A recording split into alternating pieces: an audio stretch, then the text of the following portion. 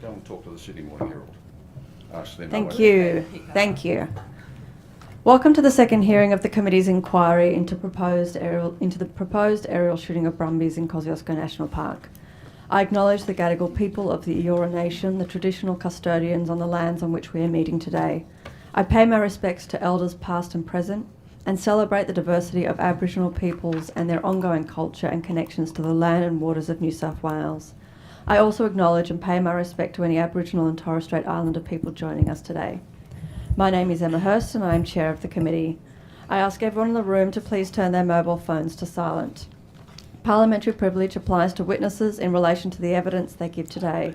However, it does not apply to what witnesses say outside of the hearing.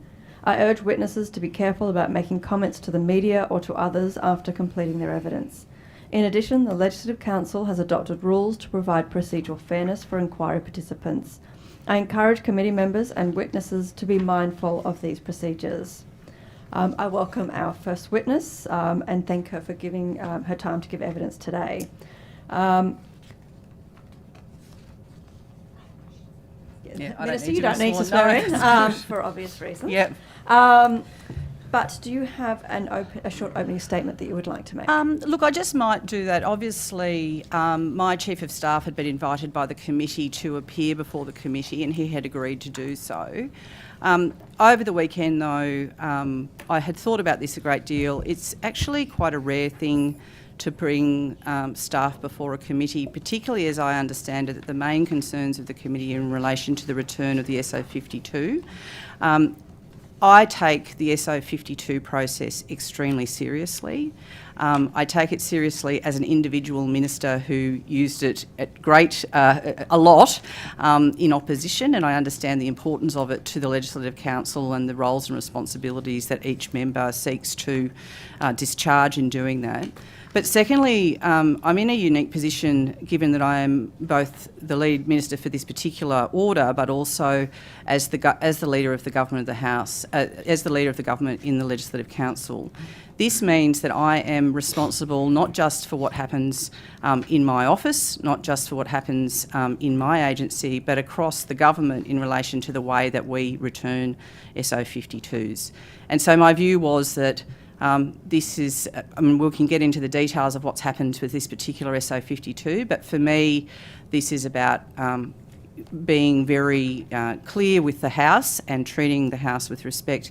Obviously, the House has its ability to hold me to account in relation to any of these matters, but I thought at the end of the day, it is much better for me to front today and for me to explain what has happened in relation to this SO52 and hopefully clear up any of the matters that the members of the committee may have. Thank you. Most of my questions were actually focused around the declaration that was signed, obviously, by your staff member. Yes. But I might ask you a question.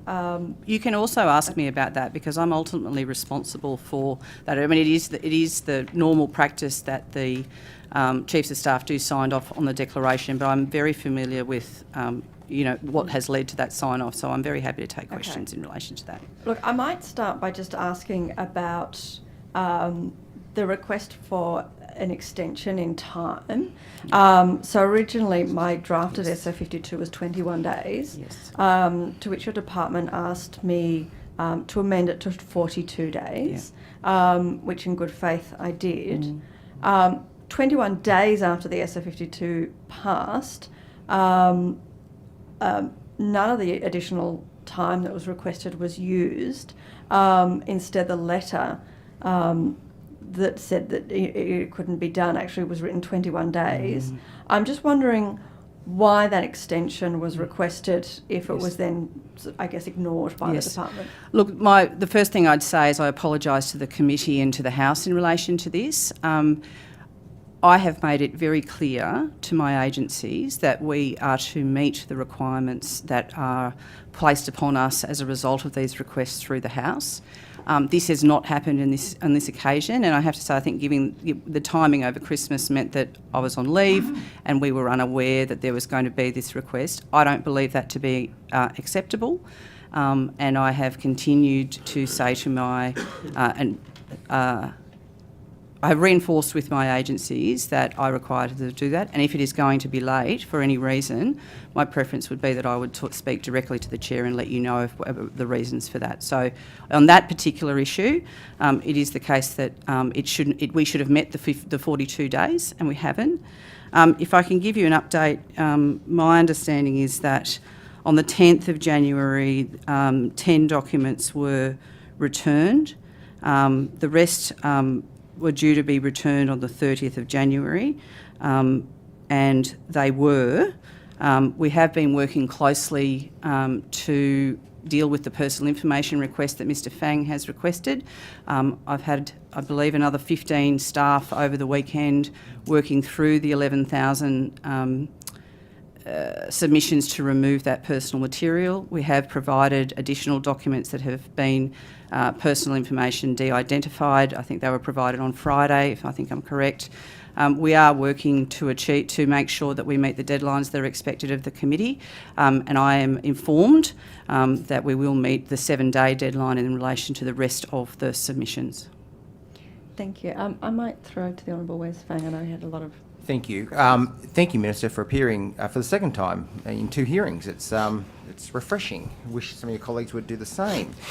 Now, Minister, you'll see that I've created a bundle of documents. I believe you would have been given a copy. Nope. No, but there's obviously one coming right now.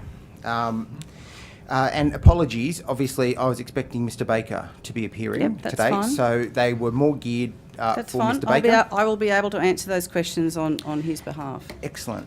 So obviously there's 5 documents there. I'll draw you to the first one, which has a number 1 in the top right-hand corner, and you'll see that I've highlighted... I'm pleased that you've learnt to put the page numbers on. Makes it much easier. Well, Thanks. I appreciate that. Thank you. I've learned a lot of tools in the time I've been here, and yes. Continuous improvement. We like to see it. Well, not too much. But you'll see that obviously Mr Baker signed off that, to the best of his knowledge, there were no documents that were required to be there. Now, could I ask you to have a look at page number 2? Yes.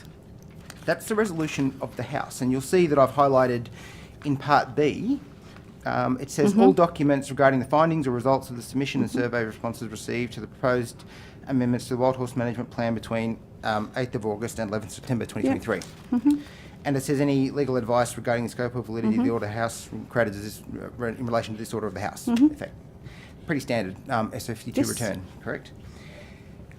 So, Minister, the first question that I've got to ask is that was it the case that there was literally no documents in your office that related to the results from the request for feedback that you put out there and were collated by the department? Yes, because all of those documents are returned to the department once I've been briefed upon them.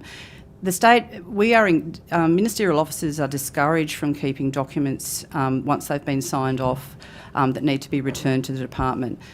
This is in relation to all of these matters, we have done all of that and we have returned them to the department. So we don't want to provide, we do not want to provide duplicates. The point that I would also you may be interested in is that nil returns from ministerial officers in relation to these kind of calls for papers are not unusual. I have actually sought some information around the figures in the previous parliament.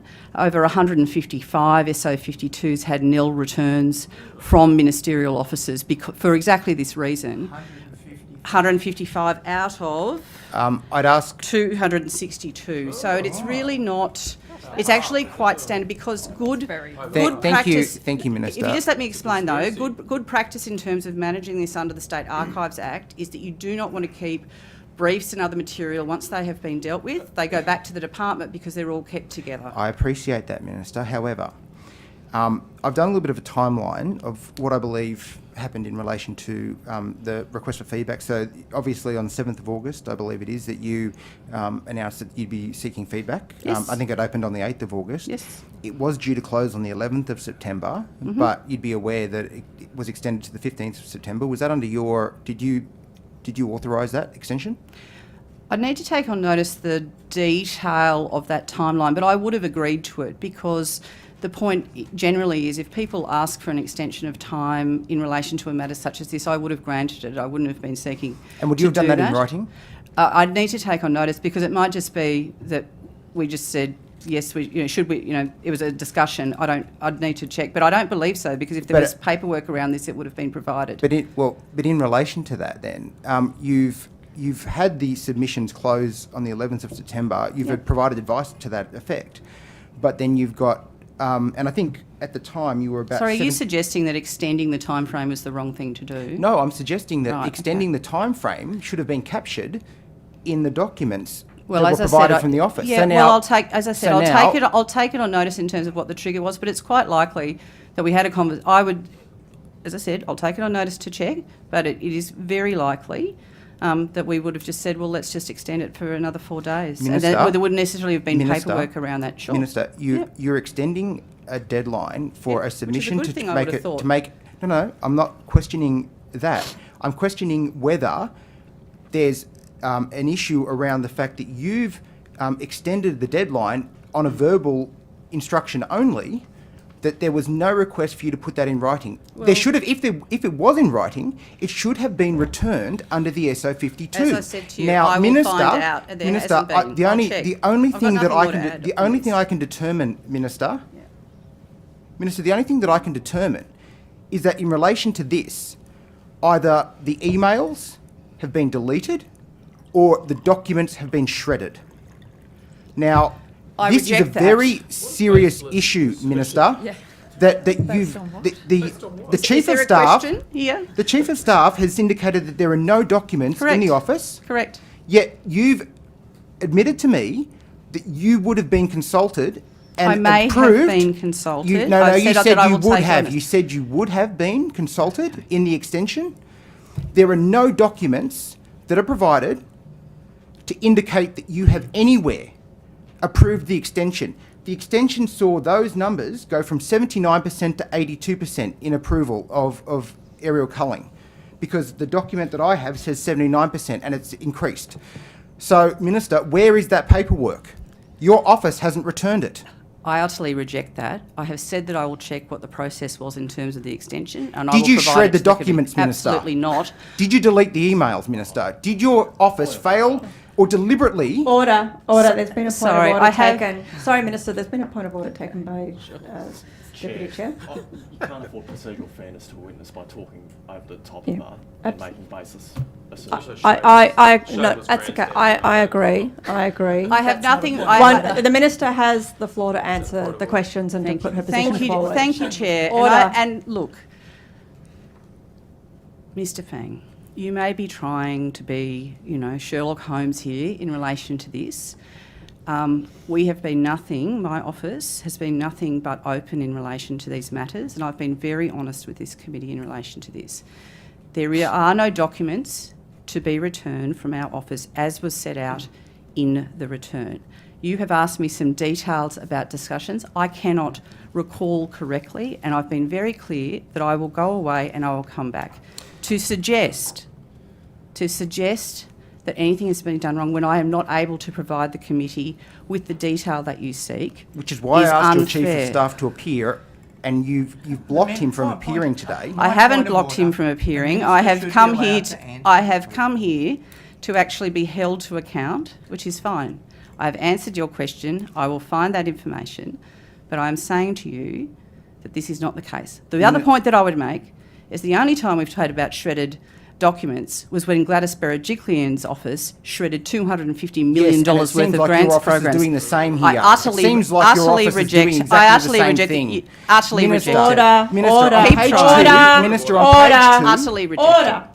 Order. Point of order. It's just been put to the Minister directly that her office has, quote, done the same thing, i.e. shredded documents. That is a misuse of the committee process in circumstances where there's not a shred of evidence of that. And that's there the shouldn't point. be... And it is rejected. There is not a shred of evidence, unjustified surprisingly. assertions. Not a single document was returned. Not a single document was returned. No, because there aren't any documents to return. Because you shredded them. Is that right? No. The member You will wish. stop making the You same might have a fantasy accusations. about this, but you are wrong. The Minister All right. has put her I've got position further on the record questions. very clearly. Okay. If More the member Moriarty, has Sherlock different questions that he would like to move on to, he is Minister, welcome to do so. I'll draw your attention back to page number 2. You'll see that in section D I highlighted the question around the legal advice for the scope of validity of the order. Did your office seek any legal advice in relation to the documents that you would have to provide? I don't believe so, no. So in relation to these, the information that we've determined isn't, we're not sure exactly what's happened in relation to your approval of the I can tell extension. you what's happened. We've provided all the documents that we are legally required to. We Well, have where's sent the- where them. is We the have legal sent them. advice Wait, for just that? wait. We sent. You have to provide it.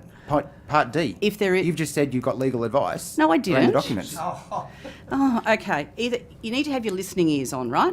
I'm happy You can to insult answer me all your you want, question. Minister. Well, I've got you plenty of need to questions ask here into questions the and listen integrity. to the Order, answer. order, your integrity. order. You need to The listen to member the will allow answer. the Minister to answer the question. You need to listen to the answer, not just keep restating the question if you don't like the answer. The point here is very clear. We have provided the documents as is required, and we have complied with the order as is required. Did you seek legal advice as to the requirements in relation to returning documents? If there was material that needed to be provided as a result of this Minister, request, it would be provided. That's I've not the question I and asked. answered. Did you seek legal advice? If there are documents that needed to be provided, Minister, then that they'll is be not the provided. question I asked. It Did is. you seek legal advice on relation to the return? I don't Because you believe didn't return it. I don't believe so, no, because this is a very... So you'll take it on notice? Are you going to let me finish? Are you going to take it on Are notice? you going to let me finish? Yes, Okay, thank you. This is a very standard SO 52. I know. The requirements in relation to providing it are very straightforward. We are providing that, as we said. Late, yes, but we are providing it. If you want me to take it on notice, and if there's an update that I need to provide to the committee, I will do so.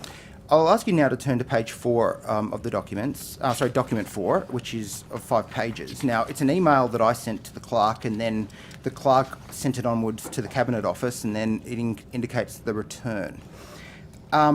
You'll note that, obviously, and Ms Hurst has already touched on parts of what I'm about to ask, the original SO52 was moved at 21 days. It was then requested by... a request was made of Ms Hurst to have it extended to 42 days. Ultimately, the documents weren't returned by the due date, and If you'd like to go to the number of times Well, I the haven't previous finished- government didn't return Minister, things Minister, on if time, I'm that's your happy to go defence- there if that's too. your defence, It's not my when defence. I've considering- already apologised to the committee. Considering that you've sought to hold us to account, I'm now holding you to account for the same things you used to criticise us for. Minister, well, that's not even helpful. I'll ask you to turn to page 2 of that document on page 4. Okay, It page indica- 2 of page 4. Which bit Document are we 4, looking? page 2. Okay, You'll see yep. at the Point top of the 2. page. Yep. It says number 1, I've highlighted point 1, and at the bottom I've highlighted the words, and 3 working days for the Cabinet Office to comply with the internal approvals process before Yeah. the production to the Legislative Council. Yeah. I'll ask you now to return back to the first document, and you'll see that your Chief of Staff signed that document on the 9th of January. Yes, because that was when it was originally due. And we It was had a due nil on the return. 10th, correct? Yes, correct. We were So, meeting, but the Cabinet my Office- office met the time frame. The Cabinet Office requires you to provide the documents within 3 days prior to. There were no documents to provide, so we were able to sign it then. What point are you trying to make here, Mr. Fang? You don't follow process, Minister. So now, Okay. Minister, Do you understand process? yes, I do, Minister, I'm which not is sure why I'm that you asking you do. about it now. Okay. Minister, it then transpired that the documents that we were seeking were returned, I believe, on the 30th of Yes. the month, which Yes. was, I think, Tuesday last week. Yes.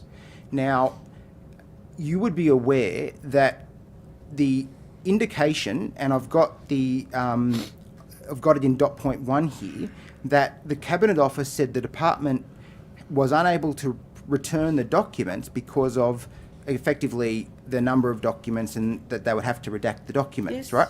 So you There's could 11,000 expect of them. that in not meeting the deadline, but then in fact going 20 days over the deadline, that you would provide the documents in the redacted form, given that you've had additional time to allow the committee to pursue questions that arise out of the documents. Would be fair? Well, no, because my understanding of the process is that the documents are provided, and again, I accept that they were late. It then requires MLCs to examine the documents and put a request in for the redaction. If we have followed that process, there is nothing outside of that. You did follow that process, and you know that it takes then 7 days, effectively, and we will provide. And we'll provide that, as I said. And what day? And what as date? I have said to you, as I triggered Wednesday, you'll get it. I triggered that clause. Yes, Yes, correct. which is Wednesday. the process. So instead of the documents being available to us on the 10th of January, so that then I could trigger the 7-day redaction process and having them available to us from the 17th of January, your office and the department only returned those documents last Tuesday, so that the earliest that I could have got access to those documents to use publicly would have been tomorrow, the day after this hearing. That seems to me to be very auspicious timing on your benefit. Question? Is there a Yeah, question? Minister, did you direct that those documents be withheld to last Tuesday? Absolutely not. That is a disgraceful, an absolutely disgraceful suggestion. I have just said how seriously we take this. I am responsible as the member of Well, the the government in timing relation seems to... No, it's a load of rubbish. Do you want Is me it? to tell you? Yes. Is it? Yes. Okay, well then, how is it that the documents, even if I'd triggered the clause, would only have been available to me at the earliest from tomorrow, the day after the hearing, even though this SO52 was returned, was passed by the House on the 29th of November? As I have explained to you, we requested a later timing, which was not met. That is unacceptable. My department then provided this information. You also need to know that ministers' offices don't actually and are forbidden from interfering in the way in which our departments provide those documents. This is extremely important. We are Well, then not how did you al- negotiate? How we did are you not allowed to negotiate know. an extension? I didn't negotiate an extension. I was unaware that my agency was putting it in late. As I said to the committee at the beginning, I have before the reinforced with my... SO52 was Let me passed- finish. I have reinforced with my department the need for them to meet those timeframes. And if they are going to be late, they need to tell me, because I would take it upon myself to liaise with members of the upper house, with whom are colleagues and with whom I take my responsibilities very seriously in terms of meeting that. I, however, do not have any say, and it would be highly improper for any minister to interfere in the returns from our agencies. I am disappointed that my agency did not meet that timeframe. You are looking for a conspiracy that does not exist. We are looking for a new practice, and we are learning the new practice in relation to the redaction of information. And if the upper house needs to look at another way of doing that, whether there's just an automatic provision of private information, well, that's something that the procedure committee needs to deal with, and we should have a conversation about it. There is no conspiracy here. We have fully complied, not within the timeframe that people would like, and that's wrong. That's wrong. Not But the any timeframe other people would suggestion, like. any other suggestion, Timeframe that the House determined Yeah, yes. you would provide them in, and Yes. you didn't. And then Correct, Then, and I've then just conveniently, explained. 20 days passed. Had it been 18 days, I could have had the documents last week. Okay, Mr. But it Fang, was the one 20 days, point... so that it would be I know that tomorrow you're at the frustrated. earliest. I know that in opposition it is extremely frustrating. No, I quite enjoy know it, that Minister. I quite enjoy Well, it. can you let me finish? Because you're making, I know, look, you're obviously unhappy. You're obviously a bit angry. You're a bit angry. But what I'm saying I am, to you because is you that promised to be transparent, and you're being anything but. opposition is frustrating. You're We have obfuscate. followed the process. If you want to... You're probably shredding documents. I don't know. That what's is going on. absolutely wrong. And look, you can try and smear my office. You can try and smear my staff. Well, then where is but it? Where are that's the on talking you. points, Minister? Where are the talking There's points? no Where are the talking numbers? points. Order, Where- order. How do you get a summary? Order. Everyone is... Time for you to breathe. You Wes? indicated, Yeah. Minister. Deep breaths. Minister, you indicated to the breaths, House come on. that you received Deep breaths. not only... Don't insult out. me. Don't insult Are me. you gonna let me No, no, finish? no. Don't Are you insult. going to let Don't me... insult are you me. gonna I let mean, me- like, you can Order. try and demean me all you Order. want. The question is, where are these documents? Your office returned nothing. Because there aren't any documents to return, as previously discussed. You would have had draft media releases. You would have had draft talking No. points. You would have. No. When you announced the change in policy on the What on the change in 27th policy? of October, change to the management of wild horses and the introduction of aerial culling on the 27th of October, you cited 11,002 submissions. Correct. And were 82%. Correct. Now, Minister, if you Can I just explain to you how it works? You've not been a minister. Let me explain I know I to you how it haven't, and I works. don't expect I ever will be. That's Well, not after the this point. performance, it's looking less likely. No, well, Come on, that's let's go. I appreciate your character assessments, Minister, but the point is that you must have kept out of the briefing that you were provided. You said you were provided the summary, and I've got as part 5, Which we have provided to you, Minister? and we've provided you on. Let's just be Minister, honest here, Minister, Mr. Fang. Minister, We've I haven't also put the question provided yet. you with that. Stop interrupting, please. All right. Minister, I'll wait. the Minister, the Hansard that you provided in contribution to the moving of the SA52 indicated that you said that they gave you all 11,002 submissions, I did. as well as a summary. Yes. Now, are you suggesting that when that occurred, that you had no notes that were taken in? When actually, I'll take a step back. Can you let me finish what Oh, happened? no. Let me All put the right. questions, and then if you've got you can clean some stuff up at the end. But submissions closed 15th of September. The change of policy was announced on the 27th of October. I'm aware. Now, there's approximately 6 or so weeks in between there. When were you provided the summary and the 11,002 submissions for you to peruse? I've gone through your ministerial diary. I can't find anything there, and nor would I expect my it to be. briefing notes don't come through the ministerial diary. No, I understand that. I'm Which just you saying should be there's no indication of when you would have had that meeting with the department for them to provide you those documents. There's not a meeting. A brief comes up from the department, and I sign off on it. That's Okay. how that happens. I know that you're not. And the familiar with this. 11,002, given that it took 10 boxes in the SO52 to have those 11,000 in the SO52 room, it's 10 boxes for those to be sent individually. Yep. When did you go through the 10 boxes of documents and the summary? I was provided with the submissions. I looked through the submissions. I read the summaries also from the department, and I made my decision. The reason that When did that occur? Well, on the documents that you've been provided with, which would be some of the briefing notes, I assume would have the time frame of when I signed off on that. If you want me to take that on notice, I can. There's nothing. There's no. I don't understand what your accusation is. What are you Minister, suggesting that I'm hiding documents Minister, that no, don't exist? Order. Minister, you developed Order. a change. Given the time, I'm now seeking. if Could I the just make government one has, point? Well, I've got one last question then. If Sorry, given that Mr. in the- Dew has Can I something you just? I wanna- just want to let- finish this one thing, oh, which is about this SO52. There was a first SO52 that provided a lot of information on the toing and froing and the discussions that were made in terms of government and making that decision. What this SO52 asks for is the documents regarding the findings or results of the submissions and survey responses. The things that you're looking for, Mr. Fang, are not covered in relation to this SO52. If the House is looking for additional material, they are very willing to do that. But can I just say to you, part of the reason, if you're concerned about whether there's not any more documents, is that I've been talking about this for a long time. I'm pretty across the detail of what is needed. I don't need other people to write me speaking notes in relation to these matters. I seek factual information from the department, and I'm able to do that.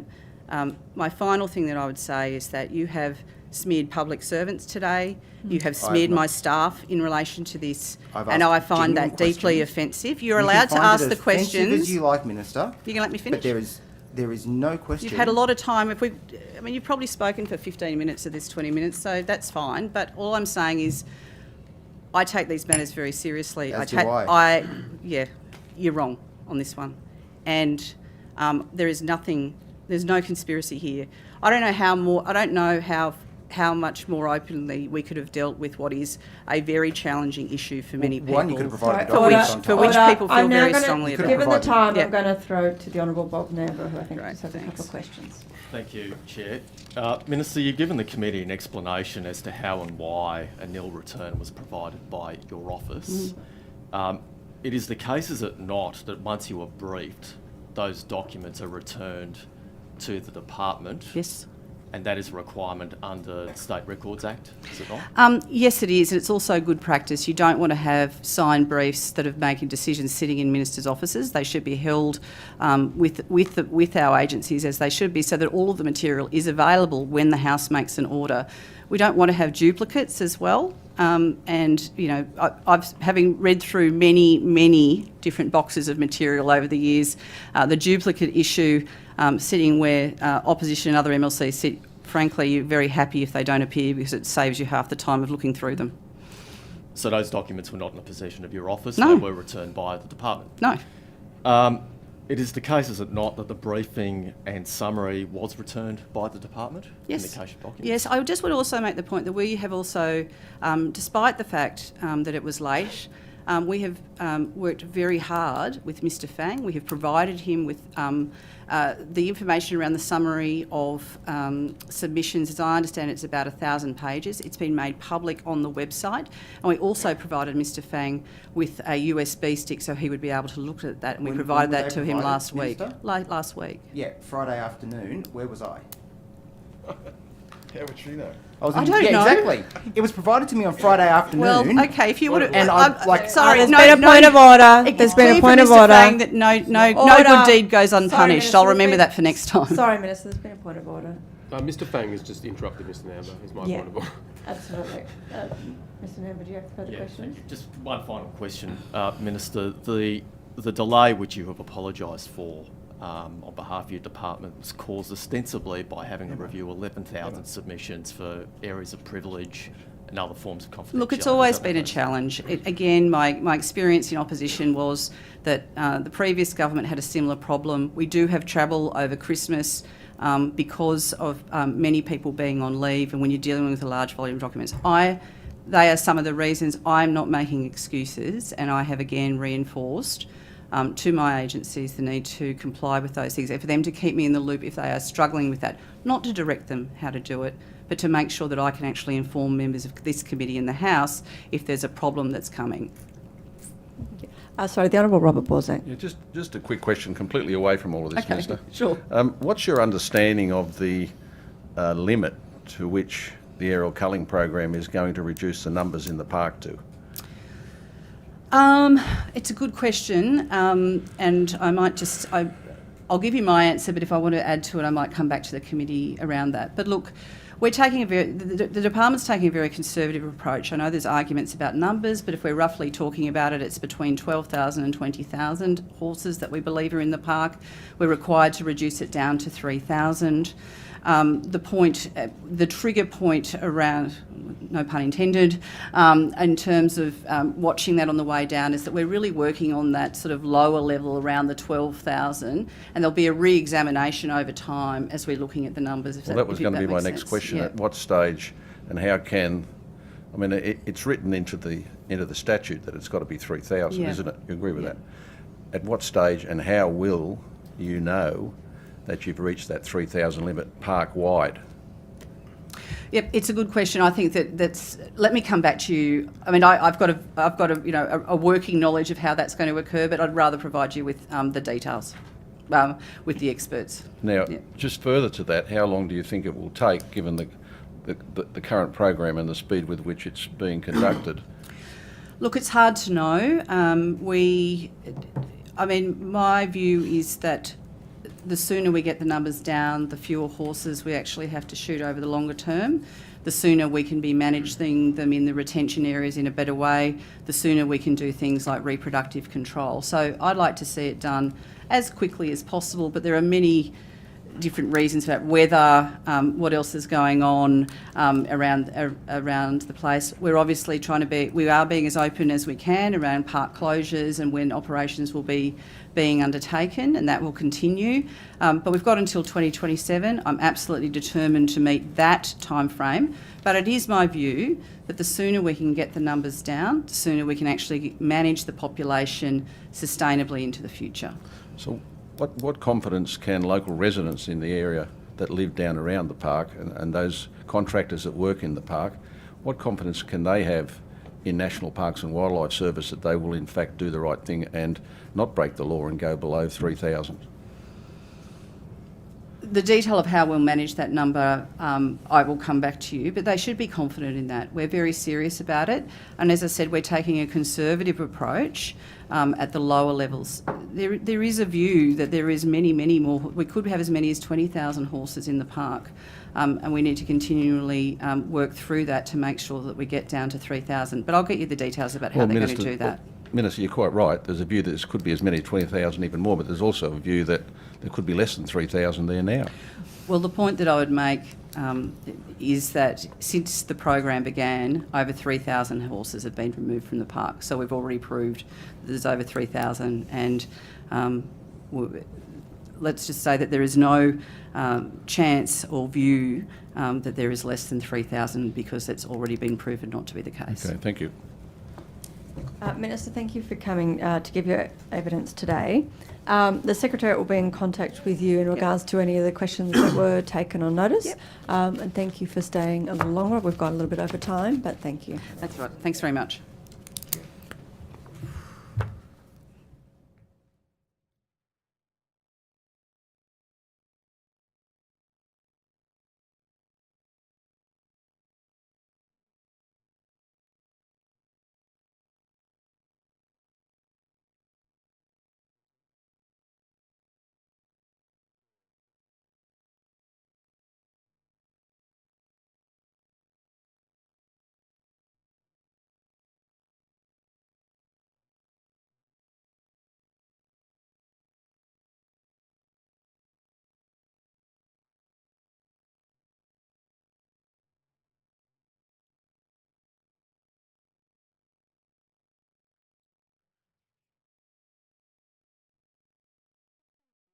We now welcome our next witnesses and thank them for making time to give evidence for us today.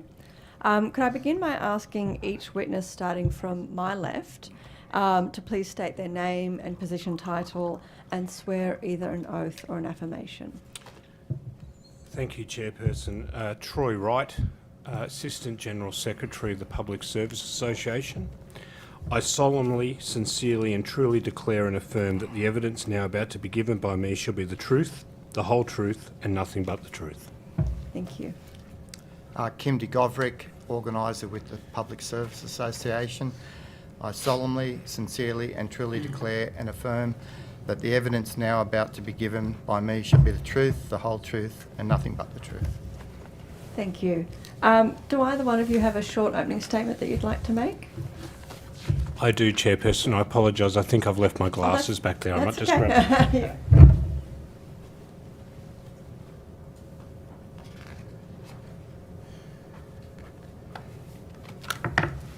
Yeah.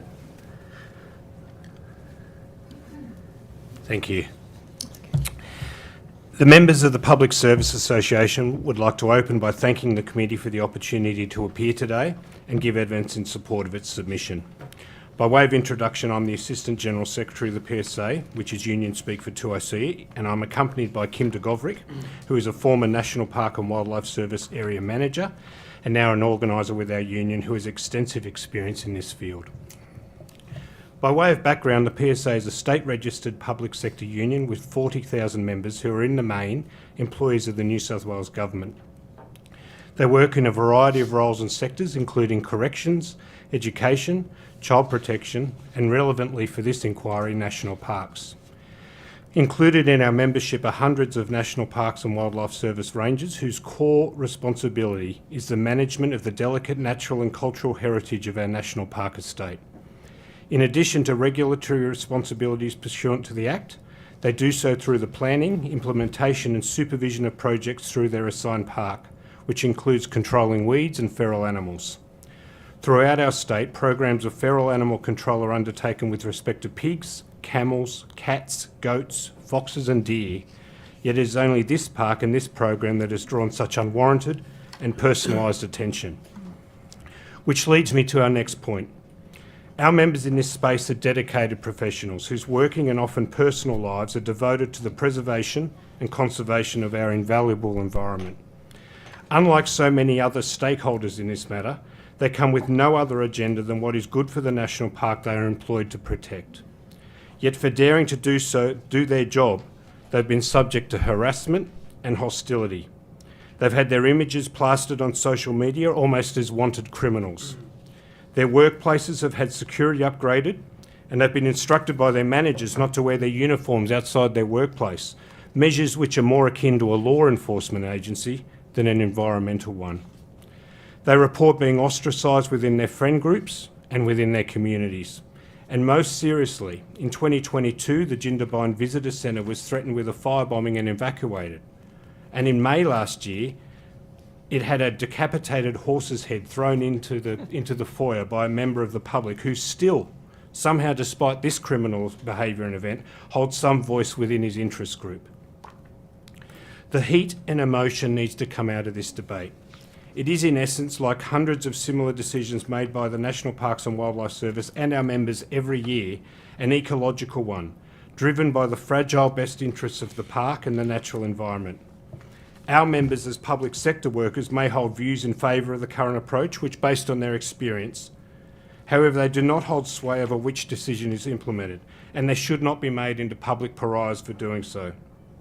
Starting with this committee, the language and attitude towards what is an operational matter needs to be dialed down, or else those that engage in such rhetoric need to accept the responsibility that should the anger they seek to stir manifest into something more than vocal opposition. Notwithstanding the terms of reference for this inquiry, there are two fundamental questions for the committee which our National Parks and Wildlife Service membership have firm views on. Firstly, with regard for the need to control feral horse populations, our rangers have provided in our submission links to quality research that supports their fundamental view that feral horses represent such an existential threat to the biodiversity, the heritage values of the park, and the catchment quality, that the decision is now a dichotomy. It's either a Kosciuszko National Park or brumbies. We cannot have both. Secondly, it is the experience of our members that can best guide the committee with regard to options as to how this would be done, and particularly term of reference H. It is they who have had to carry out failed experiments in the past. It is they who have witnessed the appalling animal welfare issues that have emerged through some of these allegedly more humane options.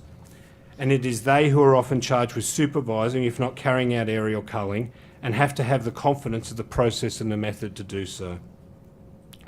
We do not envy the committee's task because, like many areas of public policy, the proactive management of the feral horse population in our alpine parks has stagnated for too long under a Liberal national government due to vested interests.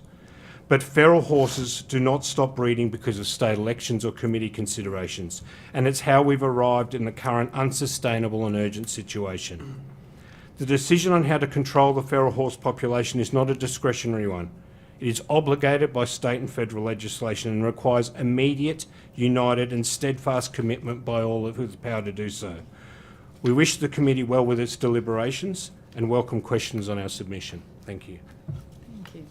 Thank you. Is there members of the crossbench that are seeking the call to start with? No, I don't have any I'm happy questions. to. Yeah, listen. Mr. Higginson. Thank you very much for your submission and your opening statement. And thank you very much for providing us, a direct insight to the difficulties that your members on the ground who service all of us and what they've experienced. I feel very, very deeply for that fear and that unsafety that's been presented in their workplace. I note in your submission that you, and I'm assuming this has come through your members, that it really is something that we should be providing much more resources to the agency and to the program, that and that it is actually your members' view that we should be actually looking to amend and strengthen the legislation because we should be removing all horses, feral horses, from the park. Is that... I noticed that was in the recommendation there in the submission. Could you take me to the... Yeah, on page? at the end there was recommendation 4, and it said that both federal and state and I accept that this submission possibly has had a number of functions because there's been a number of inquiries, but that both federal and state ministers consider the amending and strengthening of legislation and management principles governing the removal of feral horse populations. And I'm just wondering if that is seeking that we remove all feral horses from the Kosciuszko National Park. I can't speak for every member about what their position may be. I know it is very strongly felt by a membership down at Jindabyne that the current position is that the population is unsustainable. I would just add, firstly, as an aside, that we talk about the federal ministers. We did appear at the federal inquiry as well last year. I think it was mid last year, which was into the same issue because, as this committee would be aware, horses don't recognise state boundaries and often move around. So this isn't just a New South Wales issue and a National Parks and Wildlife Service for New South Wales issue, but it's a federal government one, and we have been urging action on that front as well. I think our position, our members' position, if I was to summarise it, is the same for horses as with any feral pest in our national parks, is where they are doing the level of damage horses are in Kosciuszko, they desperately need to be controlled and need to be eradicated to that level. That doesn't mean it's realistic that they would all be eradicated. That does not mean every pest in national parks has been a challenge, and all are ideally not there. But I think weighing in the political and social considerations on this, I don't think their view would be that they'd be completely eradicated, but at least brought in line with what the current goals are. And when you said about the politicisation, do you have any suggestions to this inquiry now about what we can do to try to better help the members of your association who are on the ground doing this work, and their wellness, their well-being in the exercise of their employment on behalf of the state? Yeah, look, thank you. I think, as I said in our opening statement, I think language is very much the central issue here. It's about encouraging acceptance of the government of the day's position and respect for those undertaking it. Respect is something that our members feel in a number of fields often isn't afforded by members of the public towards them, and that's generally generated by the media or politicians. And so I think this committee's got a leadership role as far as the way our members are going to be seen carrying out this work, that they are not doing this off their own back. They are not doing it for a thrill. They are not doing it for any other reason, but their job is to protect and preserve the heritage of that park, and this is a crucial part of doing that. I think that respect hasn't always been there from all levels of society, and it needs to start. And we are very, very, very concerned about the escalating level of language, the escalating social media campaigns, and the escalating incidents, as I demonstrated in our opening statement, that are actually becoming increasingly concerning for our members down there. They don't deserve it. They're doing a job just like anyone else, and they should be left out of the debate about whether people think the merits of that job is right or wrong. And just finally, are you aware of whether your members have any control about animal welfare considerations from the other programs that are undertaken in relation to feral horses? Namely, if a horse is taken out and rehomed, is there any follow-up on the welfare checks of those horses once they've left the park within your remit as the park manager? I'll turn to my colleague in a moment who might be able to fill in on the follow-up point, but the issue with rehoming for our members is that they see that process as more cruel than aerial culling. And I want to explain why, and just so that the idea of rehoming is quite clear to the committee, that it's not a matter of just moving simply us moving home. It's not a willing process that the feral horse will participate in. They have to be trapped, which causes them enormous stress. They have to be mustered into a collective area, which they're not used to experiencing, and that causes them stress. And then they have to be transported. They have to be put on trucks. And the stories my members or our members have told me personally, anecdotally, are horrific. And our members have been far more distressed, far more distressed with witnessing feral horses being captured, transported, and then put somewhere else, and what those horses go through during that process than being shot, to be blunt. And I know that's an unpalatable choice, but from their experience, the entire transportation and rehoming process is horrible. And, you know, I go back, this goes back several years, and, you know, I remember a group telling me in response to some inquiries, I think it was in 2018, that they had a group of horses they did manage, and it's not easy to do, it's expensive, it's time consuming. They did manage to capture a group of horses. They did manage to get them onto trucks. They took the trucks all the way up to southwestern Sydney, I think at Camden at the sale yards, put them into the sale yards, and no one bought them. And they were sent to the knackery anyway. And our members were very, very upset with that entire process. Like, what have we done here? You know, what have we done? We've put horses through greater stress than the other alternatives available. So, that's where they sit as far as their approach to rehoming. The rehoming that has taken place, I understand, is done very locally, and they're in support of that because that can be a lot less stressing, but rehoming on a grand scale is naturally going to involve a lot of stress for horses. Are you able to fill in about follow-up on the rehoming process? Is there any? I'm not entirely certain what happens with the follow-up. I think once they're out of our care and control, that's the end of the involvement of the National Parks and Wildlife Service.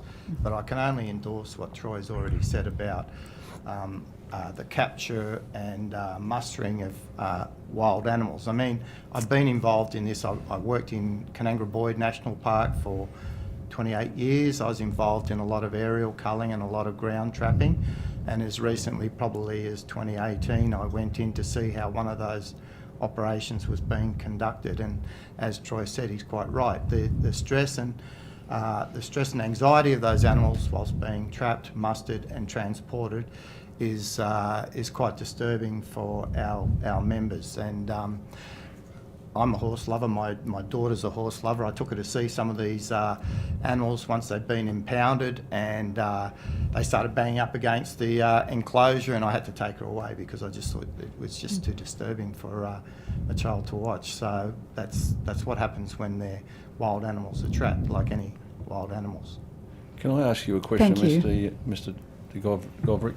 And just looking at, Mr. Wright, your submission here on page 7, you've got the graph of the increase, and based on what you've just said and what Mr. de Govrick just said, is it true to characterise the older type of management programs, live capture, mustering, all around those activities as an errant and total and complete failure? Well, I mean, you've had an increase from 3,000 in 2021 to, 2001 to where you are now. they're not an effective and efficient way of controlling the numbers in a national park. Obviously, we've had greater success with aerial culling across a broad range of vertebrate pests. You know, if you say a total and abject failure, I mean that some animals were destroyed, but basically the figures testify to the fact that... if you're looking at controlling the numbers... Yeah, you're going backwards. It's a complete waste of time and money, really, isn't it? Yeah. I think that would be the sort of direct language Mr. Wright would put to it. If I can quantify it in terms of cost, when we were doing the work in the catchment lands around the Warragamba Special Area and the Canangara National Park, I estimated that it was costing us about $5,000 per animal to remove them. And if you do the calculations on aerial culling, it's more like between $100 and possibly $150 per animal. So it's a significant difference. With better Outcomes. humane outcomes, in your view? I believe so, yes, definitely. Do you have a view in relation to, and you said you'd observed aerial culling? Oh, I was actually a marksman. You were? Yes. Okay. About 20 And did years. you actually shoot horses from the air? Yes. And how many shots on average would have taken you to put a horse down and kill it? Well, I think usually one or two. Usually one or two. But our standard operating procedures were to, if we were following a mob, we would come back and check each one. And if it's a considered judgment between generally the pilot and the marksman, but there's also a navigator in there for obvious reasons sitting next to the pilot.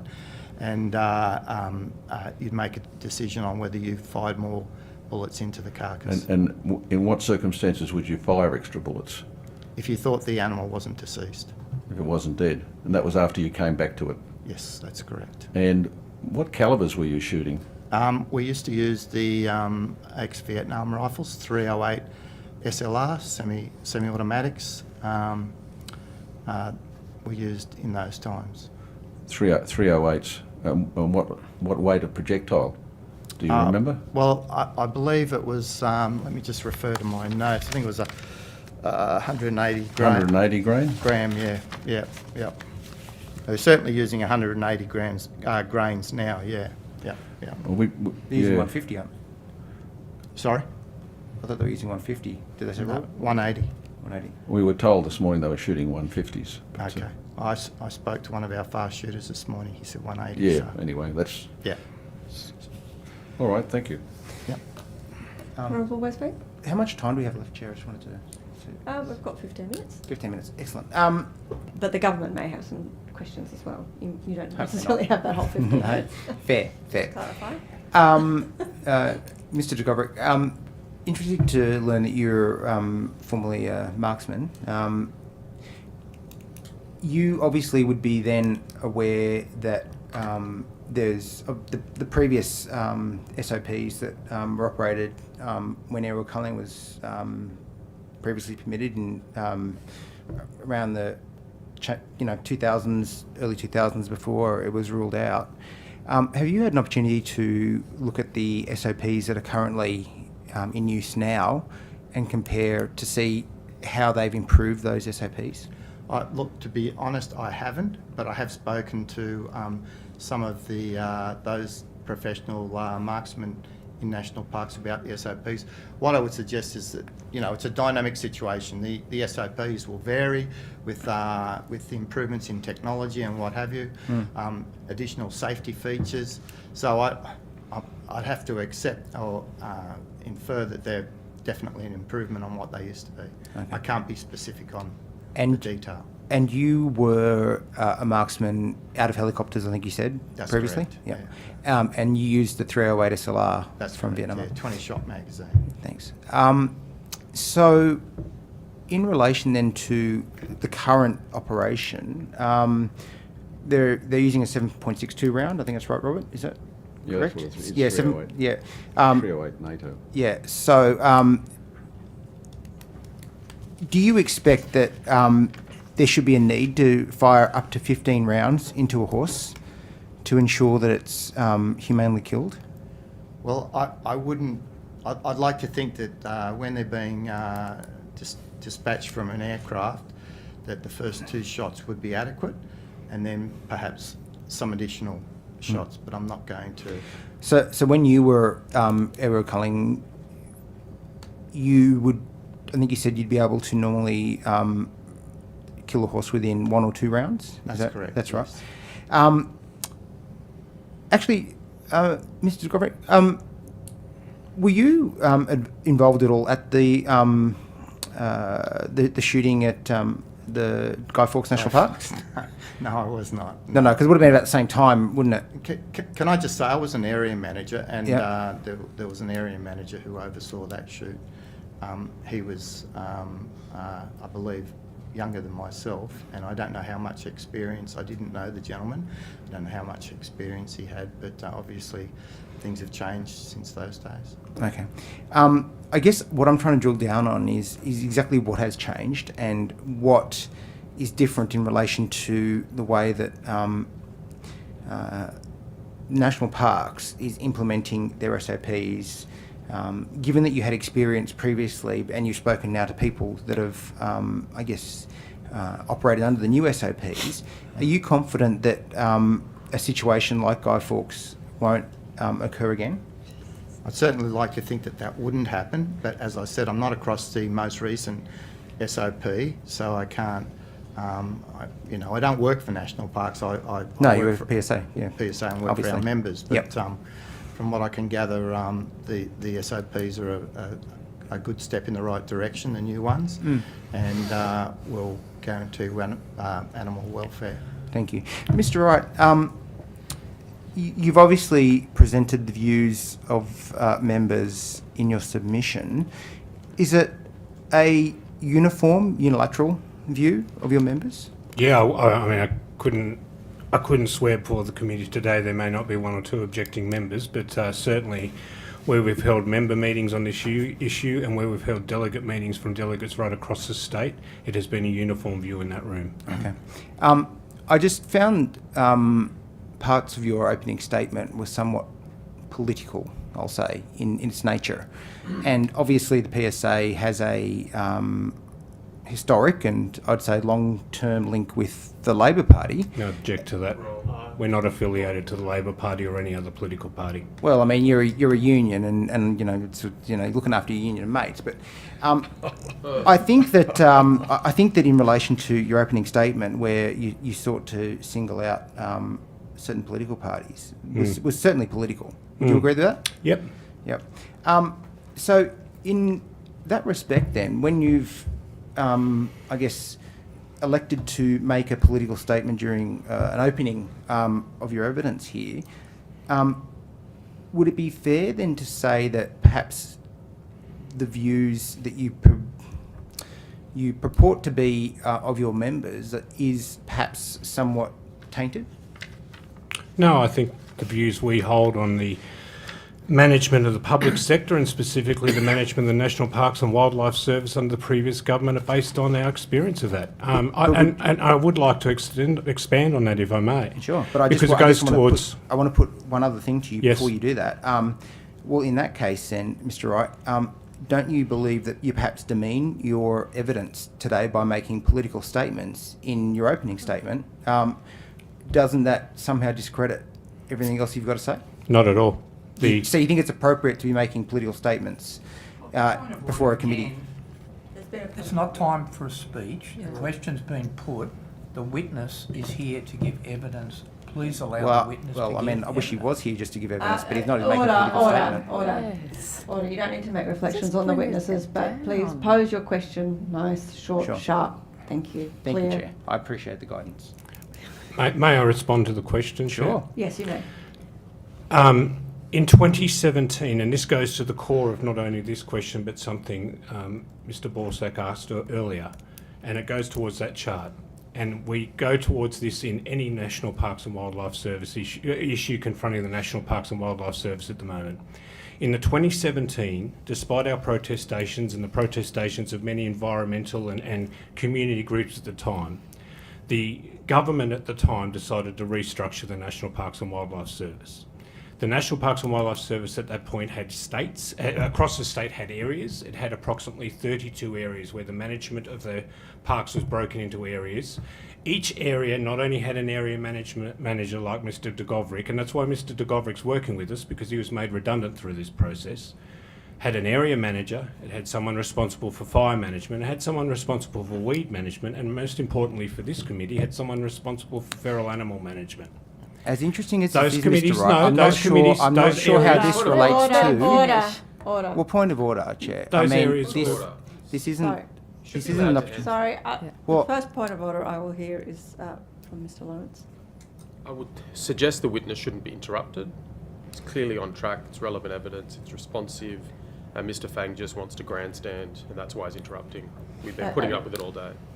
Mr. Fang, you had a point of order as well. Well, the first point of order is that Mr. Lawrence's point of order is irrelevant. Two, the second point of order is that this is evidence that's not anywhere within a bull's roar of being relevant to the terms of reference of the inquiry. Further to the point of order, the Honourable Wes Fang made a number of accusations in relation to alleged political statements and other comments. And this is the just witness a continuation is now of that. responding to those by providing factual information directly relevant to the allegations made by the Honourable Wes Fang in his question. I'll allow the witness to finish their question.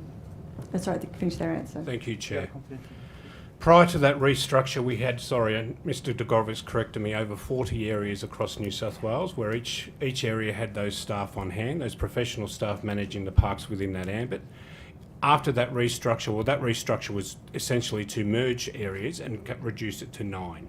And we were left with, across the state, 9 fire management officers, 9 area and most importantly in this inquiry, only 9 officers in the National Parks and Wildlife Service responsible for feral animal control. We have seen not just the horse population escalate since that restructure and since that reduction in feral animal officers or feral animal control people, not just the horse, but we have a catastrophic situation right across the portfolio in regard to all feral animals. And our union asserts through our members and through our members' experience, it's directly because there aren't enough employees responsible for the control of feral animals on a reasonable local basis. One of those areas is now the size of Tasmania. There is one person responsible for controlling feral animals in an area the size of Tasmania. And until that restructure is reversed, that situation we anticipate is going to continue. Thank you. Does the Honourable Westphang have further questions? No, I've just got one Yep. I'd like to ask. Mr. Wright, does the union recognise the cultural and economic value of horses in the Kosciuszko National Park? I think so. I think look. Well, that's probably not something we've canvassed about the broader issues with our range of members. But I just can talk from a leadership perspective. We recognise that national parks perform a range of purposes for a range of people, and I certainly imagine there is a fair bit of tourism and interest in seeing the brumbies, but that's counterbalanced with their escalating population and the environmental damage they're having. Well, you put your finger on it. It's an issue of balance, isn't it? Yeah. It's an issue of balance. So that what you're asserting is that at the current levels the balance is wrong. You're not sure where the balance actually is. Is that your evidence? As a union leader, no, I'm not. But I do put my trust in the people that are employed by the National Parks and Wildlife Service to make those expert decisions. So for example, Mr. de Goverick, or perhaps to you, Mr. Wright, you're not necessarily saying that the only economic benefit that will come for the communities that live in and around Kosciuszko National Park comes from Public Service Association jobs. You are saying that there are other benefits that come from... Well, most definitely, Mr. Borsak, but that's mainly about tourism, and probably 90% of the tourists go there to either ski, bushwalk, hiking, mountain biking.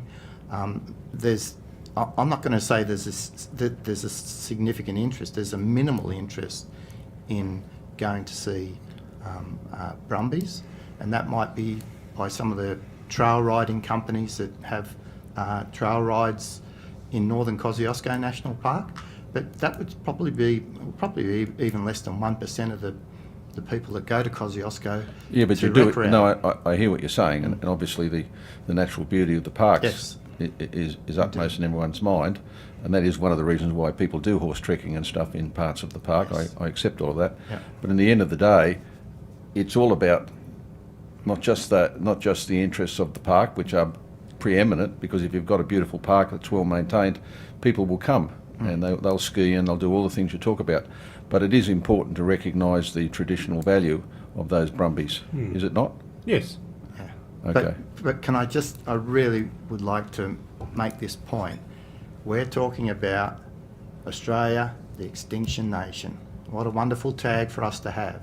And we're talking about our native flora and fauna. Now, when people get all emotional and start talking about the heritage value of wild horses, not in national parks. National parks are set aside for nature conservation and recreation. It's not the long paddock. It's not a horse paddock. And if we want to continue to be tagged as the extinction nation, then that's what's going to happen if we don't really bring these numbers down. I think it's more important to protect our Australian native flora and fauna in a national park, and there's only 10% of the state that is covered by national park. That's far more important than have 20,000 brumbies running around destroying the habitat of our heritage, Australian heritage. Which is where are the majority of the extinctions occurring? Extinctions in terms of... Well, in terms of what you just described. Well, across Australia. New South Wales is the highest. I'm talking about New South Wales. Well, I mean, there's Can you support the assertion that national parks don't preside over extinctions of animals? Look, I'm not an expert on that matter. You're providing evidence on it. But you're providing evidence to that effect. Yeah. So, in other words, Mr. Goverick, how do you back up what you're saying? Well, We all want a beautiful national park. We want to preserve Yes. the Yes. natural heritage. That's all said and done. I think it's a given that if you destroy the habitat for for our flora and fauna, there will be extinctions eventually. If this population of horses increases to escalate and climb, I would assume that there will be further extinctions. One would assume. The scientific committee says so. But as Mr. Wright, and I think you agree, it's an issue of balance, isn't it? Yes. And that these horses have a value outside of just being there, don't they? They have a value. And the question is, how many should be there? They have a value, but And are you giving evidence there should be none there? no, I didn't say that. No, I didn't say that. But what I'm saying is brumbies can range over 90% of the state or through other land tenures. But what I'd like to see is the priority in national parks to be on the values that we set aside national parks. Well, that's legislatively what it's meant to be done, isn't it? I mean, that's what the law requires, doesn't it? Yes. Yet we do see other activities in parks, all the ones you outlined earlier, whether it's skiing, whether it's bushwalking and all the things that are necessary and important for people to actually be engaged with public land to preserve it. Otherwise, if there's no engagement, there'll be no preservation. You agree with that? That's correct. And I think there's a significant amount of support for retention of our national parks, resourcing of our national parks to make sure that they're there for future generations. And do you agree that those parks should be available and accessible to people that live in and around and all over the state, in fact all over Australia? Access should be important? Yes. Okay, Yes. thank you. Couple of questions? Just a couple from me. Mr. Wright, am I right in assuming from your opening statement and your written submission that you hold real concerns for the welfare of your members who are working in the national park? Yes, absolutely. And you see a connection between inflammatory statements by politicians and those welfare concerns? Yeah, and I've detailed two significant incidents there, but it's probably the social media stuff that's probably utmost in our members' minds as far as the harassment and commentary on there. Now, you said in your opening statement that concern about the culling of brumbies is not matched by concern about the culling of other feral animals. Would you agree with the suggestion that some of these statements by politicians have been quite hypocritical in the sense that they express these concerns about brumbies but not about other feral animals? I think our members are more concerned, equally concerned, that the hypocrisy is the concern about brumbies but not the concern about the species that they threaten, whether it be the corroboree frog or other species like that. And I think our members are concerned that, surprised by the weighting that appears to be given to different species. So are we talking about, in your view, inflammatory and hypocritical statements by politicians that are causing a threat to your members? I think we're talking more about the inflammatory commentaries coming through from interest groups, but I think if I didn't make it clear in my opening statement, I think politicians have got a role in calming that down through their public commentary. Yeah. Have you got any suggestions about how, as a political group, I suppose, we can send a message to these interest groups that the government is responsible for its decisions rather than the public servants being responsible who implement them? I think it's exactly that, and I think there needs to be. I really look forward to this report being published. I really hope it gets the attention it deserves in the media. I've been very disappointed with some of the stories last week in the mainstream, in the broadsheet newspaper, the national broadsheet newspaper, which seemed to take a little bit of a sensationalised view of the reporting of the cull. And I don't think that helps at all. I really hope this report and the committee's findings can be a balanced, positive report that that talks about balance, that talks about, the long-term sustainable views of the Kosciuszko National Park and the importance to all of that, and the importance that the work our members do in achieving that. And lastly, is there any individual stories that you can share with us, obviously without naming people, that give a sense of the impact on the welfare of your members? Oh, look, the ones I alluded to are very important, and I don't think, I think the two that I laid out in my opening statement are probably the most significant. The bomb threat was particularly scary, that they had to evacuate a visitors centre, and that's not something that you would anticipate would happen at a National Parks and Wildlife Service visitors centre. It's not somewhere that should come under threat ever. It's something that should be embraced by everyone. And then, the incident in May last year, for someone to throw a decapitated horse's head into the foyer of a public building where members of the public and families and children are, to go to that effort, it's appalling. It's appalling. And that person, I understand, was criminally charged. I don't know if that matter's been resolved or if it's still before the courts, but that person's still holding some sway in the community and being sought for comment when really their behaviour precludes them from ever being engaged and ever having a comment about this issue ever again. Thanks, Mr. Wright. Well, thank you. That brings us to time. So thank you very much for coming to give evidence today and for giving us your time.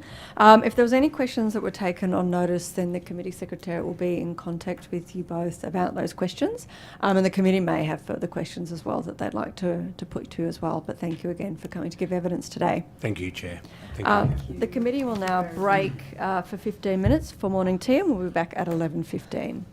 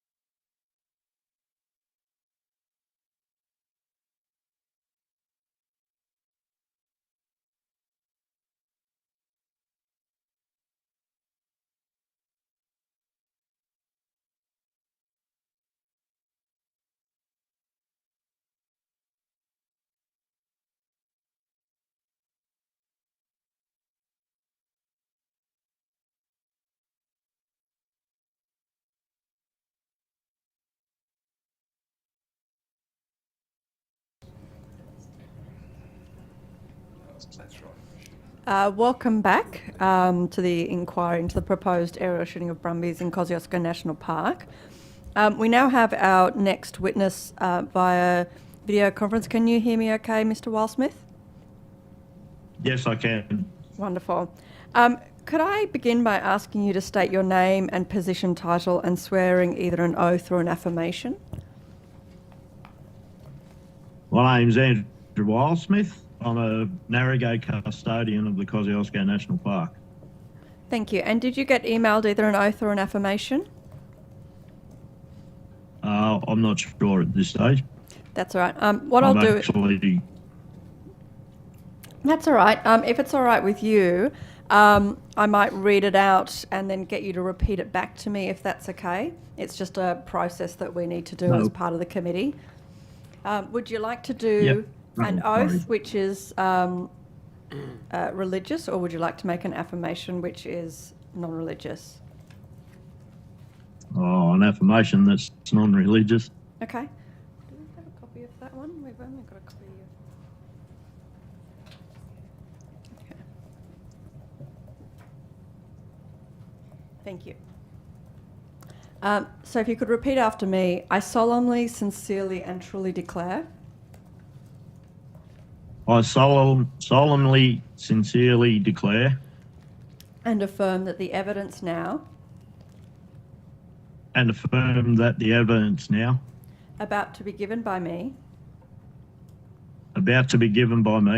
shall be the truth, the whole truth, shall be the truth and the whole truth and nothing but the truth.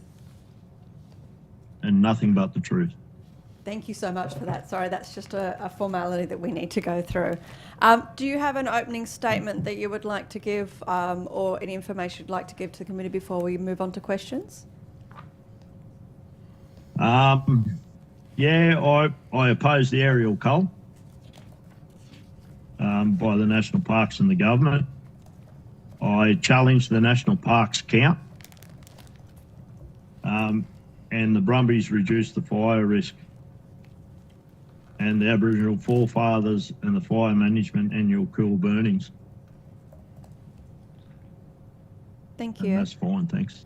If it's all right with you, I might start with a few questions myself.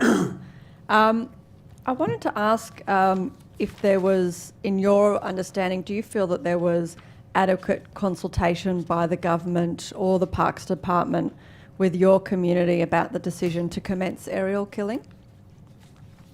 No. Were you consulted at all before the decision was made? Just basically what the national parks and the government wanted to do, and that's about, and then they just done it, and they didn't consultate with us in relation to going forward. Okay. Can you tell us about the concerns that you have with the aerial shooting taking place and the government's plans to conduct future aerial kills? I strongly oppose of any aerial culling at all, and I strongly oppose of the national parks, but going forward with trapping, because from me being a custodian and being on country, I just don't see the numbers being accurate, and I believe that the government and the minister is actually giving false and misleading information and bringing our state and our country into disrepute. Can you talk a little bit about the connection and history with the, sorry, I hope I'm pronouncing this correctly, Ngarigo people and the Brumbies?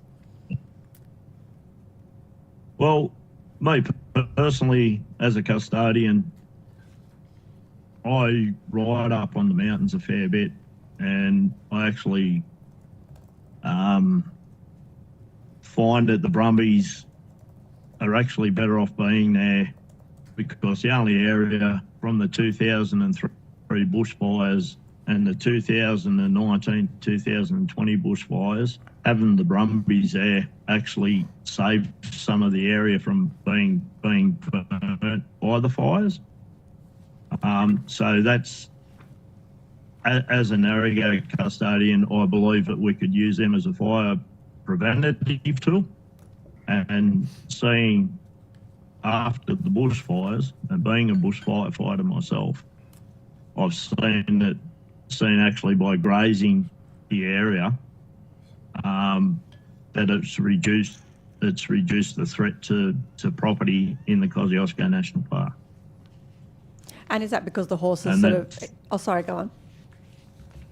No, you're right. Keep going. Oh, I was just going to ask, is that because the horses eat the grasses and things that are otherwise would cause a bigger burn risk if there's a fire? That's exactly right. Because if you've got no fuel, you've got no fire. And if you've got a little bit of fuel there that's left, it'll be a slow to moderate burning fire. It won't be a catastrophic wildfire like we've seen in 2003 and 2019 and 2020. Is there frustration from the local Aboriginal group that is custodians on the land that there hasn't been a sort of proper consultation process as part of this proposal to kill all these horses? And what would you like to see happen in the future? Yes, there is frustration in the Indigenous community. For one, the government and the minister. I've asked the government and the minister to sit down and have a chat to me about our Brumbie management plan that we've put together ourselves. It's a happy way. It's a happy medium for everyone, and it basically puts a bit more face value towards national parks. I understand that everyone won't be happy with it, but it's a happy medium going forward. And have you received... And oh, sorry. also, Sorry. and as going forward, the national parks have refused to control the horse numbers in one particular area, and that is the Kurungo area. Now, they're shooting horses in all the retention areas, and they're not doing what they should be doing legitimately. And they haven't consulted with us or anything and haven't sat down and spoke with us. I believe they've spoke to other Indigenous groups. Let's face it, if other mobs come on the country where we've had corroborees and stuff in the past, in the history, just because you travel across those lands, it doesn't mean that you're the custodian of those lands. So that's our frustration, and national parks aren't sitting down and talking with us as such. And that's got to change. And you said you written to the minister requesting a meeting to talk about what plan you would like to see as the custodians of the land. Have you heard anything back from the minister's office? No, it's just been reverted back to national parks, and I've actually had an email previously from national parks stating that if I've got any managerial issues concerning the parks, that I'm to take it up with the parks and not the minister. And I find that pretty intimidating and offensive. And if I want to write to the minister, I will write to the minister, and I'm not going to get parks approval. Fair enough. Some of the advocacy groups that we've heard from as part of this inquiry, including Invasive Species Council, have claimed that the aerial shooting of brumbies will improve the protection of Aboriginal heritage. However, you're saying that this isn't something that the traditional custodians of this land have actually been calling for. What is your response to this when advocacy groups sort of imply that the traditional custodians of this land are actually advocating for this? Look, at the end of the day, we want our culture and everything protected. But in protecting that, we don't want to see the horses being shot and then all of a sudden you've got a high fuel load and then it's going to burn out anyway. That's just not the way it is. Like, this country's just a tinderbox at the moment. If it dries out even more, we're going to get another catastrophic wildfire. And I think national parks and the politicians need to look at that as a major issue. It's more concerning than the horse numbers that are here now. and the horse numbers that are here now, I believe personally that they're fabricated, and I support the new independent Brumby count that Mr. Harvey has actually put together. I support that 150%. Thank you. I also wanted to get your perspective on one concern that's been raised with us quite a lot in this inquiry is the fact that a lot of these animals that will be shot will be left there to rot. And I know, like, from some of the shooting programs, the horses were left in waterways, that their bodies were left to rot in waterways. And obviously, if they're claiming to shoot many thousands of horses, that they'll be left on country to rot. I wanted to get the perspective of the traditional custodians of that land about how you feel about the fact that those carcasses will literally be left to rot on your lands, and whether there's been any consultation around that. No, there hasn't been, and the animals shouldn't be left here because it's supposed to be a national park. It's not a waste management facility for national parks just to leave dead animals and that laying around the park.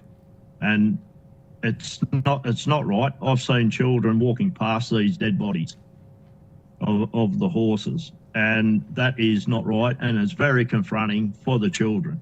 And would they like their children to be walking past dead carcasses laying everywhere? And you're 100% right that bodies are rotting in gullies and waterways. I ride this country all the time. I'm part of a tourism business, and I see what's actually going on here. I've invited ministers to come up and have a look for themselves to see what's actually going on here. From one way or another, they're always busy, and it seems that they don't want to take the time to come and have a look at it, and I find that offensive. It's not just about the Invasive Species Council. It's not just about any government, and it's not about anyone else. It's about coming up and seeing the actual issues that are going on up here. I just don't agree with this at all, and I strongly oppose it. Thank you. Would it be right to say that the traditional custodians of the land, in this case, are being ignored on this issue and are just being excluded from the consultation because the view is different to what other advocacy groups are calling for? Yes, that's correct. Thank you. The Honourable Wes Fang. Thank you. Thank you, Mr. Wildsmith, for appearing today. I just wanted to get a sense of the amount of feedback and consultation you've been asked to provide by National Parks and Wildlife and also the department in relation to this aerial cull. We have heard, as the previous questioner has asked, that the views of the Indigenous carers and owners of the land are consulted here. Now, you've obviously been a long time resident and custodian of the area. Can you provide to me, please, your views in relation to that consultation and what you think you have had the opportunity to have feedback in relation to the proposed cull? When the new plan of management came out, it took the minister 270 days to bring the draft management plan out, and it only gave the people, including us custodians, the Narrego, 30 days to consultate on it. I put a call out to extend this, and I also received an email stating that it's not going to be, the consultation period won't be extended. It's 30 days, and that's the limit. That's the end of that. And I find that very, very offensive. Did you indicate in that correspondence, Mr. Wildsmith, that you were one of the traditional custodians of the land and that you actually lived on country? Yeah, I did actually. So, And I've also done interviews with the ABC and everything, stating that. So, is it fair to say then that that you were required to, I guess, seek out an opportunity to provide that feedback? You weren't consulted directly. You've then sought an extension in relation to the opportunity to provide that feedback, and not only were you not, I guess, your views were sought out, like perhaps the government did with other stakeholders, you weren't provided the opportunity to have an extension for that feedback. Do you perhaps want to suppose as to why that might be? No, I just don't think. I just think the government take the opinion of other people who believe that they've got custodianship over our land more beneficial, because they obviously, some of them don't want the horses here, and everyone's got a differing opinion, but they haven't come to the rightful owners and sought any information from us as such. So, when you found out that they were going to recommence aerial culling, were you provided any opportunity to have a further say on the matter? Were you approached in relation to people that were on country that that might be, I guess, in harm's way when they're culturally spending time on country, because obviously they're seeking to shut the park for quite a number of months while they'll be aerial culling. Was any of that time frames as to when it might be more convenient or less convenient? Was anything like that put to the traditional custodians of the land? No, definitely wasn't. Is the other Indigenous mobs there may have been, but not to the Narragansett. No. Okay. Do you feel like your views have potentially been excluded from the consultation because you support the brumbies living in a coexistence with the national park? Yes, I do. Fair. Might have some more questions a bit later, Chair, but I'm happy to see if some other... You want to ask one? Thank you, Mr. Wildsmith. I was just wondering, you mentioned before you have a type of business in the park there. What kind of business is it? Oh, I don't own the business. I work for a tourism business in the Kosciuszko National Park, and it's a horse track business. Oh, horse track business, right. Owned by Mr. Cochrane. Oh, right. Okay. All right. And you're just you're an employee. So when you operate or part of that business, what do you do in that business? We get clients that come from cities and around Australia and join us on a horse track. And we take the people through the snowy mountains, the north and the south, and take them on guided rides through the mountains, and they like to see the brumbies in the park and roam around there. Okay. And would a trek, how long would they usually last? The rides? Yes, sorry, the ride. Rides are 3, 4 and 5 day rides. And so do you often see brumbies when you're doing the ride?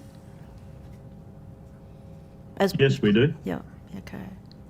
And are they, because I haven't done a ride, how close would they get to the horses? Oh, we can get 50 metres away, we can get 100 metres away, we can get see them as far as you want to look, but the bottom line is the numbers are not there, and as it goes now, they're seeing brumbies as well as dead carcasses laying in waterways and out in the open Yeah, that's not good. and roaming around. I don't see that much damage at all from the horses. I just see it, they're happy grazing around, and to me, they're reducing the fuel load. Okay, thank I you. don't want to see this national park. I don't want to see our park and our lands going up in smoke, which can be prevented, and it is preventable, from the 2003 to the 2019-2020 Dundro bushfire. This is all preventable. It doesn't have to be like this. Okay, thank you. And I don't want to see it being like this. Thank you, Mr. Wildsmith, for coming. Or at least we're seeing you in your car there. Just quickly, you're here talking in what capacity? As a custodian. You're talking as a custodian. And as a person that roams the Kosciuszko National Park and takes people on horse rides through the tourist business. So you've got a cultural representation, you're saying, and an economic representation. This is not about. Hang on. This is not about me. This is about the brumbies and about the aerial culling in the Kosciuszko National Park, and I'm not going to steer away from that. All right. Well, that's why this committee is taking evidence. That's exactly what it's all about. But what I'm doing is asking you in relation to your representation. You say that you were a Narrigo, get it right. Narrigo horseman. What does that actually mean, a Narrigo horseman? I don't actually understand that terminology. Well, I'm a Narrigo man and a proud Narrigo man. I train horses and I train brumbies as well. So obviously I'm a horseman. Do you own horses? And that's, it can't be, yes I do. You do? You do own horses? Okay. Are you recognised by the Narrigo Indigenous Corporation? Yes, I am. You are recognised? Did you not in fact resign from that corporation in February last year? Is this about me or is it about the brumbies and the management of the national park? I'm just asking the question in Has relation that got to anything yourself. has that got anything to do with you? It's got everything to do with the It's evidence got that nothing. you're giving. I know. Where? Hang on. No. Where did you get that information from? You're here to answer questions, not ask them. And the reality is this. You're here representing the Narrigo Corporation. Point of order, Chair. Point of order, Chair. Sorry, Mr. Wildsmith. There's just been a point of order taken. Point of order. So the member should also be aware that Andrew Thaler is in the room and has been passing Mr. Borsak information. So that might be useful for Mr. Wildsmith to have some context. Well, Mr. Wildsmith can have all the context, but he's still required to answer the questions. No. But I'd also ask that if, when he's put a question's put to him, that he's actually allowed to. I'm giving him plenty of opportunity to answer them. And what he's doing. All right, Mr. Borsak, I'll answer your question. I'll answer your question. The person that you got that information off, he's been on social media defaming people's character, and the only reason he got that information is from my ex-partner, who's a disgruntled ex-partner, and there's a legal proceeding taking place. I'll take a point of order, Chair. I think we're now delving into areas that are well outside the. Yeah, I agree. I think we've moved well beyond the terms of reference. I'm asking. I still haven't answered my question to the point of order. There was a follow-up point of order I was from simply Mr. going to say, Bob Nova. notwithstanding the provenance of the information, the questions are directly relevant to the terms of reference of this inquiry. The answers and the position we've been moving to now are not directly relevant to the terms of reference of the inquiry. But Mr. Borsak may continue his questions. Well, but I remind Mr. him Wildsmith to is representing himself here as a representative of the Indigenous owners of that part of the park, perhaps, and other areas. And I asked him simply on what basis of fact does he do that? And he hasn't answered the question. You may put the question to him. I get permission from the elders to do so, Mr. Borsak. So the overriding economic value of horse trekking, and I'm not saying it's worth nothing, I think it's an important contribution to the activities of the park, isn't your primary concern then? I strongly oppose of your accusations. Well, I actually do have a copy of an email you sent to the Minister's office where you were complaining about the loss of income. And that, I'm not saying that that complaint is not valid, but I think we need to understand exactly where you're coming from and what are you actually trying to say. Is it income? What I'm trying Or to is say, it what I'm trying or to is it say, Indigenous representation? what I'm trying to say, that letter was sent to the Minister as a personal letter from myself. It was written by me personally, and it had nothing to do with anyone else, okay? It was my way of trying to get the government to see reason, and obviously you don't see reason. So here we are, okay? And I prefer that we stick to the facts of what I've spoke about. I'm not getting involved in legal proceedings because they're ongoing. Well, you And said- Mr. you Thaler needs to... You signed off the letter as a proud Ngaro horseman, a director of the NNIC. Yet Exactly. I've got information that you actually resigned from the NNIC in February 23. This letter's dated 1st of November 23. Mr. Borzak, Mr. You misrepresented Borzak, how yourself, did that did you? come into your... No, I did not. And how did you come to obtain that letter? Because that was a personal letter to the Narrigo elders. And that letter was handed to Mr. Thaler by a disgruntled ex of mine, okay? And that proceeding is still going to court as we speak, and I will not be speaking on it any further. Does that answer your question? Well, you actually haven't addressed the answer, but I'll move on. I have answered your question. I'll move on. We'll move on to the next question. Is it true that you resigned in February 2023 from the Ngaro Corporation?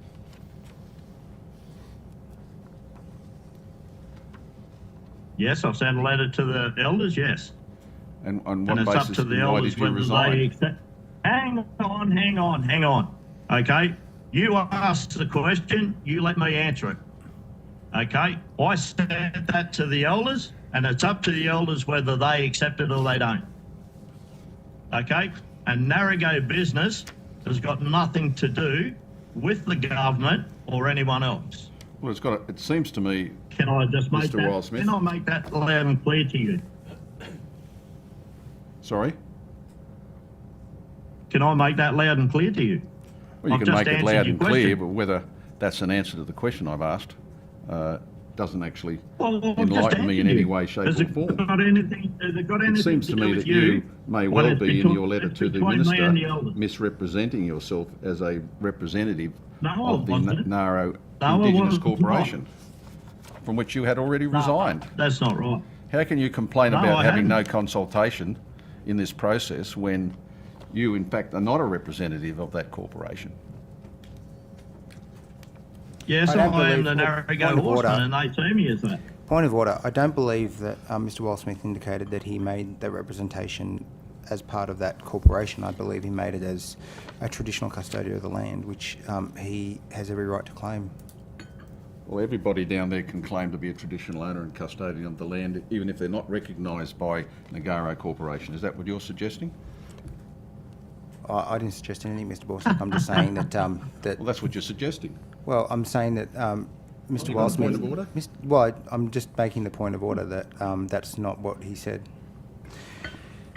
I think we've strayed well beyond, again, the terms of reference. We've asked the same question over and over and over to Mr. Whitesmith. I suggest that if there are further questions in regards to the terms of reference, then we move on to those, please. Well, to the point of order, Chair, I think it's highly relevant when a member of the public turns up here to give evidence purporting to represent an Indigenous corporation and gives evidence that they weren't properly consulted, that they have some bona fides to that effect. And it seems to me that we're not seeing any bona fides here from Mr. Wildsmith. Look, And I'll rest on that. what I will say, though, to that point of order is that you have put those questions multiple times. What I have heard from Mr. Wildsmith is that some of these aspects have something to do with a court case that's ongoing. And I've also heard Mr. Wildsmith say that, and talk a little bit about his position within resigning, but also still being a traditional owner of the land. And I think that that's been clearly made evident by the witness that is here. To the point of order, Chair, you can't just make an assertion and expect it to have the same weight in evidence. But what I'm trying But to you can't say, back Mr. up. Balzac, is that you've made your point, is that you've asked those questions, Okay, those questions I'll have go been to an- I put, can and go I to don't another think you're point. going to get any further information. I can go to another point. Mr. Wildsmith, did you in fact promote a fundraising campaign that sought to raise money because you were going to put an interlocutory injunction against the federal and state governments in relation to this program of culling? Yes, that's correct. That's correct?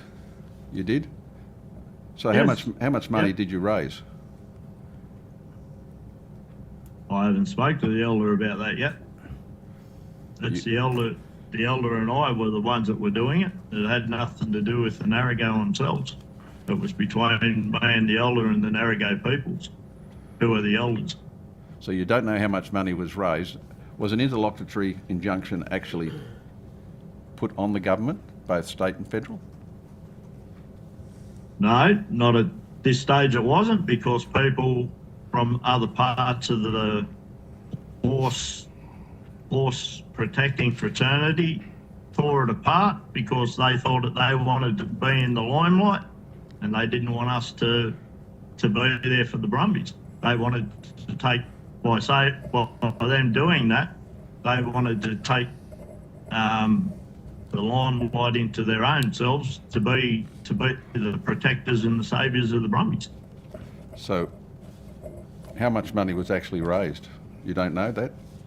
And what was it spent on? Approximately around about $1,700, and it's still sitting in the trust account. Okay, thank you. No more questions. I just wanted... You've got some clarifying questions? Yes. Mr. Benson? Mr. Wildsmith, just in relation to the evidence that you've just provided, just thought I'd give you the opportunity to expand a little bit on some points.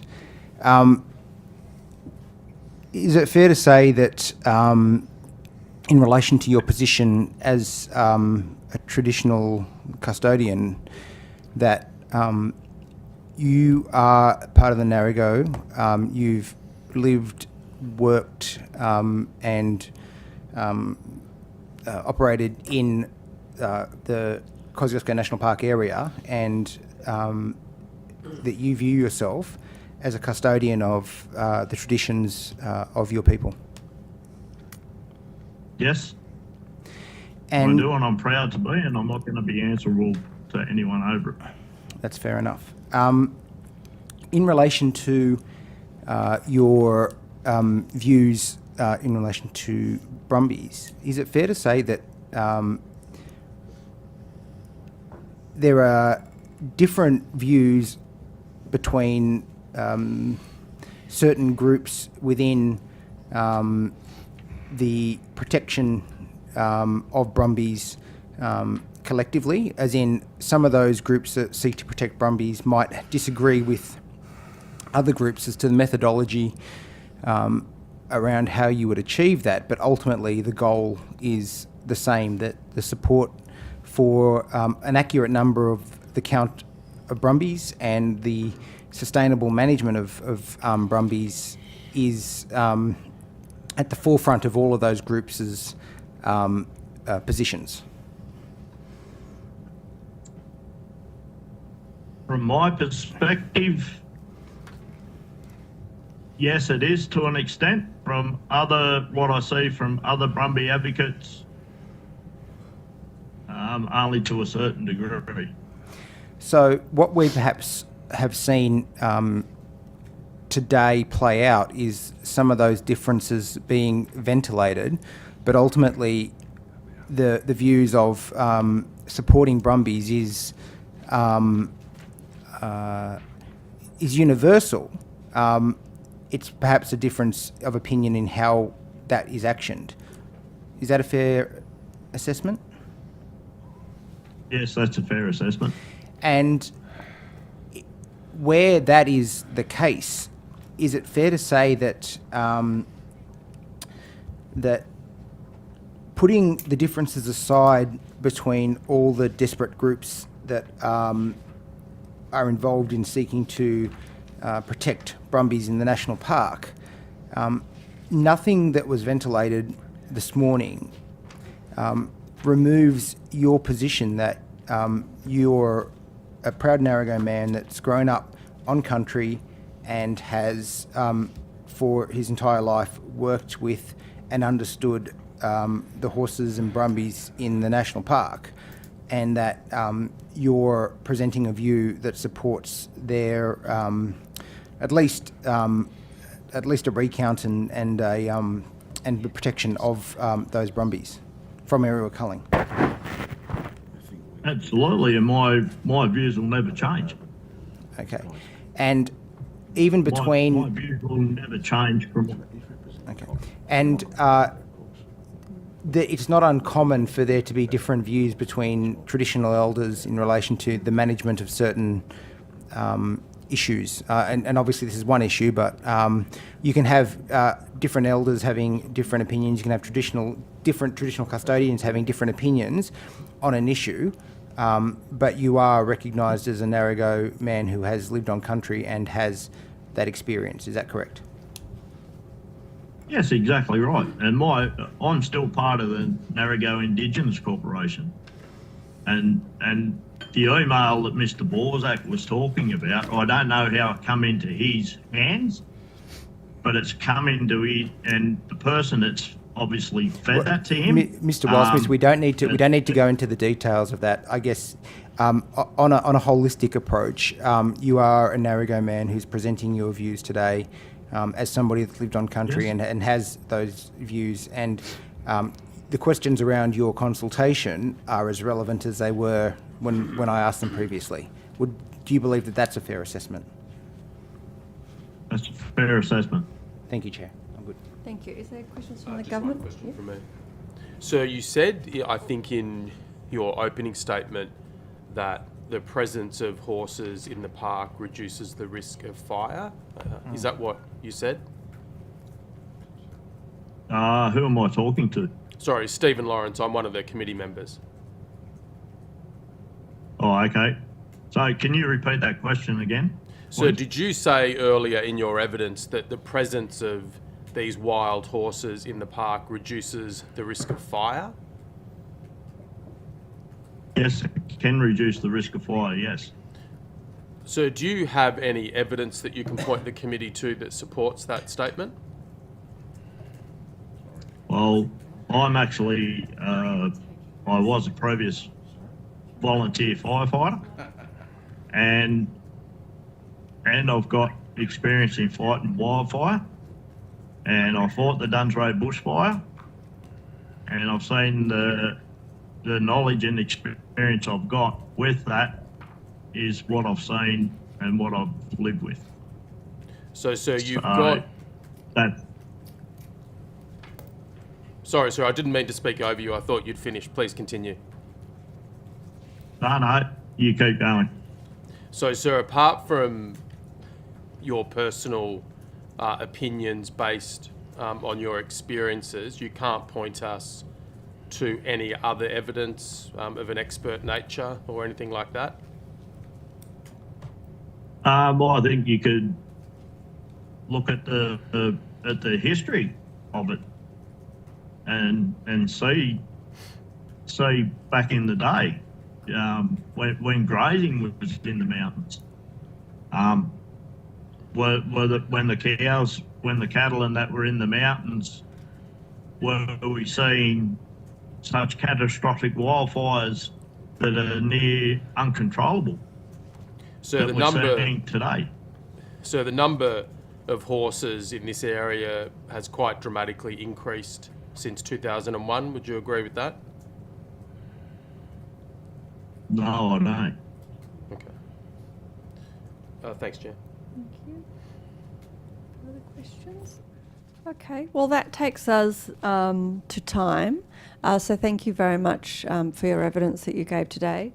If there was any questions that were taken on notice, or if the committee has any further questions, the Secretariat will be in contact with you about them. But thank you again for your time today and for giving your evidence today.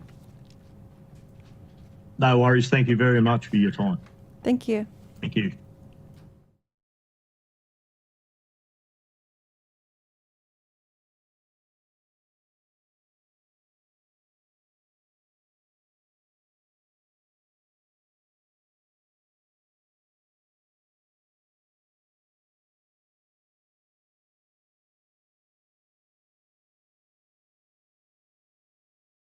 Next witness, and thank her for coming to give evidence today. Can you hear me okay? Yes, I can hear you now. Oh, wonderful. Fantastic. Could I ask you to begin by by stating your name and position title and swearing either an oath or an affirmation? Dr. Christy Seacombe, representing the Australian Veterinary Association in my capacity as Head of Veterinary Advocacy and Policy. I swear that the evidence now about to be given by me shall be the truth, the whole truth, and nothing but the truth, so help me God. Wonderful, thank you. And do you have a short opening statement that you'd like to give? Yes, I do. Great. Thank you. Good afternoon. We'd like to begin by thanking the Parliament and the Committee for the opportunity to contribute through both our submission and attendance here today to talk to our submission. The Australian Veterinary Association is the peak national organisation representing veterinarians in Australia, and our members come from all fields of veterinary practice. The feral horse brumbie management issue in the Kosciuszko National Park is a sizable and complex issue. The impact of the horses on the environment and the many threatened species affected by that environmental impact is justification for control. Control programs must be based on scientific assessment and aim to minimise the welfare impact on the target horses. We are of the opinion that in this situation, of the available control techniques, shooting, ground or aerial, in accordance with nationally agreed standard operating procedures, is the most humane. Control must be implemented with an adaptive management framework coordinating all aspects of the operation, including continuous monitoring and assessment that is transparent to all stakeholders. Thank you. Thank you very much. I'm just looking to see if any committee members are seeking the call to ask questions. I'm happy if you want to go first, Chair, but I'm happy to also ask if you want. Mr. Borzak, did you want to go first? No? Okay, I will throw to the Honourable Westphal. Thank you, Chair. Thank you very much for appearing today and for your submission as well. I guess before I start drilling down into details, holistically, can you provide some detail around what you perhaps might perceive to be the difference between an aerial cull such as the one in Guy Fawkes National Park that ultimately led to aerial culling being outlawed in New South Wales by the state government at the time, and what has changed now in relation to the aerial culling program that's being implemented by National Parks and Wildlife Service? Thank you. In terms of the in terms of things that have probably changed in relation to having a much more clearer and achievable outcome-based objectives in terms of knowing exactly what needs to be done and having the mechanisms to be able to provide evidence that these animals have been culled in the most humane way possible in the circumstances that the culling needs to occur, and they're resulting in the least harm to the animals. And I guess looking at the report of the November cull that happened, there's clear evidence that there have been no non-fatal wounding of horses, which of course is an exceptionally poor welfare outcome if horses are non-fatally wounded, because that doesn't achieve the objectives. Just in relation to, I guess, the methodology that's employed when you're looking at aerial culling of brumbies, we've been provided a view that ultimately it's not so much about a humane killing method, but it is rather an effective killing method. And that, I guess, ultimately, when you are shooting a horse from a helicopter, unless you jag a headshot,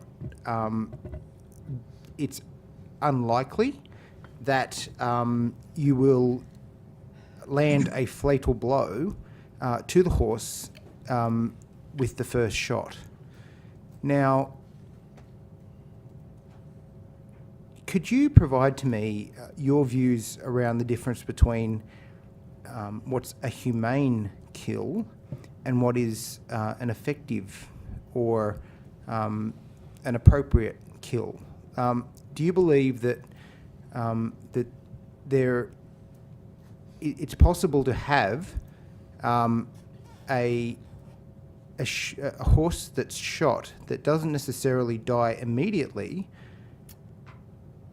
You can consider that to be humane and effective. I think the first point I would like to make is that it's well acknowledged that the most humane way to euthanize a horse is by a kill shot directly to the brain that's going to result in immediate unconsciousness. And that is exceptionally difficult to achieve from a moving helicopter. And a headshot that doesn't hit the brain and occurs anywhere above the fourth cervical vertebrae may result in the horse becoming unconscious immediately. However, it may not die instantly. But it's time to unconsciousness that is particularly important. If that headshot misses the head and results in hitting the neck, so from the cervical vertebrae forward downwards, it may result in unnecessary pain and suffering because the animal goes down but is still conscious. The chest shots, the rationale behind that is that you'll have massive tissue destruction and exsanguination, and the animal will lose consciousness, not immediately, but within a short period of time as well, ideally, as soon as possible. But those times can vary depending on the amount, where the bullet hit, etc. So I think it's about looking at the full assessment of all of the factors that come into play around that to determine what is of the lowest welfare impact to the horses. And we would presume that that is the reason for chest shots in this situation. However, as we indicated in our submission, justification is clearly required. We need to be able to see why they chose to do that and what the rationale for that was. So, in relation, I guess, to that evidence you've just provided, you would be aware, and I've put these questions previously to the RSPCA, that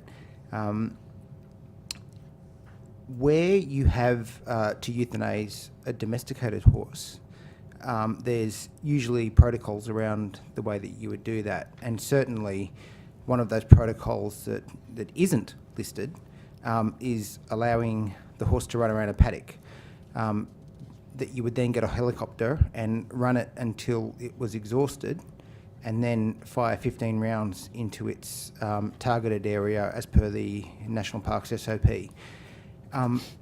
Could you provide to me a reason as to why it's appropriate in one aspect to allow national parks to do that to a brumby in Kosciuszko National Park, but it's not appropriate that somebody who has a domesticated horse that needs to euthanize it would be allowed to do so? I think the important word here is domesticated.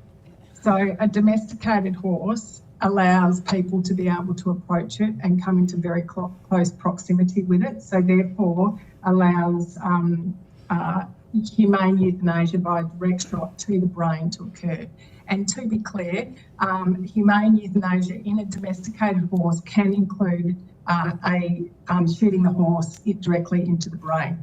And I mean, I can say that in my past life as a veterinarian, I'm a horse vet, so I have humanely euthanized horses by direct bullet into the brain as well as pentobarbital injection. And both of those include you requiring to be in extremely close proximity to the animal, and you can usually administer some other drugs to do prior to the euthanasia process.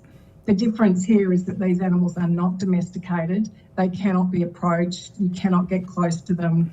And it's a completely different scenario. So I think it's very difficult to compare the two scenarios because one animal is domesticated and one animal isn't. It's in its natural environment, and it has a relatively short period of time of distress before euthanasia due to the techniques that are used. And look, I accept that there are difficulties, and I guess it's part of the evidence that we're trying to drill down into, which is how it is that the differences exist.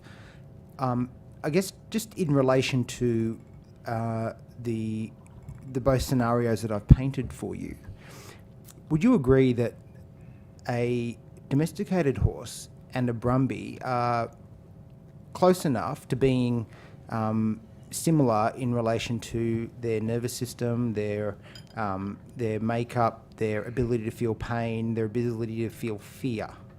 Would that be a fair assumption between a domesticated or a racehorse and also a brumbie? Yes, physiologically it would be. And I think the important thing to also note here is that environmental circumstances will modify that response as well. So a brumbie, for instance, would probably exhibit a large fear stress response if placed in the same environment as a domesticated horse.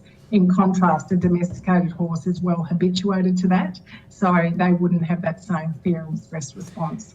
But would it be fair to say that should both a domesticated horse and a brumbie both be shot, the instantaneous feeling that both would have, where they're not instantaneously knocked out through a headshot, but rather taken a chest shot, would be the same? They would both feel the same level of pain, they would both feel the same level of distress. Would that be fair?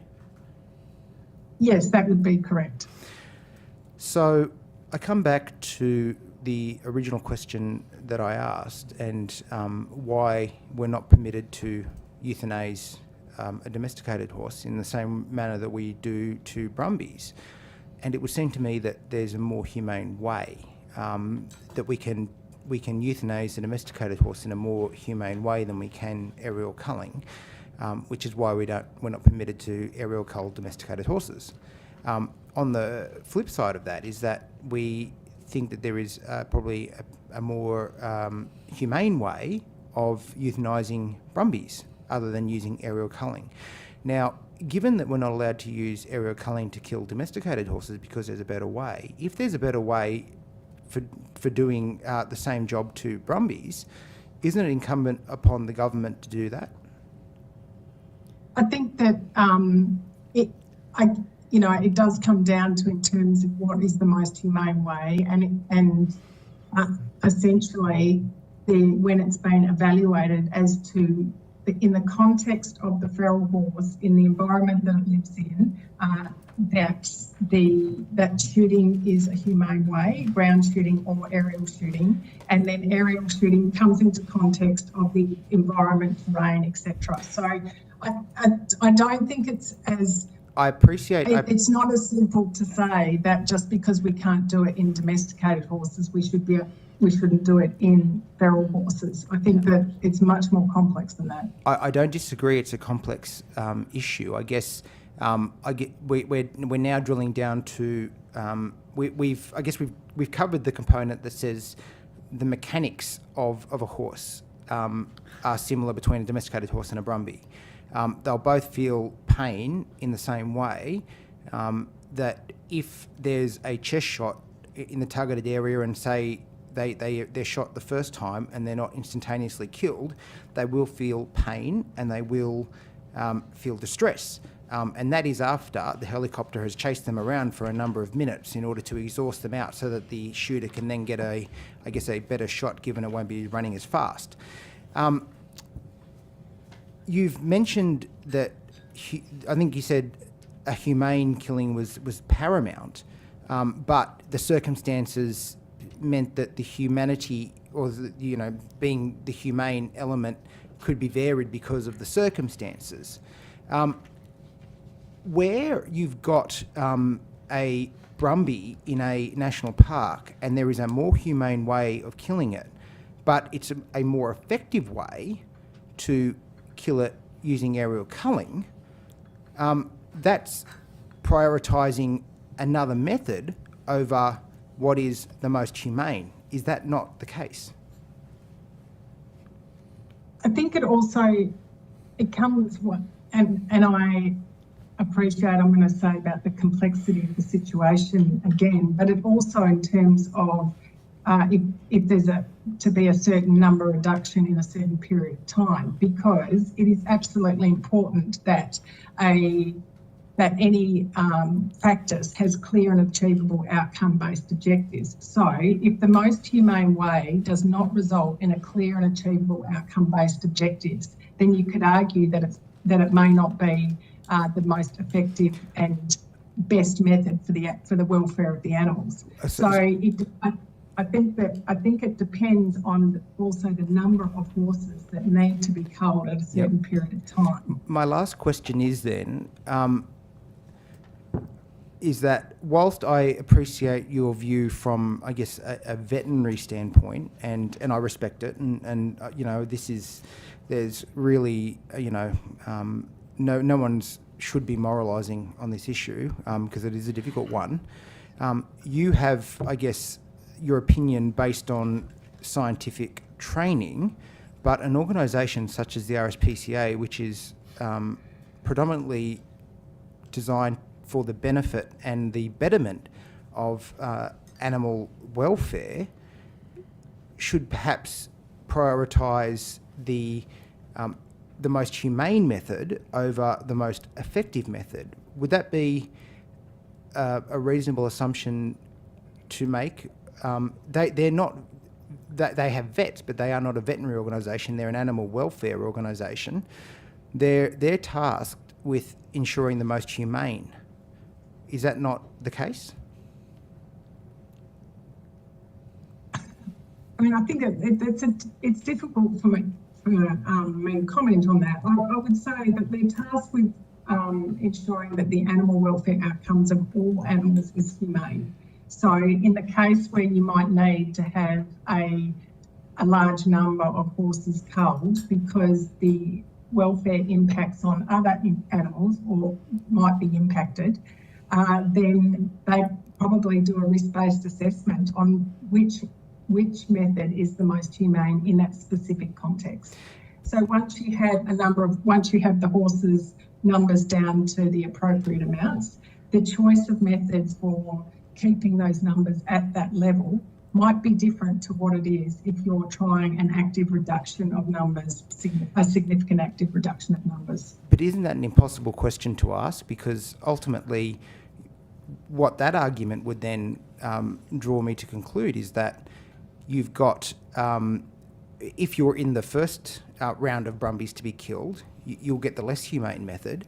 If you're lucky enough to be in the second batch when the numbers are more controllable, you might get a more humane method of being culled. Now, I would think that is certainly a wicked problem to have, but also creates some ethical issues for organisations like the RSPCA who are targeted with animal welfare. They should be advocating for the most humane method, and if it's a question of resourcing, well then they should be advocating for that, not lowering their standards because they've got to increase the numbers. Would that be a fair assumption?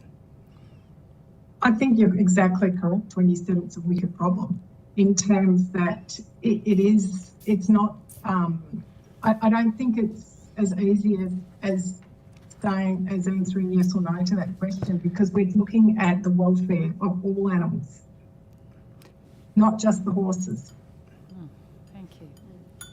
jump in with a few questions, and I know, sorry, Ms McDonald, you've got one too. I just wanted to ask, was the AVA actually consulted at all about the government's aerial shooting plan or the standard operating procedure? No, not to my knowledge. Just in regards to the standard operating procedure, I noticed that in your submission you advocate for a critical limit in terms of the pursuit time. The government's SOP doesn't specify any kind of maximum pursuit times.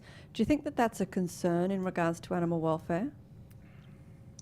I think that I think that it makes it very difficult to know. I mean, in terms of when do you stop pursuing and when do you and when is an appropriate? You know, what is the cutoff? I think it is important to have some guidance and decision making around that. And I think that critical limit for pursuit times needs to be developed through an engagement process with subject matter experts who can provide their opinion based on scientific evidence, and that scientific evidence may come from other species that are also culled using aerial shooting. Thank you. Is there any welfare concern from a veterinary perspective in regards to conducting the aerial shooting during foaling season, or the months where there are the most foals being born? I mean, I think that ideally you would want to minimise the number of foals on the ground at the time of an aerial cull, you know, it is quite challenging because although the reproductive breeding season for our domesticated horses we say is quite short because that suits the way horses are managed domestically, in actual fact the reproductive season is quite long. You know, it's all related to day length. So I think it's ideal to want to minimise that but that may be challenging in some circumstances. And also in regards to shooting occurring, you know, in the high sort of heat summer months, does this create additional concerns in regards to heat stress, particularly again if there's no maximum pursuit time? I mean, I think ideally you want the shooting to occur in the cooler temperatures. I mean, yes, you would not want to pursue this in high temperatures. Thank you. And in regards to fertility control, would you like to see some of the trials into fertility control begin now so that we can sort of start to get that data and that research in Australia onto trials into the different fertility control methods that are available and whether that's going to work in Kosciuszko National Park? Yeah, definitely. I mean, I think that the non-lethal control methods such as fertility control should definitely be further pursued and researched. As indicated in our submission, it's a complex issue. There's different circumstances in different environments. What works in the United States and the UK may not be applicable in the Australian context. But without doing research into this, we don't quite know. So, and also the other aspect is there could be some unintended consequences with fertility control, such as in the US work that's been done. Fertility control has actually increased the length of life of mares because they haven't been breeding as often. So, you know, looking at and understanding it in the context of Australian environments is absolutely imperative. However, research needs resourcing. Thank you. Ms. Aileen McDonald. Thank you, Dr. Seacombe. I note in the submission that you said that, or in the submission, ground shooting of feral horses is the most humane method, and then you have on page 3 where you're supportive of aerial shooting when ground shooting is not possible. Based on what you've seen, do you believe that ground shooting hasn't been possible in this operation? I can't comment on the recent activities in November. I do note that in that report there was commentary around the terrain that the activities occurred on.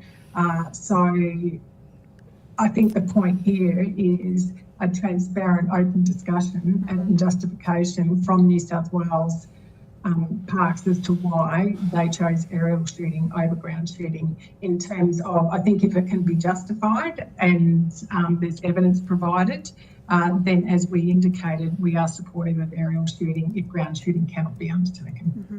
And so also on page 3, you mention 7 principles. Do you believe that these 7 principles would have been used by National Parks and Wildlife during the recent culling? Like, can you sort of see that they've applied these principles? I think what we have seen is the report that has been placed on the website. So I think that these principles have been adopted for the most part. In terms of what our point was, is that really it would be good to see if these are called out. These 7 principles come from an international consensus around what is required for feral animal management control. So actually calling these out and providing justification against each of them, I think leads to an increased transparent and open process. Thank you. That's all my questions. Thank you, Chair. Thank you, Doctor, for your time this morning. In your submission, you've noted that the ABA is supportive of the population numbers determined in the most recent survey, which would put the estimated population at about 14,000 to 23,000. And you also note that you agree that there is a direct link between horse densities and ecological impact. With that context in mind, would you agree that there is a requirement for broad-scale population control at Kosciuszko National Park? Yes, we would agree that based on the ecological and environmental challenges that these animals are posing and the numbers that have been estimated, that control is required. The committee has heard previously from other witnesses that the literature on controlling large pests in a broad scale manner would seem to suggest that to bring those sorts of numbers under control, you would have to use a combination of either poison baiting or aerial shooting, and that in the priority or the hierarchy of what is most humane, aerial shooting is the more humane out of the broad scale population control, out of those 2 propositions. Would you agree with that? 100% we would agree with that. Aerial shooting provides the least amount of time of suffering to animals compared to poisoning. So we would not support poisoning at all as a method of control of feral horses. Are you supportive then, just broadly, of a management plan, the management plan that exists at the moment, which seeks to bring population numbers down to a more sustainable level using aerial shooting, but then maintaining those numbers using a combination of other control methods, including non-lethal control methods and ground shooting and trapping and rehoming? Yes, we are. Thank you. Any further questions, Ms. Sue Higginson? No? Okay, wonderful. Well, thank you so much for your time giving evidence today. We really do appreciate your time. If there was any questions that were taken on notice, the committee secretariat will be in contact with you. The committee may also have additional questions which we would email to you as well through the committee secretariat. So thank you very much again. Thank you very much. Thank you. The committee will now break for lunch and return at 1:15.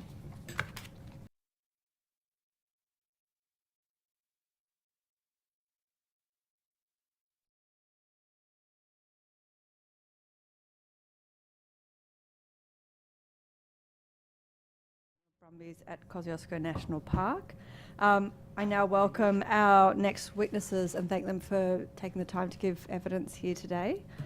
Could I start by asking each witness, starting from my left, to state their name, position, title, and to swear either an oath or an affirmation? Sure. My name is Lisa Caldwell. I am a former member of the Kosciuszko Wild Horse Heritage Advisory Panel, where I was a representative of the Snow Mountains community, and previously I had been a member of every wild horse committee engaged by Kosciuszko National Park since 2000.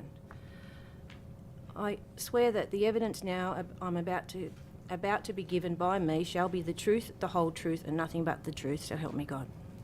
Thank you. Madam Chair, my name is Timothy Johnson. I'm the former chair of the Kosciuszko National Park Wild Horse Community Advisory Panel, and I swear my oath that the evidence that I give now, I swear that the evidence now given by me shall be the truth, the whole truth, and nothing but the truth, so help me God. Wonderful, thank you. We've now got some time for a short opening statement. Okay. I'm sorry, I'm very nervous. That's okay. And this Take your is a time. bit long, but I'll speak as fast as I can. Thank you for this opportunity to speak to an issue that is fundamental and extremely important in our part of the world. It's very difficult to explain in 3 minutes this very complex subject of 40 years for us, whether it's the ludicrous numbers stated today or the insane cruelty of shooting or the lack of science on the brumbies, so I'm just going to give you a little history of how we got here today. Our family, and many of our peers and their families, have lived in the mountains for generations since the 1800s. The mountains are literally our backyard, and the local mountain communities have a deep family history rooted in the vicinity of what is now the Kosciuszko National Park. These people had been managing the brumbies for generations until the park prohibited us. We are not just visitors getting a snapshot view once or twice a year like most. This is our home and our life. We see the whole life cycle of the mountains. These people know these mountains intimately and they know the horses intimately. Their landscape knowledge is more profound than any other group of people that visit or even work in the park. This local community is outraged today. We, our brumbies and our heritage have been treated with nothing but contempt by governments for too long. Our experience and cultural heritage is ignored. In 1985, we established a group called the Snow Mountains Horse Riders Association.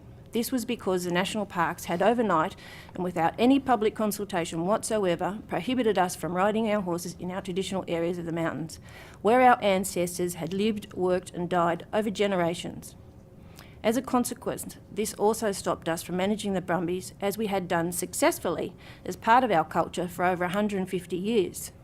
We protested who will manage the horses, and the responses from national parks back then was that the brumbies had negligible impacts and management wasn't required. This proved even further that we had indeed been managing them all along.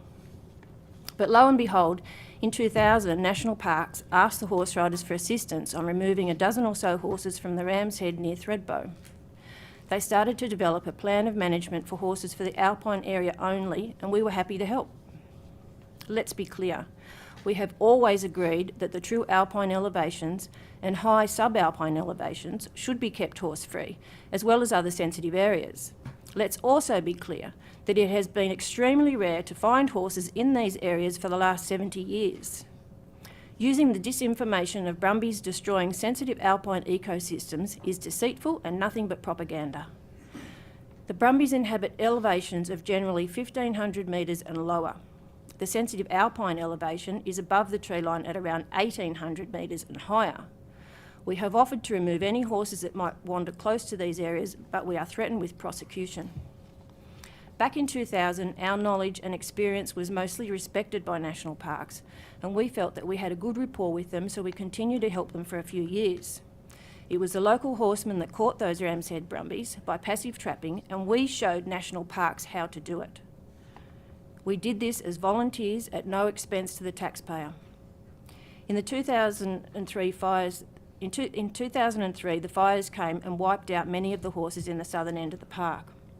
When the surviving horses started to get re-established again, national parks changed the plan to include the whole park and pretty much shafted our offers of assistance and instead paid big money to private contractors to trap them and then did it themselves.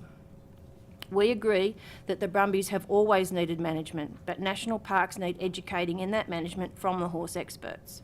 No, the horses may not be native, but they are obviously extremely important to many people, otherwise we wouldn't be here today.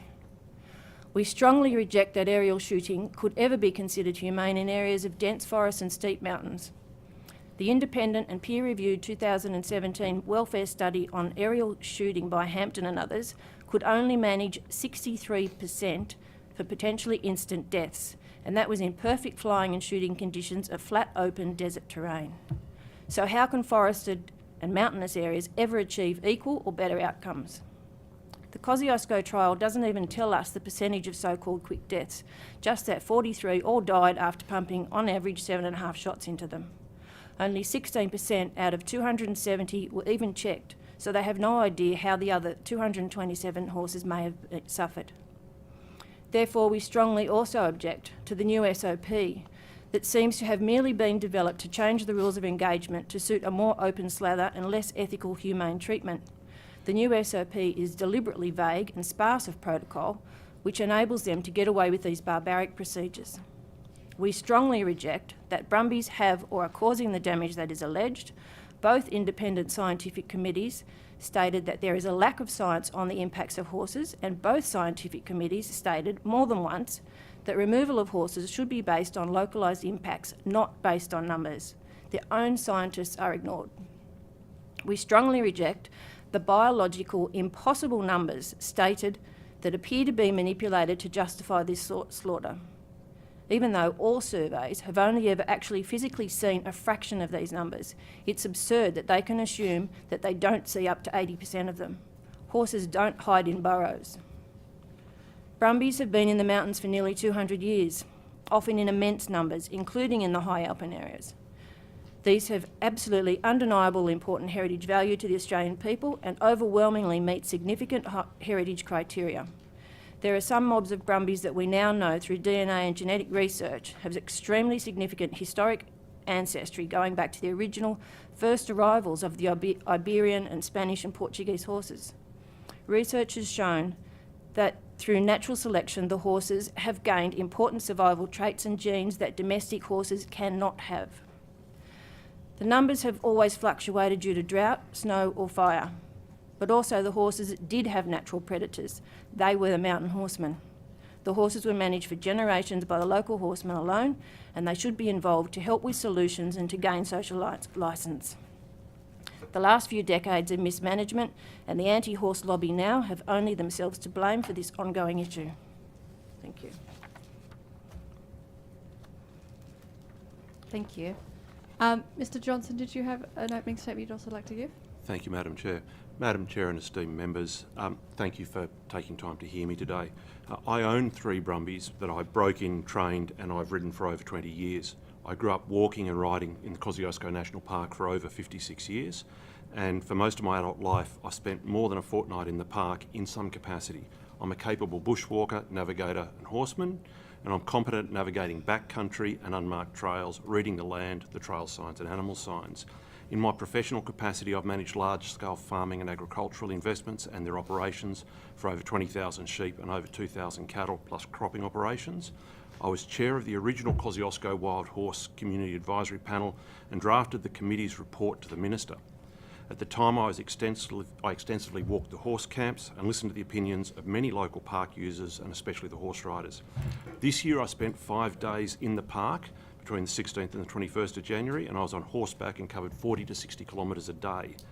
I covered areas which were mostly in the north of the park, which were heavily the brumby areas, and I also have in the past flown my drone over Kurungar and Nungar plains in several different manners. In relation to the specific questions raised by this committee, I wanted to point you to the statement that I supplied to the committee before my opening statements, and I just wanted to point that my view is that the methodology is clumsy and statistically prone to large errors.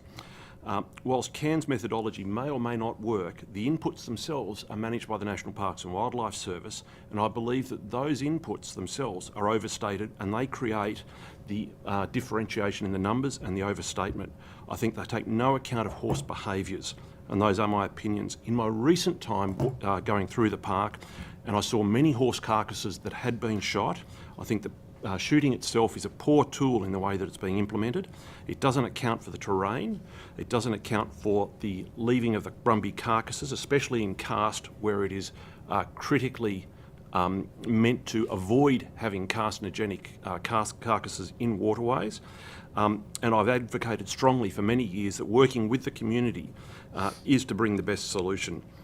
I think that, as I have tabled with the committee, that the risk created by the horses in the locations where they've been quarantined to, that risk to threatened species remains very low, and the map that I submitted to this inquiry, supplied to me by the Minister Keane at the time and was used in forming the plan, speaks to that.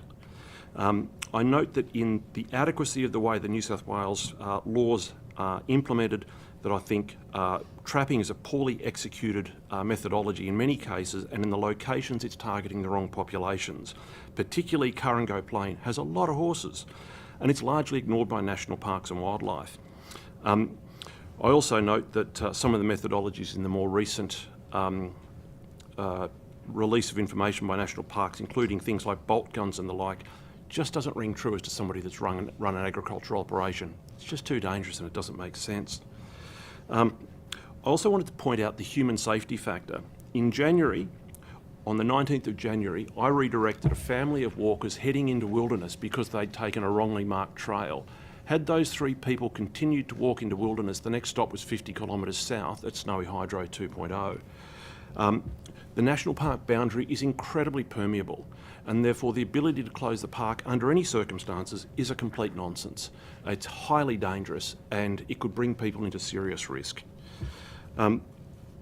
Lastly, I think that I need to bring to the attention of the committee that there is a very significant history of antagonism from all sides, and I see this as a 3-sided situation. There are green groups and horse groups that can be extremely antagonistic, but National Parks and Wildlife Service themselves have stated to me in a number of meetings that it's our park and we'll do as we see fit, and they are very antagonistic.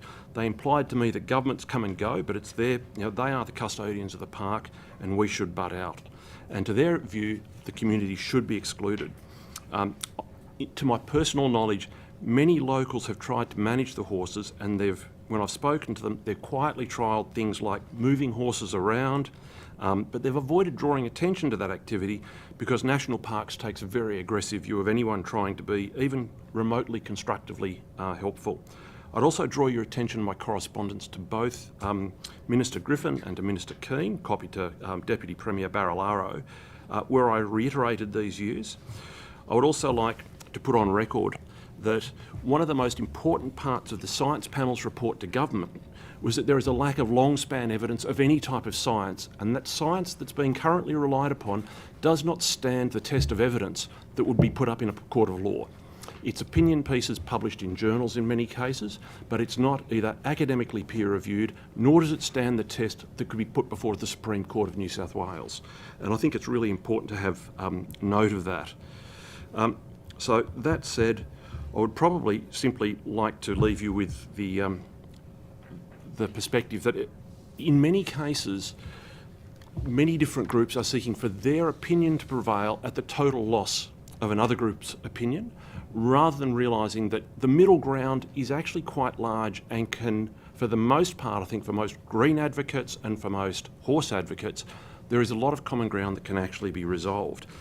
The way that the park has implemented its current processes have been very negative in terms of public backlash, but they've also avoided the core recommendations that the community panel made to government, and that was that there is a need to focus on the impacts as opposed to numbers. There need to be a set of locations where the horses can exist and others where they should not exist at all. There are a range of management methodologies that should be used, and we advocated that shooting should be a last resort under any circumstance, and also that fundamentally there needs to be improvement in trust and transparency. And this lack of trust and transparency is a fundamental issue to community support in the ongoing management of the park. So if that's okay, I'll leave it there. Thank you, ma'am. Thank you. And thank you again both for coming today. I know how difficult it is in your former positions to be coming here to give evidence, so we really appreciate that. I might start with a few questions myself, and this is to either or both of you, but it was interesting what you were talking about. We know that there's an environmental impact on the park, but it sounds like you're both saying that there's no evidence that the environmental impact is directly related to the brumbies. Is that the case? No, ma'am. No? So what we're saying is all animals and all activities cause impact, whether it's man, horses or otherwise. What we're saying is, for example, where there are impacts, they're relatively low and they're in areas which has been extensively grazed leased. When Professor Berman was talking about to the science panel and the Wayne impacts occurred, he walked creek banks and he'd walk up a creek for a kilometre, cross the creek and come back down in a kilometre, and there might be one or two crossing points, but the rest of the area, the banks were undamaged. So whilst there was impact, it was relatively limited in the scheme of 1 in 1,000 metres rather than 10 in 1,000 metres. Okay. So you're saying that a lot of the environmental impacts, a lot of the environmental damage that we're seeing is from a variety of impacts, whereas there's sort of like this spotlight as though the brumbies are the problem and then the solution. Absolutely. Yes, ma'am. So things are oversimplified? One example, for example, is a lot of, or a few photos that I've seen from invasive species and others, and the media are of a group of horses on a dried bank that looks damaged, or it looks poor anyway. It looks like it's been ravaged by plague of rabbits or something, but with horses on it. And in fact, it's the top of Tantangara Dam, which is a man-made dam, and the water levels go up and down. So of course, when the water goes down, there's going to be green shoots come up, which attracts the horses. But a few months later, it could have 2 metres of water over it. And the same with the Snowy River and so many other catchments. So they don't see the whole life cycle, that's the point, and they're just taking snapshots of one time and cherry picking certain times that looks bad to make it look bad.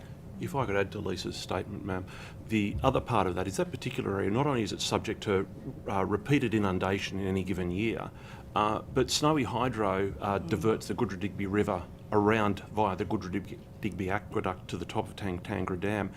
And at any given time of the day, there is the equivalent of 20 fire hoses fired down that creek from the top of the dam via Snowy Hydro 2.0. So that naturally causes an increased flow that cuts the banks. So these nuances take away from the overall case. Do you feel that without the evidence that the environmental issues are predominantly caused by horses, that aerial shooting and the associated animal welfare issues can actually be justified? Not at all. I do not agree with aerial shooting in any capacity, ma'am. There are areas where horses are clearly visible in significant numbers, but those are often areas where National Parks has neglected to actually trap the horses or to try and bring them out or work with the community to bring them out. And those areas where the highest density of horses are were previously extensively grazed by tens of thousands of cattle and hundreds of thousands of sheep for over 100 years.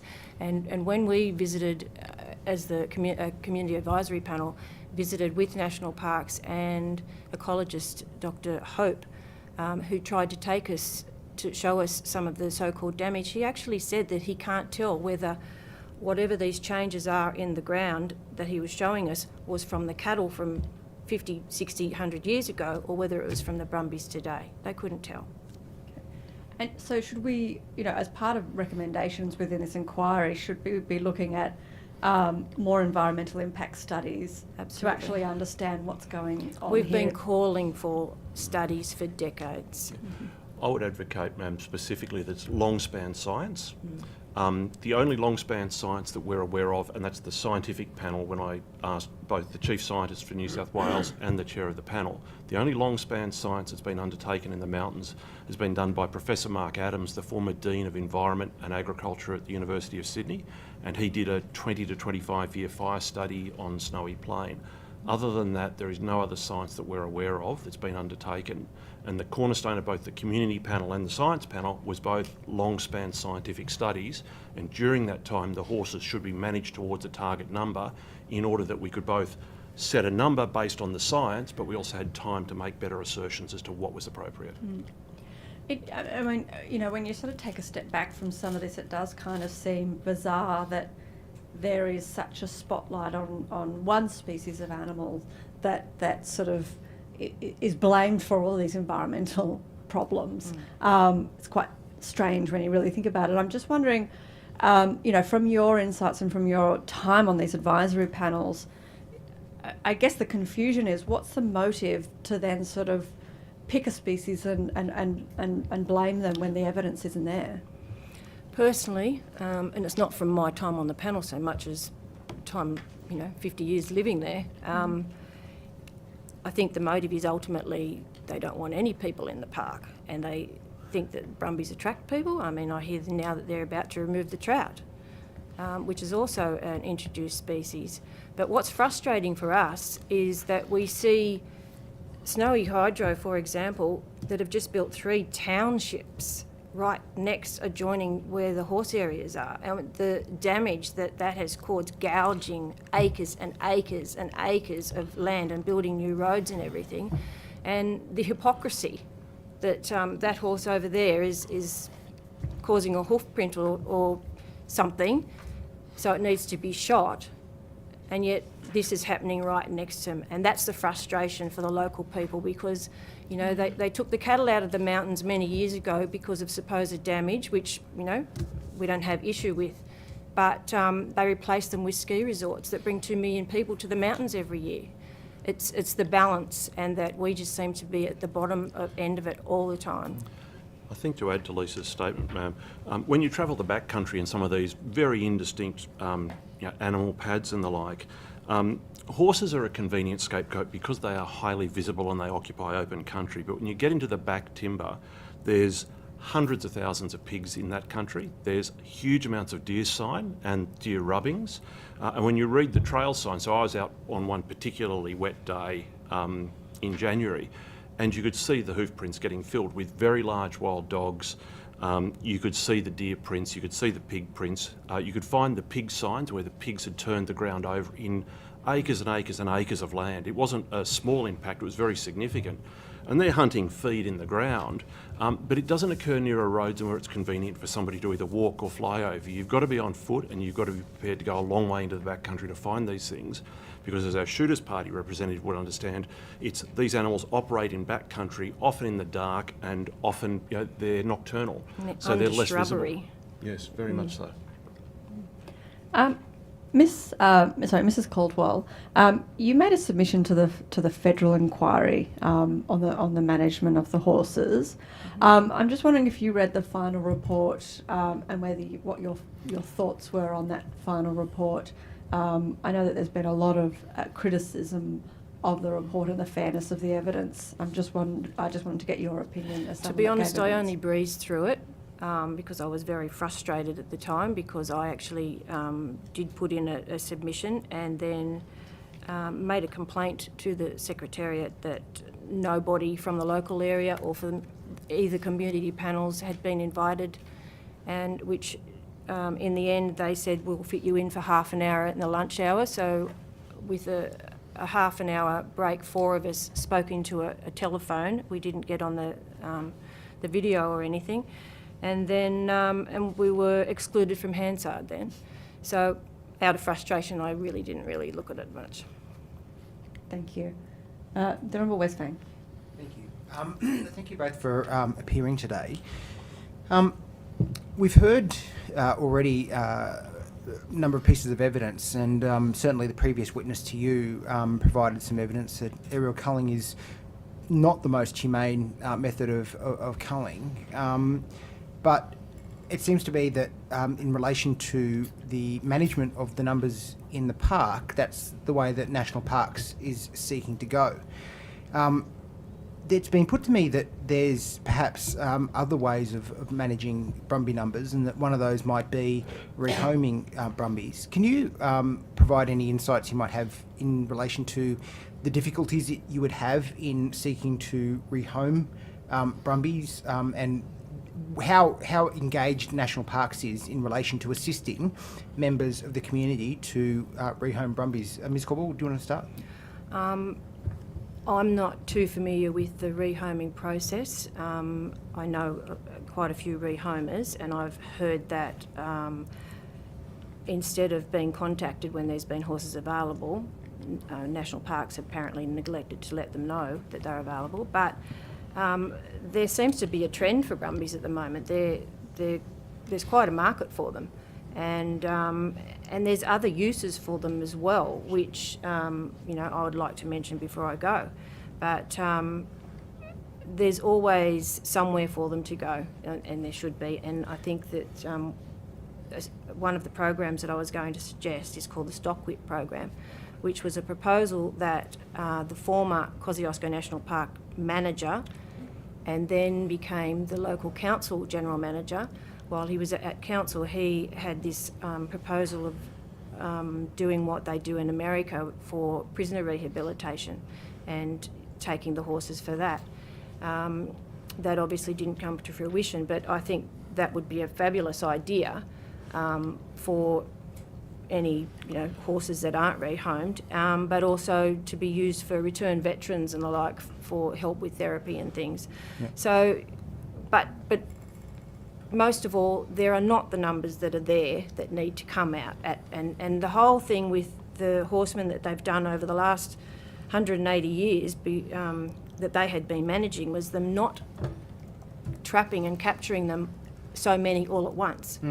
They would just be, caught here and there, and that's how they were managed. Before I ask Mr Johnson to contribute on that as well, just in relation to your comment about the numbers and I guess the inconsistencies in the numbers that we're seeing at the moment, and the question around what the actual number is, do you believe that it's required of government to have a more rigorous look at the numbers and perhaps a recount using different methodologies so that we've got a more accurate number, not just using one methodology and one count type, that the government itself implements a number of different methodologies, a number of different methods in order to arrive at the number. Would that be a reasonable position? Absolutely. The CAP was, the Community Advisory Panel was promised by National Parks that they would implement different methodologies parallel with Dr. Cairns's distance sampling methodology to make comparisons and hopefully also have independent observers on board, which they did back in the day when it first started, as well as using stakeholders to be part of it. Can you understand why they're reluctant to do that? I believe personally it's because they can easily manipulate the numbers with this particular method that they're using. Mr Johnson. Thank you, sir. To follow both questions, in meetings with the national parks, they expressed a view that their responsibility for the park ended at the park boundary, and therefore the dealing with rehomers was very much a matter of when they brought the horses down to Blowering and they yarded them, somebody else would then take them off their hands. I had discussed with Minister Keane at the time the idea that in order to properly assist with rehoming, one of the most important things was to engage with the community, where horses could be retained in a local facility and drip-fed into the market so that nobody was overwhelmed at any given time because there's too many to be taken. And it would also create local opportunities like Stock Whip and so on that Lisa's talked about, and would also help with the local economy. So that was never adopted because when we looked at the scope of the brief that were given by the legislation, we couldn't get into that level of detail in terms of an implementation plan. But it was a reasonably low-cost solution to take the problem off the table. And it also was far more humane. In addressing part of your second question, which is, I think it's important to note that when you look at the number of horses cited in consistent overflights by parks, the number of horses cited over a number of years has not actually changed. What's changed is the inputs to the model. So instead of assuming there was 3 horses, there was 5. But if you look at the number of horses cited on ground, that was not wildly variable. So when you look at other methodologies that were adopted, the Chief Scientist for New South Wales, Professor Hugh Durrant-White, had recommended using drones. And that cost of those drone overflights were about 1/10 of the cost that National Parks and Wildlife Service was currently incurring for their helicopter-based flights. So therefore it was a very effective methodology for either checking or doing more regular counts in order to support that. And he'd also advised both panels that they could be done in real time in order that the data could be assessed far more quickly. So would it be a reasonable assumption then to assume that if a more flexible, more consultative method of rehoming was adopted by national parks, there would be an increase in the number of brumbies that could be rehomed and saved instead of being shot, and that ultimately the animal welfare outcomes may actually be better instead of the alternative which is currently adopted, which is to shoot them from helicopters. I strongly agree with your assertion, sir. Okay. I now want to just, I guess, briefly touch on the position that national parks have taken in relation to the areas which they see as suitable for wild horse activity, as they call it, so brumbies in that location, versus the more sensitive areas. And I guess it's a submission from both of you that ultimately the impacts are what's important, not the numbers. Can you provide some insight into how the impacts can differ and how the impacts have changed over the years that mean that national parks are seeking to go down this aerial culling route? Liz, do you want to start with that? Has there been a change to the situation? You know, we keep hearing that there's endangered species that are being impacted. Have you seen, with your experience, having ridden in the area, a change in the environment or a greater degree of change? No, I haven't. What has changed things is from the 2003 fires, with the regrowth that came after those fires, made the bush that thick and dense in some areas where the horses used to live. They couldn't go back to those areas. So their areas had now changed. And I think that would be the case. I mean, that's certainly the case in the southern end. Actually, that leads me to an interesting point, I think. Obviously, there was the Duns Road bushfire, which then, I guess, promulgated down and became the fire that effectively swept through Kosciuszko National Park. And that was in 2020. Now, would you be able to provide some insight as to how much impact that fire had on the national park versus what you've seen by way of impact from the brumbies? And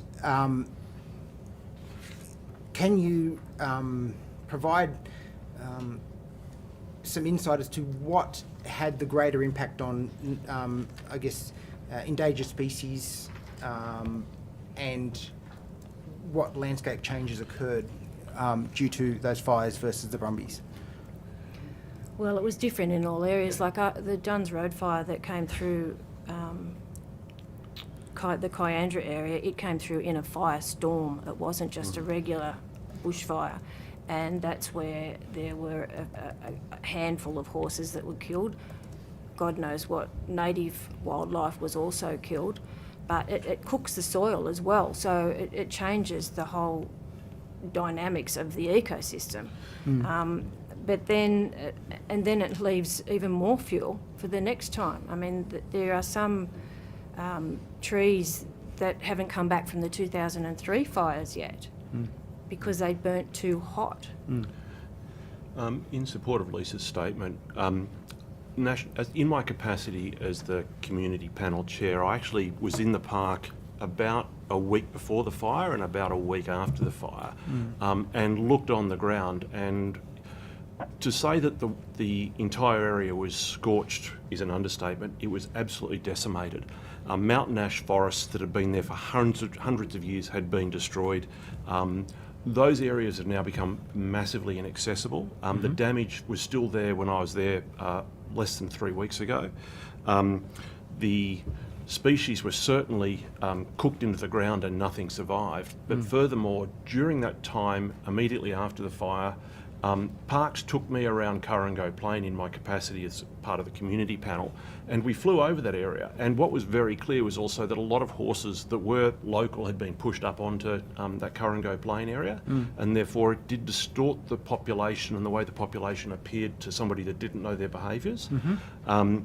And there was large areas where those horses could not go back to, but had clearly been burned to death. There's no question that there was a lot of horses that were in outlying areas that would have been killed during that time, and they would never have been found. The heat was just too immense.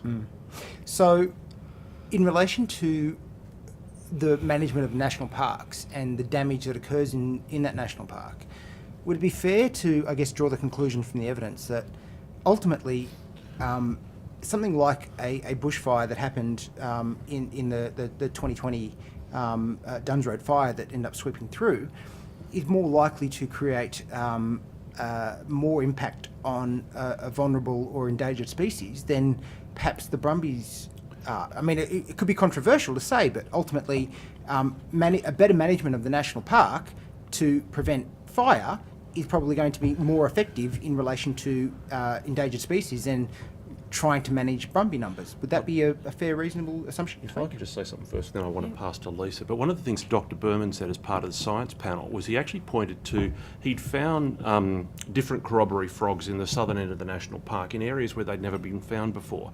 And he'd found them in areas that were highly disturbed by feral animals, whether they appeared pigs, deer or horses, doesn't matter. But he made a case for the fact that there needed to be the frogs and the endangered species were actually occurring in areas where they're being disrupted by third-party animals that were not native to the area, and therefore, again, studies needed to be undertaken. Whereas he observed just when a fire comes through, everything gets killed. So, leaning on what the scientists are telling me, I'd say that some disruption is healthy, and clearly that's been the case in those circumstances, but the jury's out as to other areas, but clearly fire is bad news, at least in that scale. Sorry, Lisa. No, you're right. I mean, I recall that from my research, the frogs were actually first found, I think it was in the 40s, in Tom Mitchell's property in a cattle yard, in a cow pad. That was where they were first found, and they were in abundance. So they were very healthy populations back then. Can I thank you for your evidence so far? Can I just confirm, though, that neither of you actually have qualifications in ecology, earth system sciences at all? No. No, thank you. And nor do we advocate that we do. No, I realise that. Can I also just confirm that... Sounds like the questions I asked to Jack Goff. That you're... that in terms of the... Well, that's true. Can I also just confirm, Mr. Johnson, that your description of your qualifications are that you are engaged in new urban villages, you're head of the Property and Development Alpha Coal Project, infrastructure and value engineering, property investor manager, property developer, project manager and builder. They're your quals? That's a loose background. Okay, I think, I just was...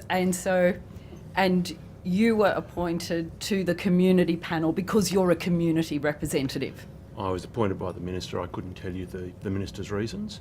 One of those things that you didn't include in that series of qualifications was I was the Head of Property Investment and Development for the University of Sydney, and in that capacity I have no ecological qualifications, nor do I advocate that I do. I simply was the manager of assets that were owned by the university on behalf of academics for the purposes of undertaking academic study, and that therefore exposed me to their thinking and listening and learning from them. Right. More qualified than Jack. And so there's point of order. Could you ask the member to restrain so that I can just ask questions? Thank you. Thank you. The other question I would have for both of you is, what is your experience and your anecdotal knowledge of other national parks in New South Wales? They're former Green staffers. Oh no, that's Jack. Order. Sorry. Order. Enough. Please, Wes. Sorry. Please, Okay, just okay. leave me alone. Okay. Thank you. Sorry, I'll just restate the question. Could you please tell me, if any, other experience that you have, and anecdotal, in relation to other national parks in New South Wales? I'll allow Lisa to answer first. Thank and you. then I'll I can honestly say I don't really have a lot of experience in any other national parks other than being, one day here and there visitor over my lifetime, Thank you. including all around the country, not just New South Wales. Thank you. I think, my experience in national parks is I've extensively walked Canangra, Blue Mountains, Pigeon House, up around the New England, around the Guy Fawkes, Ku-ring-gai National Park. So as a visitor? As an extensive bushwalker. Fantastic, yeah. As I said, I've been doing this since I was probably about 12 years old. I've been going to the bush on my own, Yes. and I've continued to do that for most of my adult life. So I've walked in those capacities because most of those parks do not permit horses to be ridden. In more recent years, I've stayed in Kosciuszko and so on where I can ride a horse because I have a serious knee injury that doesn't permit me to walk long distances. Thank you. And just in relation to threatened species management, you have no qualifications in that regard? No.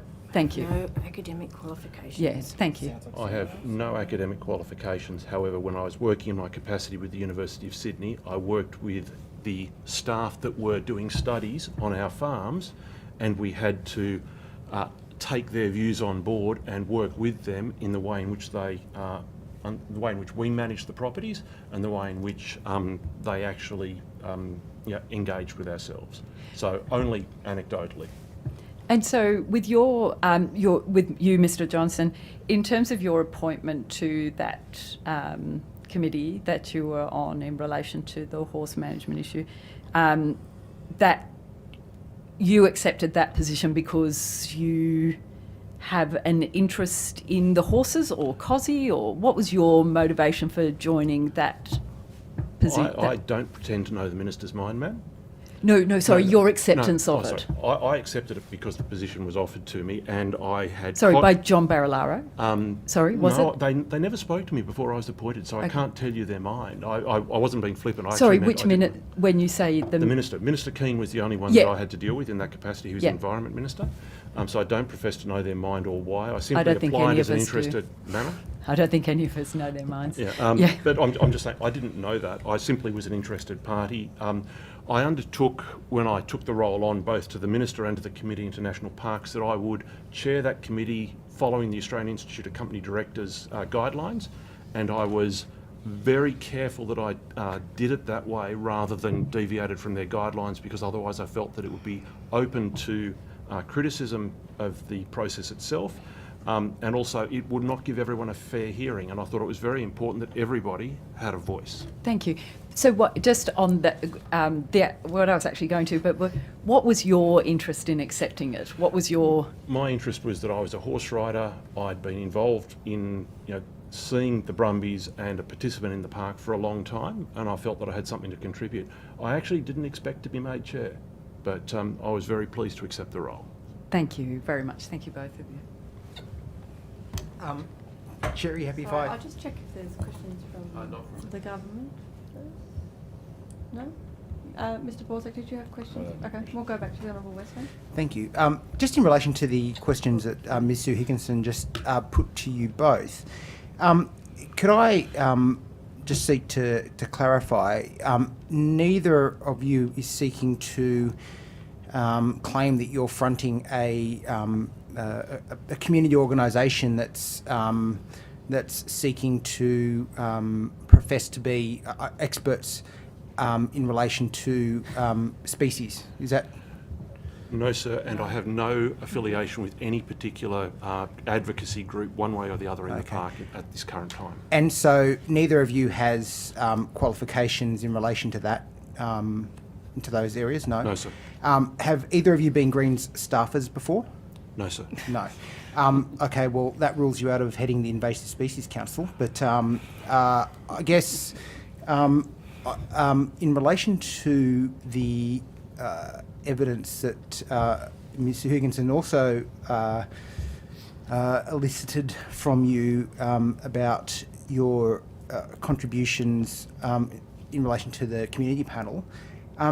Could you provide some insight as to the work that the community panel did, the work that the Minister asked you to look at, and ultimately how this government, that's currently the Labor government, has sought feedback from community members in relation to what's occurring at the moment in Kosciuszko National Park?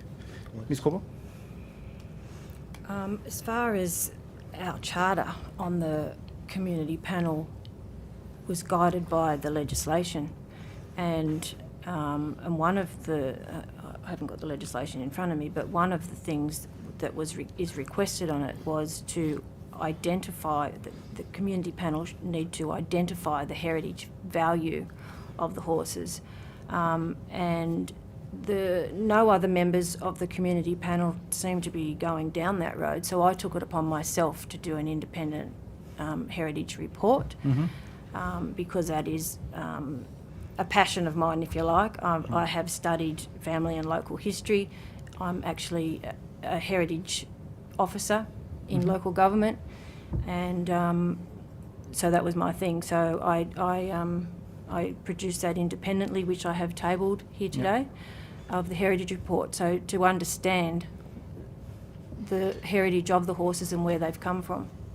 Do you think that the current Labor government has in any way sought to recognise and respect the heritage aspects of the brumbies in Kosciuszko National Park? Have they done anything that leads you to believe that the iconic status that brumbies carry amongst the Australian populace has been recognised and respected? No, I think it's been totally ignored. Do you think that the aspects of the colonial and the folklore status the brumbies have has in any way been celebrated by this government? I haven't seen anyone celebrate it for a long time. It's very disappointing. Yeah. Do you believe that the brumbies do have the ability to provide a heritage and cultural aspect to this country? Absolutely. Absolutely. And National Park's own commissioned report that they had done back in 2016 by a group called Context, which included 3 or 4 different consultants, heritage consultants. When you're applying for a heritage listing of any item, you need to meet a criteria out of 9 to reach national heritage listing. You only need to meet 1, and the horses in their report met 5. So well and truly they have significant heritage value. I agree with Lisa, and the thing that I find most disappointing is that history resonates with young people. When I was in the park earlier in January, and I was riding around on a brumby, and I spoke to people and they found out I was riding a brumby, it made it that much more special for people. Right. And I think it truly resonates with people, and it's very seriously neglected. Yeah. So you would have seen earlier today the Minister obviously presented to the hearing. We know from having looked at the ministerial diaries that the Minister, one of the first things she did when she became Minister was to attend at Kosciuszko National Park and I guess look at the area. I believe the second thing she did was meet with the Invasive Species Council on her disclosures. Now, that's obviously curious given that the Minister's got carriage of a number of issues, energy, in the environment, heritage, etc. But her priority first was Kosciuszko National Park and then meeting with the Invasive Species Council. Were you, the community groups, the Brumby advocates, were you provided the similar opportunity to present to the Minister and actually engage with her in the same way that the Invasive Species Council was able to get access immediately to the Minister? Absolutely not.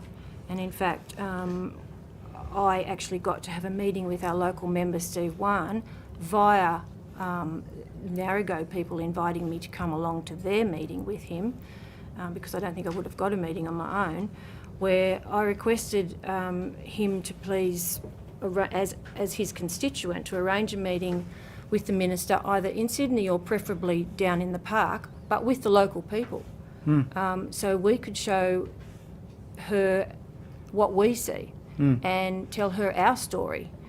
But and then after the meeting in person, I also followed it up with emails requesting and thanking him for the meeting, etc., on a couple of occasions, and I still haven't even received a response, not even a generic response from him. That's disappointing. I can appreciate that. To my knowledge, no Brumby groups have been met with the Minister or had the opportunity to meet with the Minister.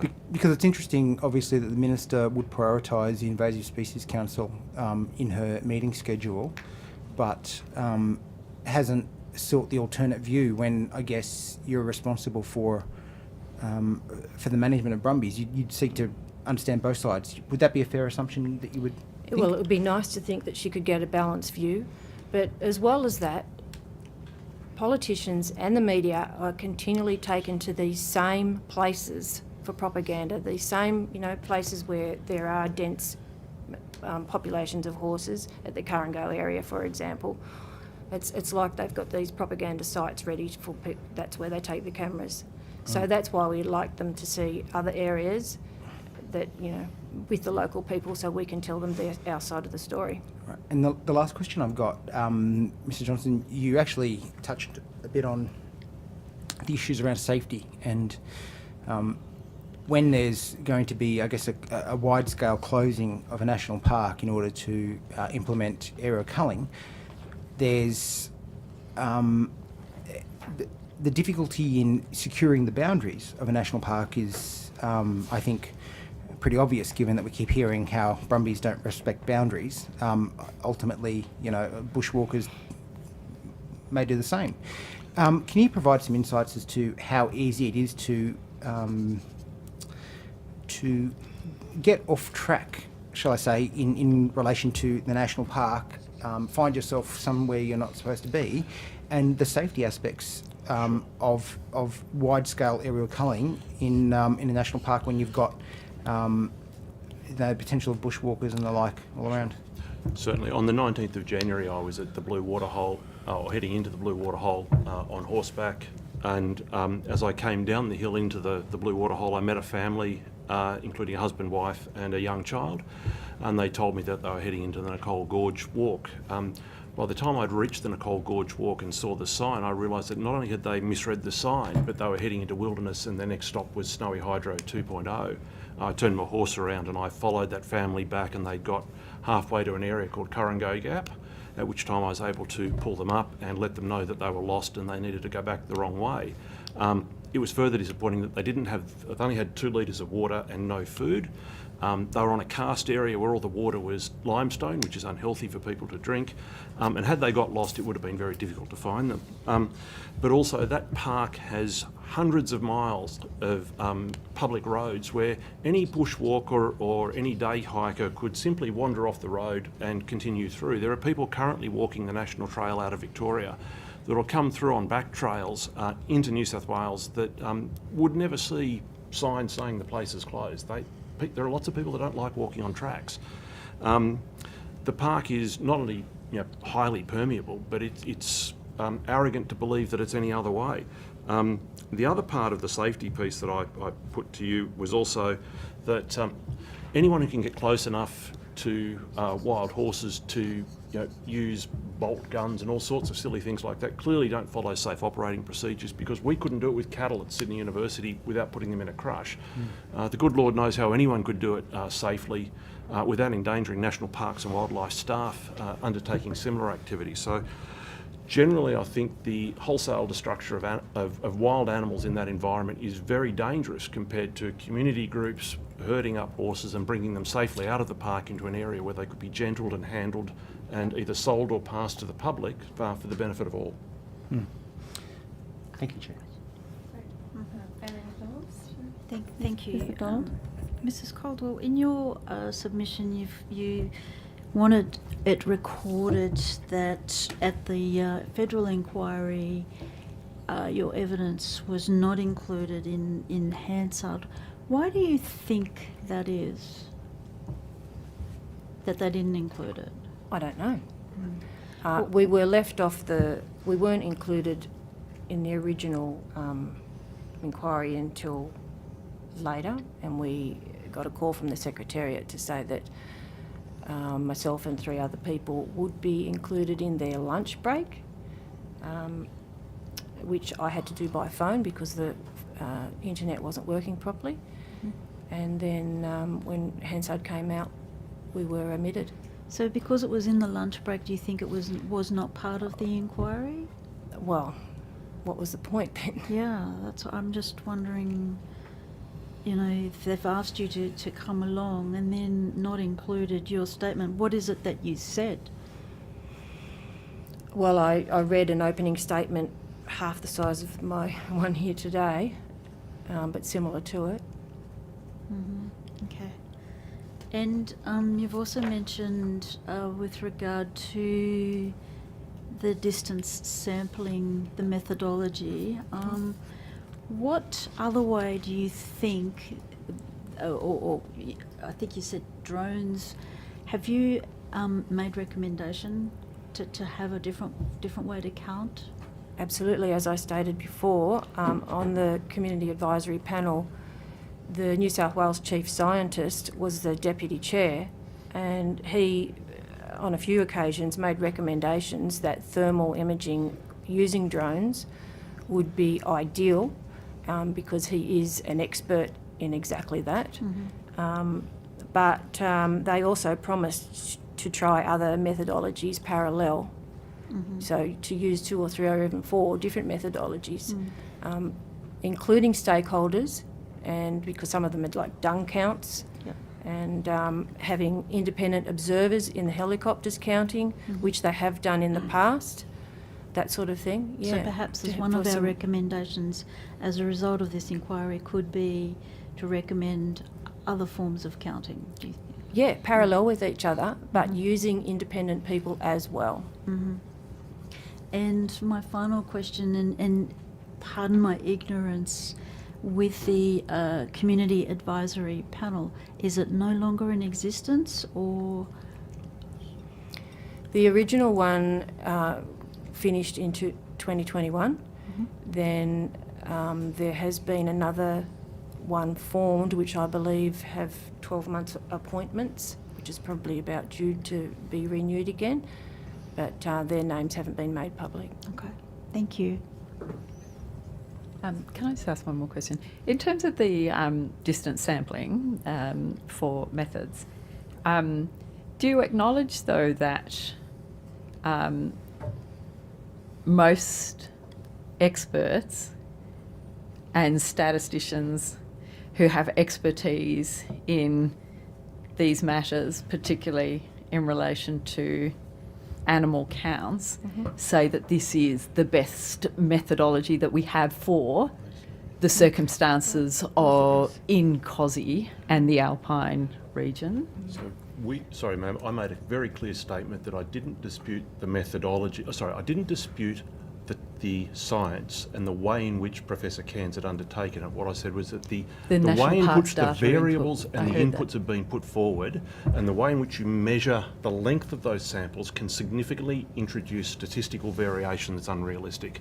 So if you start a run back X minus 10 and you run it to Y plus 10, and there's only horses in between X and Y, the statistical variance just by having a long run will do that, but also by, as they've said, clearly when you look at the data and the way it's constructed, you know, let's say 5 years ago they said when you cite a single horse it's worth 3 because there's so many others, and that's an input done by Parks, not by Cairns.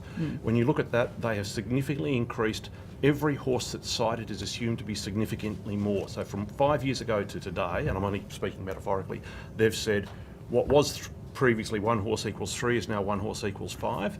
But if you look at the raw number of horses counted on the ground, it hasn't varied significantly. There's been variance, I don't doubt that, but it's not as great as has been put forward by simply changing the inputs into the model. And one area I do have a background is I have a master's degree in financial mathematics, and I do understand how to work a model.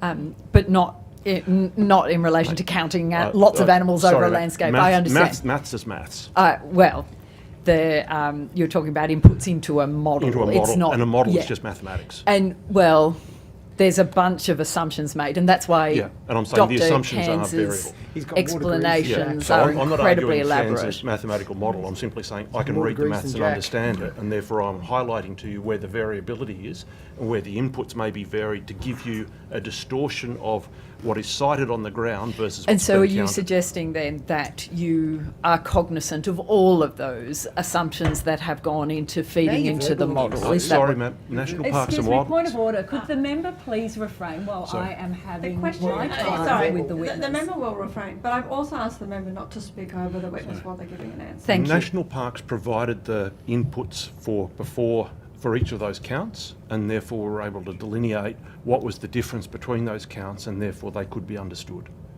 But I don't profess that I would have a similar qualification to Professor Cairns. His area of expertise, all I was doing is reading 1 + X = Y, and therefore I could understand the maths. Thank you. Can I add to that? Dr. Cairns did explain to us that the methodology was developed by St Andrews for the Serengeti. So Yes. it's a very different landscape. And a lot of it is based on assumption. And he said he can only base his information on the data he is given. And that data is given by people that are assuming that there are horses living in certain areas where we know they are not. And you know they are not because you say that you've seen at all times to say that they're not there. Well, yeah.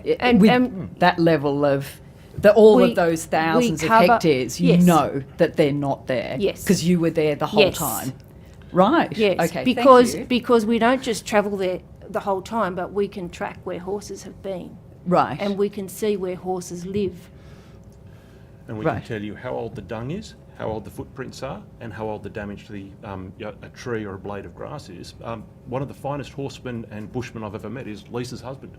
Yes. He's an expert Oh, at I'm that not. sort of thing. I wouldn't remotely question your horse skills. I'm sure you're It's not absolutely just horse fantastic. skill, it's bushcraft as well, and bush skills, and knowing the land. Which and are the very- Sue's an land. expert in that. Which are very And that's- different to ecological expertise Maybe, and science. Maybe, Yeah. but we can tell where horses are or have been in the last week, 6 weeks, 6 months, or 12 months. Thank you.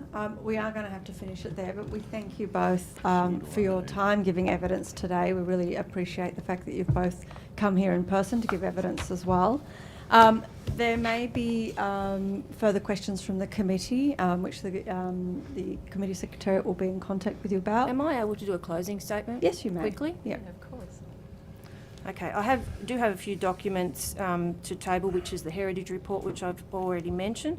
But also I'd like to table a submission by Dr. Andrea Harvey, who is a registered specialist veterinarian. Andrea, now Associate Professor of Sydney Uni Vet School, as well as Research Fellow at UTS, has many published studies, including 7 on wild horse welfare. She was Deputy Chair of the Scientific Panel, and she has rehomed over 40 brumbies herself and gilds many brumby stallions for other rehomers. So I'm submitting her submission to the inquiry. Andrew's work was also referenced in the Kosciuszko trial, shooting trial. I implore the committee to come and visit these mountain areas personally to see for yourself, but let us show you. Let us show you what we see and not be just taken to those propaganda sites like I was saying before. We've requested for decades for independent studies and monitoring.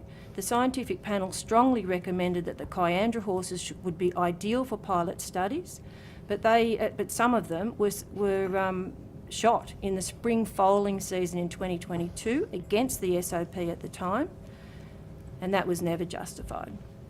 Both scientific committees, as well as National Parks senior staff, have always stated that this mountain community must be involved in the management of horses for it to ever gain public approval. A senior area manager at a feral horse workshop presentation said, and I quote, "What has been learnt from the process to date is that staff must be committed to the process of community involvement, and this commitment must be ongoing. Involving the community does have many benefits. It also results in greater ownership of the issue among the key stakeholders. Finally, and most importantly, it provides the opportunity to build long-term positive relationships with stakeholders and sections of the community. This support is vital in managing contentious issues," unquote. I must also mention here that Minister Sharp and several other Labor Party members were absolutely resolute in their statements heard in this building only a few years ago. They stated adamantly that they would never introduce barbaric aerial culling. In fact, some members were offended at the suggestion, and yet here we are. How can we ever believe in the integrity of governments or their bureaucracies again? And finally, the horses hold a significant place in the hearts of many people, just by instinct.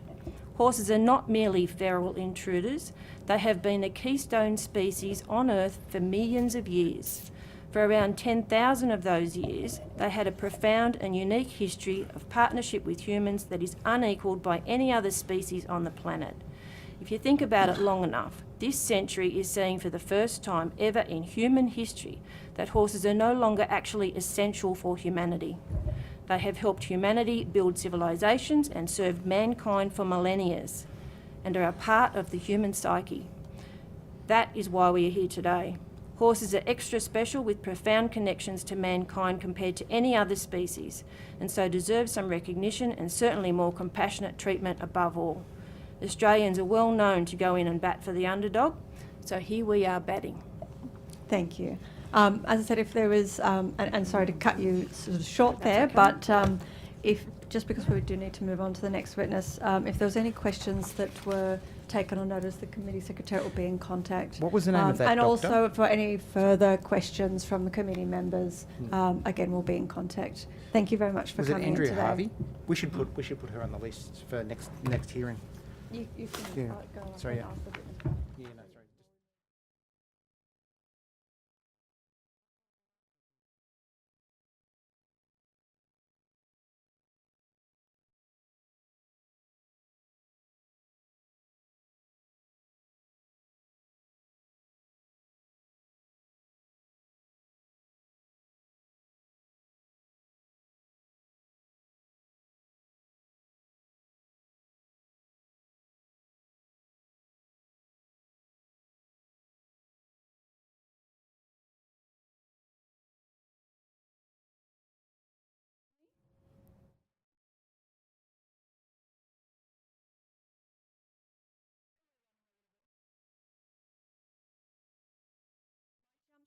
If that's okay. We don't have a video for you, but that's up to you if you want to put the video on. Could I begin by asking you to please state your name and position title and to swear either an oath or an affirmation? Well, we can see you now, that's great. Yeah, of course. Yeah. My name is Joanne Canning and I'm an independent equine scientist and horse trainer. My affirmation, I solemnly, sincerely and truly declare and affirm that the evidence now about to be given by me shall be the truth, the whole truth and nothing but the truth. Wonderful. Thank you so much. Do you have an opening statement that you'd like to give the committee? I have, and it's a little bit longer than requested, I'm afraid, but there's been a lot of changes since I made my submission, so I'll speak as quickly as I can. Okay, I'm an independent equine scientist and trainer with over 50 years experience. I've written 4 books that were approved and published by the British Horse Society, covering all aspects of equine health, care, management and training. I've handled and trained horses and ponies of all sizes and types, including wild horses. I've spent thousands of hours over 4 years researching the situation with the wild horses in Kosciuszko National Park, including the surveys, the purported damage and the humaneness of management techniques. I worked with Claire Galea to put together the proposed alternative count and took part in the meeting with NPWS and the Minister's Assistant. Very early on in my research, I became aware that there are a very powerful group of people, both politically and financially, that have, it would seem, waged war on the wild horses. The hypocrisy involved in this is quite honestly astounding. It would seem that any amount of damage can be done to the park if it is advantageous to humans or brings in dollars. That includes tearing up large chunks of habitat of the native fauna. I studied the report from the ITRG.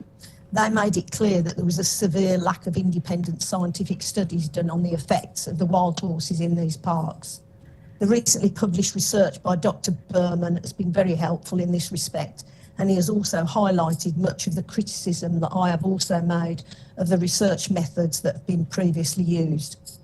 There is also a massive amount of self-referencing involved in papers used against the wild horses, and mostly they're not independent and they reference studies that are not equine related or relevant to Australia.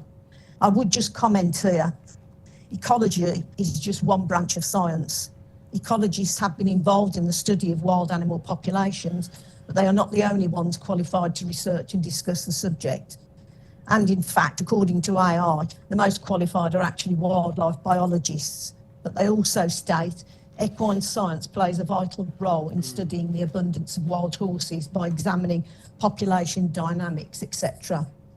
So with regard to the population surveys, I noticed quickly that there were purported annual population increases, particularly in the northern block of KMP, that were in fact biologically impossible for the species. So I started doing calculations.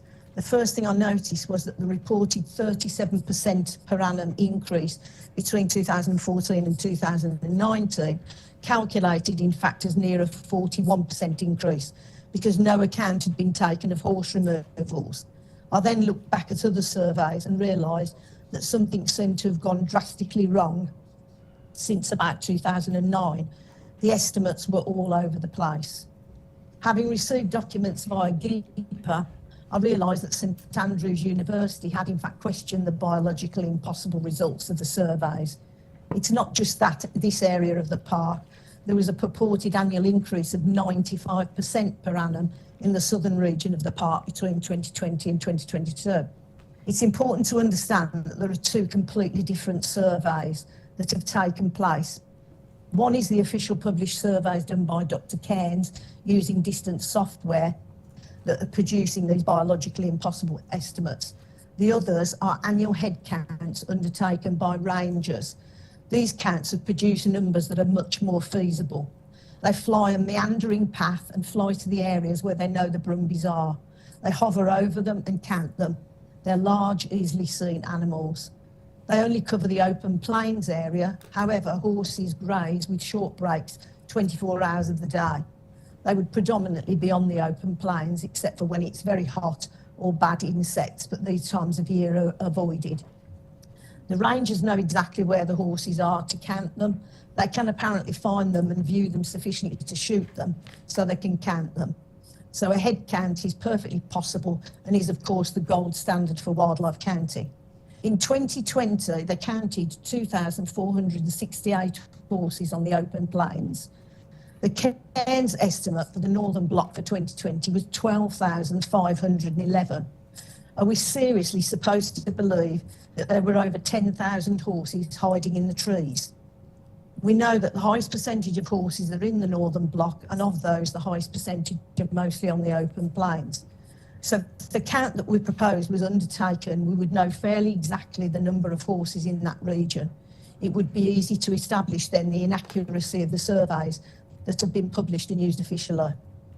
Would that be not what everyone wants, considering we are told that no one wants to shoot horses? Regarding the shooting, both ground shooting and aerial, you have several submissions from very qualified vets, including some that were on the scientific advisory panel, that state categorically that shooting horses anywhere other than in that small spot on the head that achieves instant loss of consciousness is absolutely not humane. This is also the position of the RSPCA, according to their submission to the Senate inquiry. But it's just not possible to shoot free-running horses accurately in this small target area. So they aim for the thorax, either hitting just the lungs or with aerial shooting, often the spinal column, to partially paralyse and disable them. It's horrific, cruel, and they would suffer enormously. Blasting them full of bullets may speed up the death, but they would still suffer enormously. Thank you. Thank you. I might start with a couple of questions myself, if that's okay. As an equine scientist, I just wanted to understand what your key concerns were with the way that the brumby populations have been estimated in the park. You raised concern in your submission about biological impossible population growth rates. I'm just wondering if you can help unpack that a little bit further for the committee.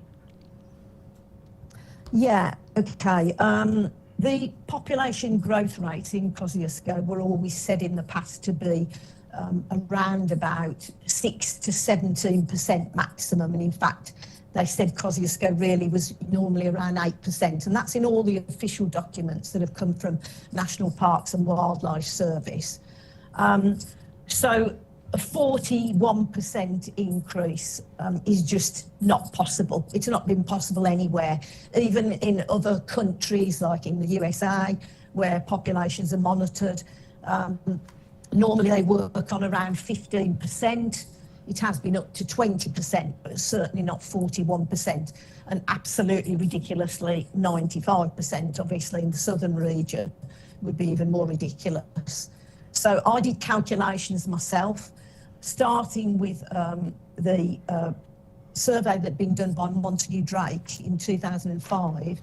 I took those figures because they were specifically just for Kosciuszko, and it got the north and south split up. And then I added on 17% every year from that, and then took off the horses that had been removed from the official figures.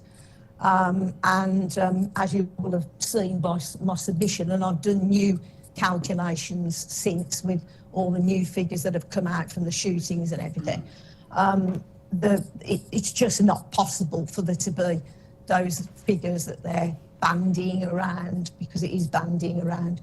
The other thing is as well, and I had a discussion with Mr. Fletcher on Facebook about this, to try and say that when you're in a helicopter and you're looking across 150 metres is what they look at either side of the helicopter, to try and say that you only see 57% of the horses at 150 metres from the helicopter is quite ludicrous to me. I can stand my piece of land where my horses graze, I can stand in the roadway and it's 200 metres long. I could most certainly count the horses in the field, even from down on the ground, quite accurately. So I think it's, that's part of where it's going wrong. I can't talk from the statistical point of view because Claire has already covered that. But yeah, from an equine science point of view, it's just not possible for horses to reproduce and increase at those rates. How long is a horse pregnant for, or a wild brumby pregnant for? 11 months. 11 months. And based on the proposed increases, how many foals would have to have been born for that increases that are being proposed? Yeah, as I say, I mean, it's complete to get to like 40%. I mean, the 95% is so ludicrous. It's unbelievable because you'd have to have stallions and foals having foals, and basically every horse, no horse would die. It's so ludicrous. But even at the 41%, it would mean that no horses would die, and that every mare, if there was 50% mares, every mare would have had to have a foal every year, even if it's mares that are only 6 months old, which is impossible, obviously. Okay. So, as I say, it's just not possible. Those numbers are just not possible. Okay, thank you. Your submission also references the work of Dr. Berman, and his research highlights how difficult it is to actually assess the environmental impact of horses, and we've heard a bit about that today as well, about the fact that it's difficult to have reliable data that shows that the environmental damage that we're seeing is largely caused by the brumbies at all. Can you help us unpack that a little bit further as well? And are you aware of any research out there that it does link the environmental damage at Kosciuszko Park to the brumbies? There's been a lot of research papers that have been quoted. As I said in my opening statement, a lot of them are self-referenced. I've noticed, and certainly not independent. Methodology that has been used to do these things has been faulty, which was also criticised by Dr. Berman, where they haven't eliminated deer, and the damage that deer do, obviously, is much worse than what any horse would ever do, because they do wallow and enjoy that, digging up all the water things. So, no, I mean, I was refreshed to see Dr. Berman's research, long-waited, and he basically made a lot of the same criticisms that I'd made about the methodology that they, and like with the waterways, as I heard earlier on the testimony from the other gentleman about, I can't remember his name, sorry, about that, saying that you know, the banks of the waterways that are measured, they're affected by other things. And it seems so hypocritical, because there's so much damage being done by human tourism, and that's well documented, obviously. And yet that's being expanded, you know, new tracks being put in, new cycle routes, new ski runs, whatever. And yet the brumbies seem to be picked on, and they don't trample. I mean, I live on a sphagnum bog. You may laugh at that and find that hard to believe, but I can assure you I do. And I can assure you that since I've been here with my horses, we've got more sphagnum moss than we've ever had. They don't trample it. Horses don't trample their own food. You know, they eat grass. So if they were trampling it and killing it, they'd have nothing to eat, would they? Same as with the water situation. They don't pollute their own water because they need it. They need a clean water supply to drink from. Yes, when they put their feet in the water, it causes a little bit of disturbance in the water, which settles back down again. But a lot of the things that I've read, to me, you know, from either equine science or even common sense point of view, are quite ridiculous, to be honest. Thank you. Since you've given your submission, we've had 2 more documents that have come forward. There's the standard operating procedure in regards to the aerial shooting, as well as the New South Wales Government's report on the preliminary aerial shooting program. I'm just wondering if you've had a chance to look at either of those documents, and if you had some feedback for the committee in regards to both of those.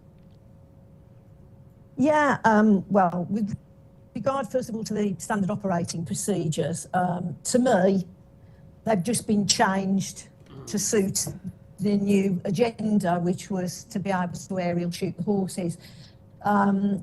Most of the shooters know that they can't get what is recommended and what is humane, which is a shot to that small part on the forehead. They know they can't do it.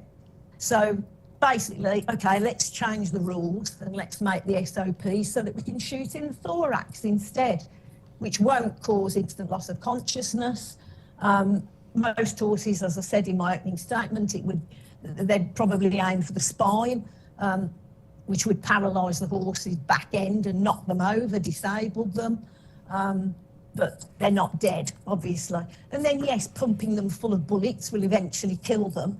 But is that humane? No, it's not. As Mr. Fang said, the only humane way is in the head, and the RSPCA agree with that, as do the vets that you've got submissions from. So changing the rules doesn't make it humane. Thank you. I might throw to the Honourable Wes Fang. Thank you very much. Thank you very much for appearing today and providing the insights that you have. It's been certainly insightful and provides a very balanced perspective, I think, to some of the other evidence that we've heard in relation to the support of culling of brumbies. I want to first drill down on the issue of the numbers and the, I guess, contradictory issues around the breeding cycles and the methodology. Could you provide to us, I guess, an insight around the contradictions and what other experts have said in relation to Mr. Cairns's methodology and where it perhaps comes undone? I can't talk, as I said, about statistical things really because I'm not a statistician, obviously. I can only talk from an equine science point of view. As I said, I mean, a well-known and published maximum increase rate for horses is 20% really a year. So 40% is just completely wild. And as I said in my opening statement, to try and say that like there was 10,000 horses hidden in the trees in 2020 because Parks counted 2,468 and Cairns estimated over 12,000 is anybody, you don't have to be a scientist or a mathematician to realise how ridiculous that is. Horses are not monkeys, they're not tree dwellers. They'd be mostly out on the open plains eating grass, obviously. Yeah. So I mean, it's not just Kosciuszko either. I mean, I looked at Barmer National Park, same kind of incidents there. With as soon as the distance software started being used, it started to create problems there. They'd had a steady population of 150 to 200 brumbies in Barmer for many years because of the situation there. Obviously, it's not the ideal area for horses to live. Suddenly, the distance software came in and wallop, they increased by 60%. Yeah. So the other thing is that there were localised surveys done, supposed to be as trials in certain areas. And if you look at my submission, I did a table of that in comparison with what Cairns had estimated for those regions.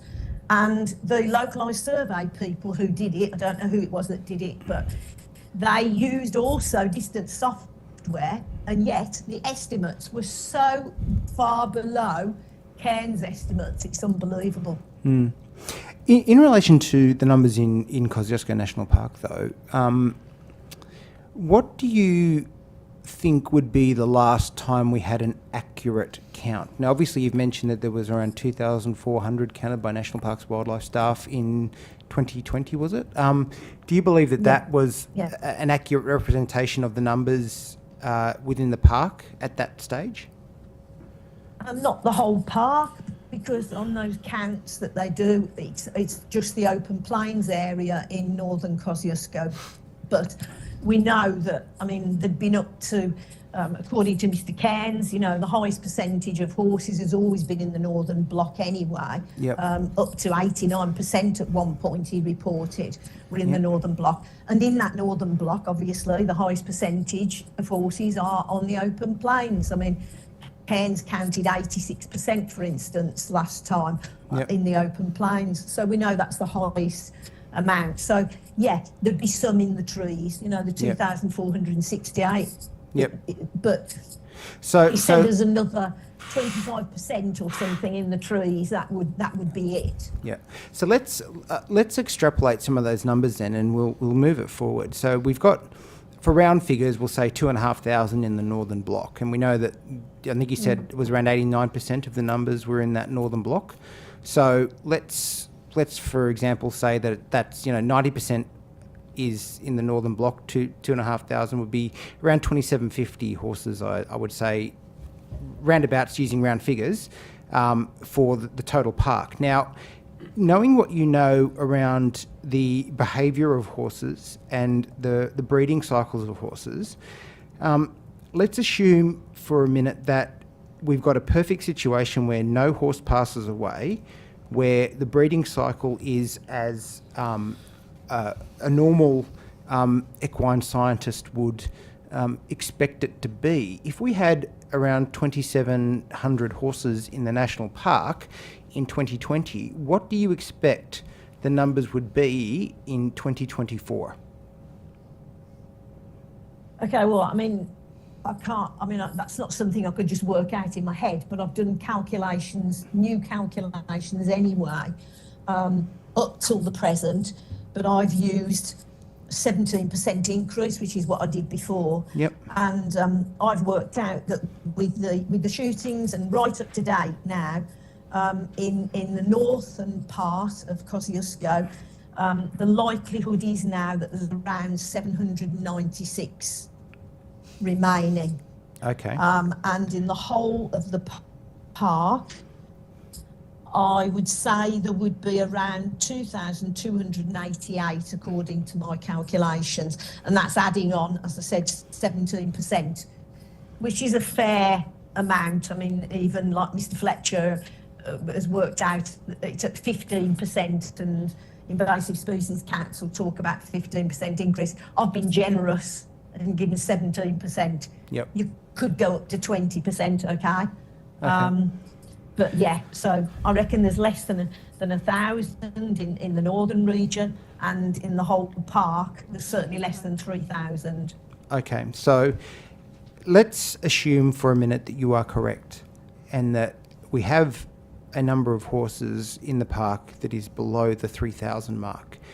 Obviously, the 3,000 mark is the trigger and the number that's expressed in the legislation, and also it's the minister's stated target. Doesn't that make it even more important now that we have a better understanding of the horse numbers so that we don't continue a cull and exterminate entirely the Brumby numbers from the Kosciuszko National Park? Absolutely, yeah. I mean, that's what's been promised in the legislation and is in the management plan, that there'd be 3,000 horses retained. And I said in my submission all along, you know, it's a good way to basically eliminate all the horses in the park, isn't it? If you say there's 14,000, 18,000 horses, and you've got to get down to 3,000, you're going to aim to kill 15,000 horses. So basically, you're going to shoot the lot. So you've absolutely, there's got to be another count method used that's going to give a surefire. I think it's up to National Parks and Wildlife Service to prove without any doubt that there are more than 3,000 horses remaining in that park. And I'm talking about with photographic or video evidence, not by using computer statistics and modelling. And so if it was my unstated aim to ultimately remove every single Brumby from the Kosciuszko National Park, I suspect that, and you would, I guess, agree with me, that the things that I would need to do would be to overestimate the population, would be to ensure that a recount or a different methodology in the count was not implemented to ensure that the numbers that I insisted was the case is the case. And that I would be seeking to find the quickest way of culling the Brumbies that I could. And certainly we know that at least 800 have been culled from the last numbers that were provided to us. That all seems to be not only just the circumstance that would provide you the opportunity to exterminate all the Brumbies within the Kosciuszko National Park, but it also seems to be exactly what is occurring at the moment. The government isn't allowing other methodologies to be implemented to count the horses. They're seemingly rushing the aerial culling, given that the minister, her first point of call was to visit Kosciuszko National Park, and the second point was to meet with the Invasive Species Council, and they're not allowing a recount to occur. Can the public have any confidence that the government has done all they can to ensure that the numbers are accurate so that they can continue this aerial cull? No, absolutely not. Absolutely not. I mean, I even wrote to St Andrews University in Scotland, and in fact, I even telephoned them in the end because they wouldn't respond to me, referring me back to National Parks and Wildlife Service. So I actually phoned them in the end and spoke to them and ended up getting a response. They still fobbed me off. But, you know, somebody's got to take responsibility for this. There's papers that have been issued here. Those surveys should never have been published, because they can't say that they're scientifically sound when the papers themselves have got estimates in them that are not biologically possible for the species. How is that scientifically sound? It's not. Can't be, can it? And Ms Canning, whilst you aren't able to actually probably hear it, given that you're on video conference, Lawrence of Arabia over there has been indicating that I'm promoting conspiracy theories. Now,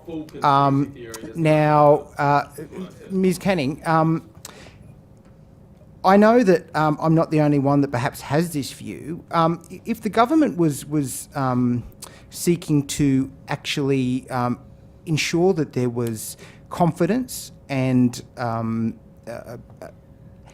accurate number of horses, they would allow other methodologies of the count to be brought forward and would be actively encouraging it. Would that not be, I guess, a sensible position for the government to actually adopt?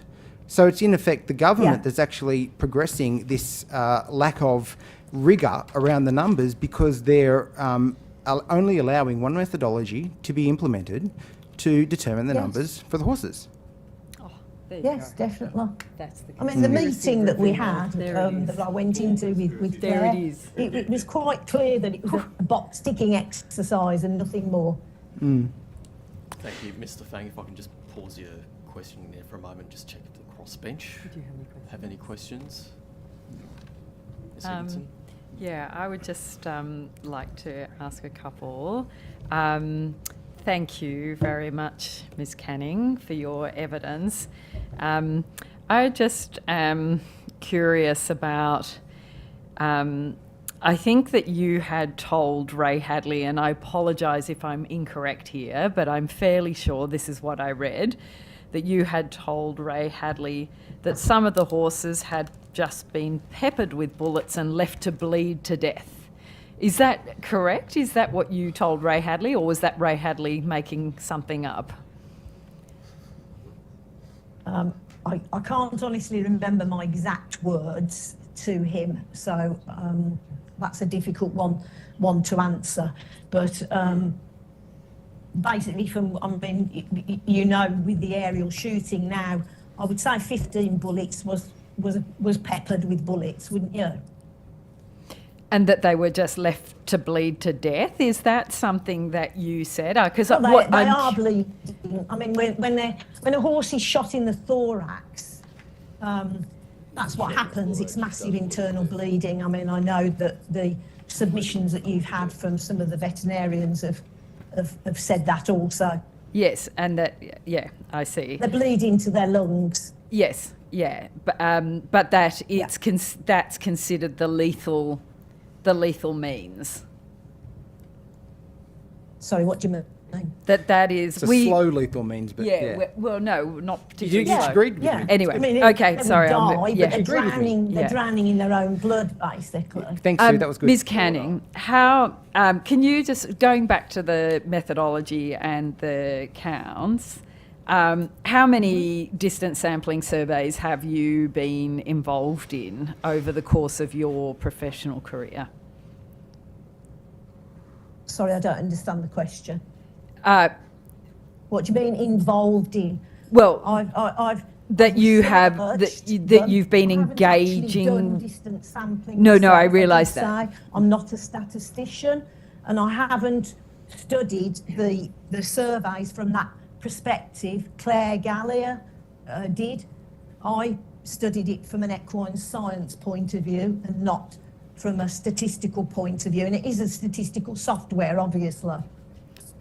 I see. So you're relying entirely on Claire Gallier's assessment of that methodology? No.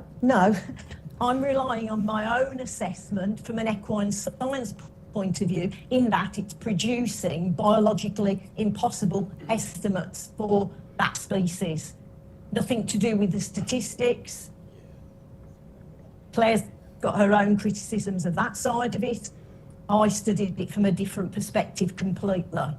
It's not possible for horses to reproduce at those levels, the levels that are being bandied around. All right. And so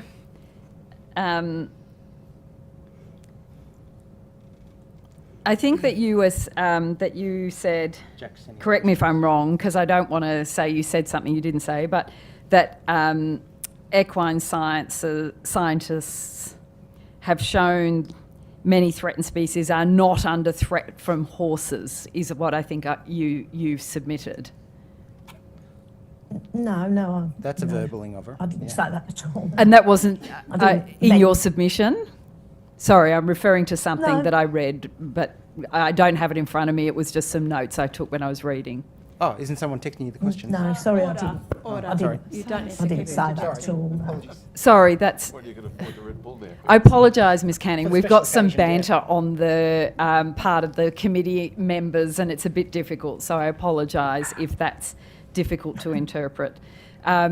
All right, I'll just leave it there. Anyway. I'll leave it there. I can Thank you only very much, hear Ms you. Canning. Thank you very much. Okay. Thank you, Ms Canning.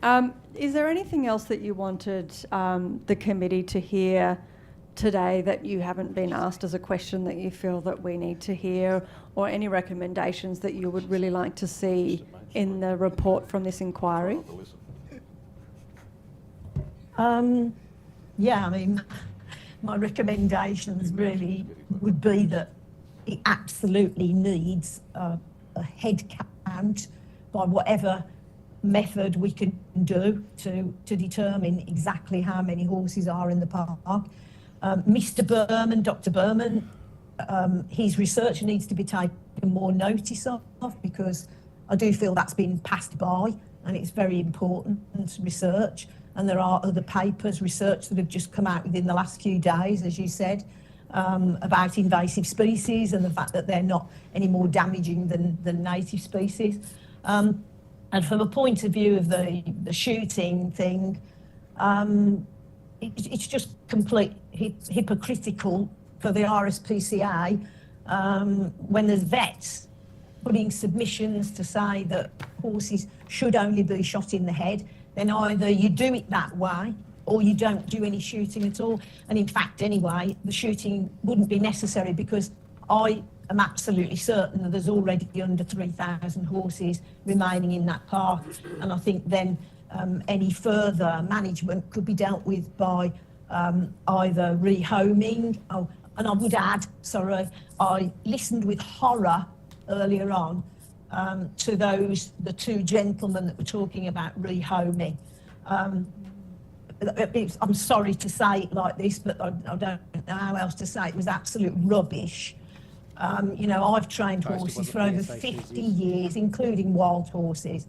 One day that they may be a bit stressed being transported to a home, but then to have a lifetime of life, a happy life most of them have, it's not more humane to then shoot them. That's a ridiculous statement to make, because at the end of the day, it's like saying to somebody, a human being, you're having a really bad, stressful time, so best you commit suicide or, end your own life, because, putting up with that stress, it'd be much better to just be dead. I mean, that's how ridiculous it is.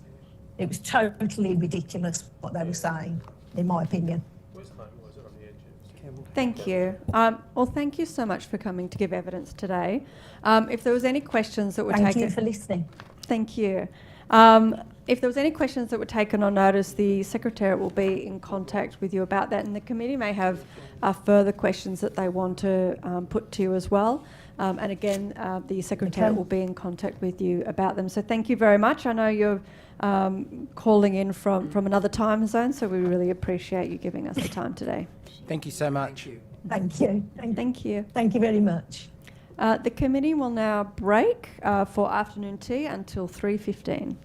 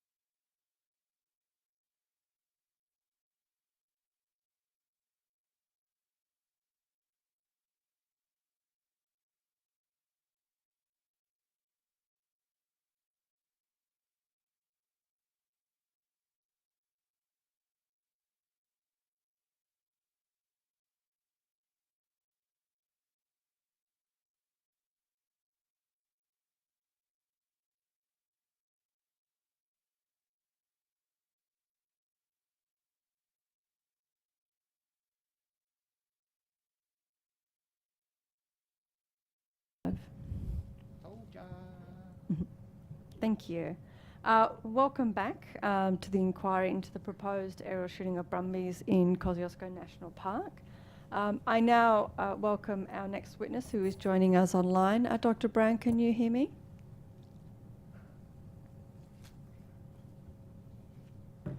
Dr. Brown, I believe that you are on mute. Is that better? Can you hear me now? Perfect. Yes, I can hear you now. Thank you. Excellent. Could I begin by asking you to please state your name and position title and swearing either an oath or an affirmation? Certainly. My full name is Gillian Brown. My title is Doctor, and my affirmation is as follows.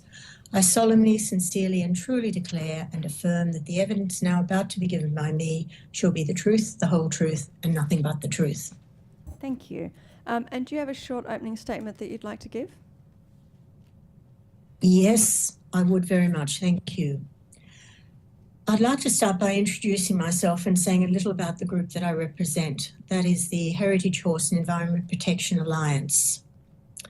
I'm a retired academic. I live on a rural property and have a number of whaler horses, several of them Wild Caught Foundation bloodline horses, hence whalers. My great-grandfather bred whalers for export to British India, and I grew up in stories about our special Australian horse. So when I had the opportunity to be part of attempts to re-establish what is currently classified as a rare and endangered breed, I jumped at it. This has given me several years' experience in working with wild-caught horses. I've also spent much of my life riding in the high country. In addition to this, I'm a keen conservationist with a third of my property locked up as a wildlife reserve and with wildlife corridors on both sides of my property, connecting remnant bushland with state forest. Others in the group are very much the same. They're either currently owning wild-caught horses or they've done so in the past. They all value the central role that these horses have played in the development of our country and in our cultural identity, and at the same time, they're actively involved in a range of conservation activities.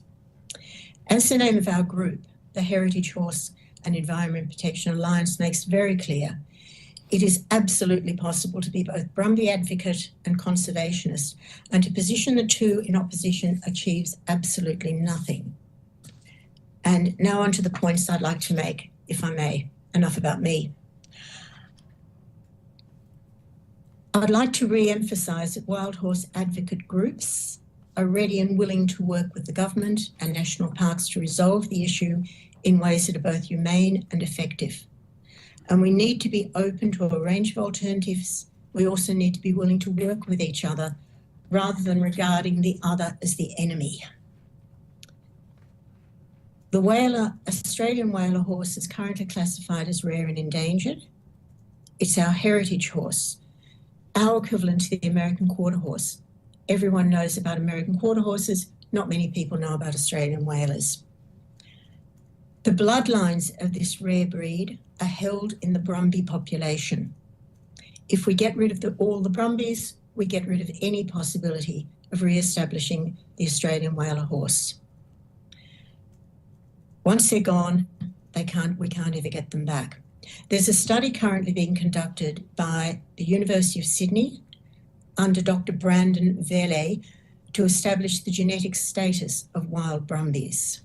That work's going to supplement and extend the work currently being done on DNA collection with regard to the wild-caught whalers, which has been done through the University of Texas as part of the Global Equine Genome Project.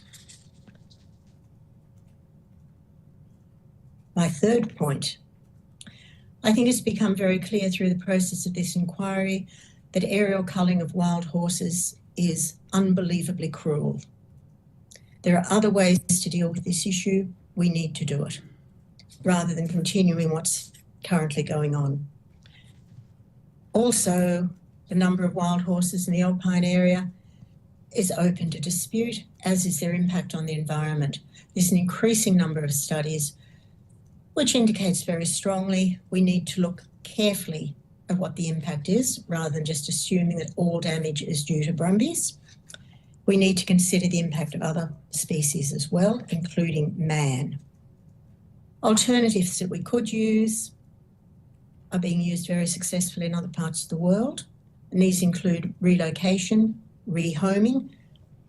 Now, I emphasise rehoming with appropriate central management and financial support, fertility control, protection of sensitive environmental zones, not only from wild horses, but also from other invasive species, including man, and the maintenance of sustainable and protected numbers of wild horses in appropriate areas. It'd be also interesting, I think, for us to consider the potential of our brumbies as a tourist attraction. In other parts of the world, wild horses are valued rather than being slaughtered. There's also a couple of points from transcripts of the previous hearing I'd like to refer to. The first is concern that was expressed about the welfare of wild horses being transported. I acknowledge that if this is done poorly, it's an appalling thing to happen. But if it's done appropriately, wild horses are able to cope with transport. In bringing Foundation bloodline whalers in from the wild, over 200 horses have been successfully transported from the Northern Territory to the southern parts of Australia. For example, 66 horses were transported from a property bordering the Tanami in the Northern Territory, which is about 30 kilometres northwest of Alice Springs. Some of those horses travelled as far as Tasmania and did so successfully. In terms of personal experience, my own whaler stallion, who was part of this group, was brought back to the mainland from Tasmania, and the horse transporter said he had rarely transported a horse that was so calm and cooperative. There was also a point made that there is no particular foaling season for horses in the wild. This is factually incorrect. The Centre for Invasive Species Management website says, and I quote, feral horses breed in spring to summer and have a gestation period of about 11 months. Mares start cycling when the days start to lengthen and when the conditions are appropriate for them to be in foal.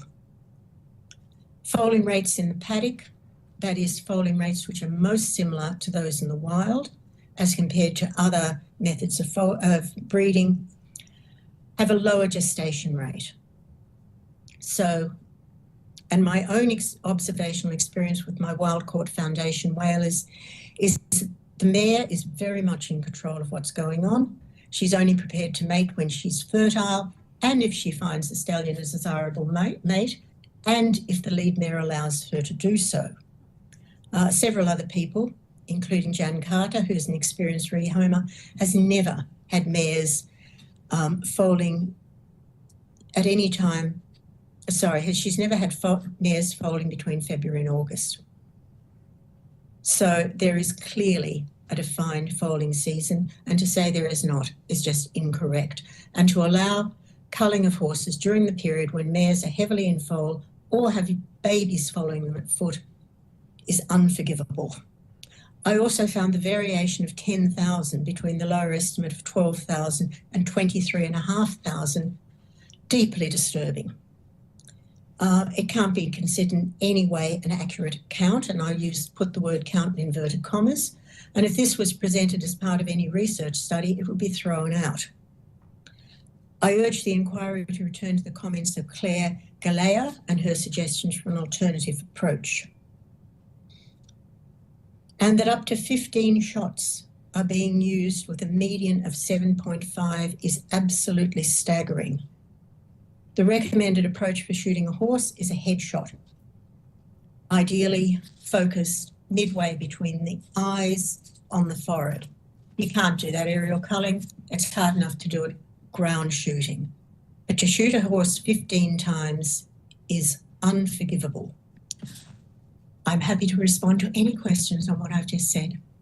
And I can rave about whalers for as long as anybody wants me to. Thank you. Thank you very much, Dr. Brown, for that opening statement. The Honourable Westphal? Thank you. I just, before we start the questioning, I just wanted to give you the opportunity to provide the committee with some view as to your credentials. There's obviously been a lot of questioning of credentials of people today, and obviously you've got the title doctor. Can you provide some detail as to your expertise so that it's not questioned by other witnesses, other members later? Okay, I'm happy to do so. My horse expertise, and I use words expertise in inverted commas again, is personal. It's gained from, way too many years being involved with horses. But my research qualifications, which are actually in some way relevant to this inquiry, include the whole construction of identity and the power of words in how we label certain aspects of life and the power of that labeling. For example, the term feral horse is far more detrimental to the status of that animal than wild horse. I think you'll understand my point. I do. There's a lot about, I guess, the language that we use and the perspectives that the language provides, people with an imagery of an entity such as a brumbie by calling it a feral horse or a wild horse. So yeah, no, I accept that, and I just wanted to make sure that we cleared that up so that that people weren't misinterpreting your title later on. But certainly from your personal perspective, and I appreciate the submission that you've made. In particular, I'm keen to drill down on some of the issues around rehoming. I think that the evidence to date that we've heard around the rehoming of brumbies has been one of it being a negative experience. I noticed during your opening statement you provided some context to that and sort of said that if it is, if it's done in a certain way, it can certainly be traumatic. But can you provide some context as to ways it could be done that would allow the brumbie to succeed in a rehoming circumstance? And I guess as a follow-up to that, can you provide some context as to how many people there might be that would be looking to help and assist rehoming brumbies instead of seeing them shot? Thank you. That is a really important question to think about. I've taken on a number of wild-caught whalers, i.e. brumbies. I'm careful to say wild-caught whalers because of their particular bloodlines. If it is done calmly and gently via a process of passive trapping, where the horses are not terrified and handled brutally, horses will willingly go where they are guided. And in my opinion, the best horse you can possibly have ever is a wild-caught horse that hasn't been mucked around, because they're open to communicating with people, they're open to bonding, they're incredibly clever, they think about things, they don't panic, so they're brilliant horses in all sorts of ways. Plus, they're really tough. In terms of rehoming, I think there needs to be support and supervision and central management, because when we talk about bad experience with horses, this happens when people who don't know what they're doing get involved, and that's as true for domestic horses as it is for wild-caught horses. Possibly more so for wild-caught horses because you have enthusiasts who don't actually know what they're doing, or people whose response to a wild animal is brutal. But with appropriate supervision, training and support from people who do know what they're doing, and there are a lot of people out there who do know what they're doing and do it very successfully, I'm sure we could get a really strong rehoming program going, and more people would be willing to put their hands up and say, yes, please, I'll take a brumbie, or two, or preferably three, because that's the ideal number. I understand. So would you suggest then that it's perhaps more of a question around resourcing and the will, I'll say, of national parks and the government to implement a proper and rigorous rehoming program more so than it is Yes. to anything else. If there was the appropriate funding, the appropriate resourcing, the suitably qualified staffing, and a network of volunteers, do you see that there would be any need at all to continue culling brumbies in a way that I guess leads to the worst possible animal welfare outcome, which is the brumby dies? Do you see that there could be a better way? Oh, absolutely, I see that there could be a better way. And in terms of the worst possible outcome, I'll just go back to that for a moment. The worst possible outcome is not that the brumby dies, but the brumby is wounded, terrified, and dies over an extended period of time in a way that would be completely unacceptable if we were talking about a domestic animal. We've actually heard Going back to your Oh, question. sorry, yes. Yeah. Oh, no, Going no, back to your I'm question, happy to... absolutely. Yeah. We've actually heard today from a number of veterinary experts who have said that ultimately the aerial culling shooting program typically does not lead to instantaneous death. That while the degree may vary, that the horse is unlikely to die immediately, and the circumstance with which it dies, the period may vary, and the circumstance may vary, hence the reason why we've seen up to 15 shots put into a horse. In that circumstance, do you think that there's, given that we know that there is a better way, or a different way, that that should have been perhaps the work of the government in the first instance, as opposed to seeking to go down the path of just increasing the numbers they cull, which is aerial culling? Absolutely, I agree with you, totally and completely. We should have started with approaching the various brumby support groups and working together cooperatively to come up with a better way. I know that... truly so. Yeah, I know when they... Following up too on your... Yeah. Oh, go on. There's a delay, so sorry. I often think that it's about to... It's okay. So you go ahead first. Just going back to your comment about vets saying it's not instantaneous death.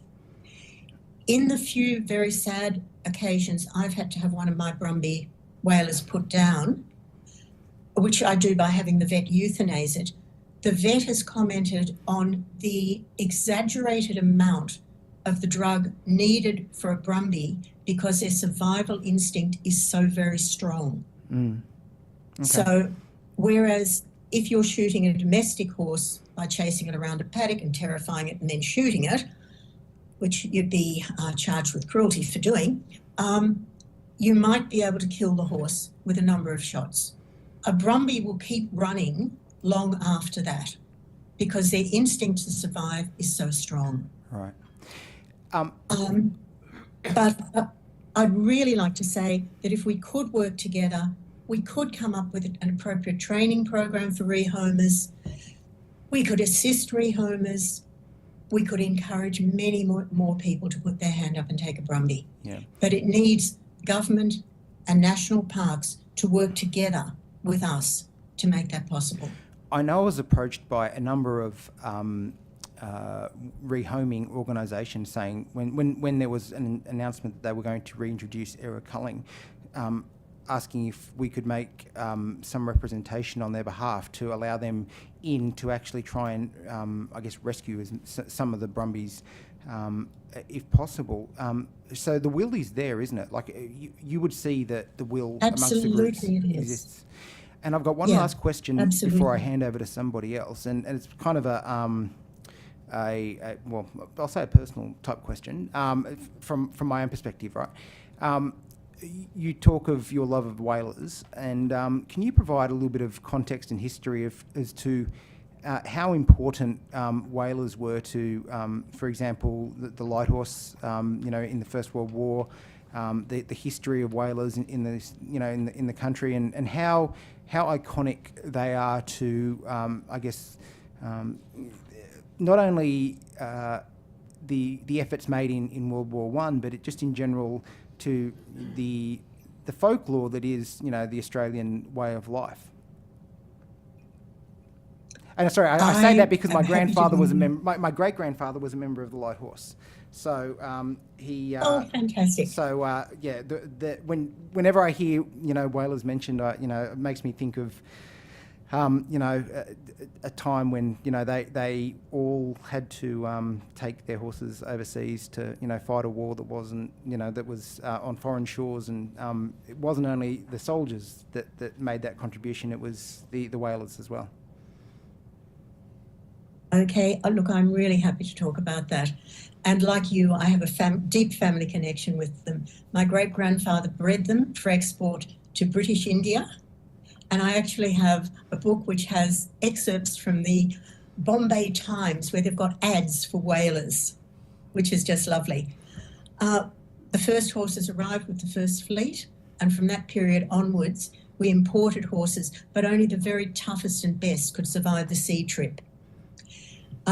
We then started breeding them ourselves, and horse breeders purposely ran their breeding stock as brumbies to ensure that only the strongest and the best survived. And if there were any problems with temperament, they did not use them. So one of the outstanding characteristics of the whaler is the way in which they bond with their owner. And soldiers who rode them in the First World War talk about the very, very special connection they had with their horse, which makes good sense, doesn't it? Because if you're in a battle, you come off, you don't want your horse to leave. That's right. I've had friends from Melbourne visit me who are non-horse people. They go out in my paddocks and come back talking about how my horses are more like dogs than horses because they see a person and they come up to say hello. If I go out with a halter and a lead rope, I have horses competing to put their heads in the lead rope. And several of them are wild caught. And they are just magnificent horses in every sense of the word. Yeah. And those bloodlines still exist today up in Kosciuszko National Park amongst the brumbies, is that correct? They do. They exist in isolated groups of brumbies that have not been close enough to civilization to have modern breeds interact with them. And when we're looking for foundation bloodline whalers, we're looking from horses from areas that have been genetically isolated, but also with a past history of breeding for whalers. And that is certainly true of the Kosciuszko brumbies. And you've spoken of the work that Sydney University is doing. You've spoken of the work that Sydney University is doing in trying to map out the DNA of the brumby populations, and particularly the different types of bloodlines that exist within the brumbies there. Are you able to provide a little bit of insight into that? That's a very early start process at the moment, but there's been an ongoing DNA collection process through the University of Texas for a number of years now, so that every old bloodline whaler that is brought in from the wild is DNA tested, and that DNA is sent off to the University of Texas. And that's part of a global equine study. It's a really important thing to be doing. Thank you. Ms. Suganson, do Thank you have you. questions on this witness? No, just all I would say is thank you. I have a deep love for whalers too, and I have a beautiful whaler mare who was taken from the Guy Fawkes many, many years ago before the proliferation of the wild horses across the park in the numbers that we're seeing now. So I very much appreciate your deep love for whalers. Thank you. Back to you, Tim. Thank you. Thank you. I might start with some questions unless the government wanted to go first. No? Okay. Thank you for joining us here today. One thing that has come under some criticism is the fact that the government actually decided to commence the aerial shooting of brumbies before this inquiry began, even though the inquiry had already been established before the shooting began. Do you have any thoughts that you want to put on record in regards to the fact that aerial shooting started before this inquiry was able to hand down recommendations? I'm appalled by it. I'm appalled by the fact that they've set up an inquiry and then to all practical purposes, are ignoring the inquiry and whatever findings you come out with because they're busy killing horses. I will say some years ago now, when they first started killing brumbies in Victoria, and I found out about it, I thought people just don't know how cruel this is. And as soon as they do know, they will stop it, because no sane person would say it's okay to do what's happening. And I've spent a lot of time and a lot of money, and I have contacted as many politicians as I possibly can, by phone, by email, by letter, in person, and I'm coming to believe that when people do know, they just don't care, which I am appalled by. Horses were integral to the development of this country. They're an important part of our cultural and historic identity, and even if they weren't, we owe them better than this. What we're doing is appallingly cruel, it is appallingly wrong, and it needs to stop right now. Thank you.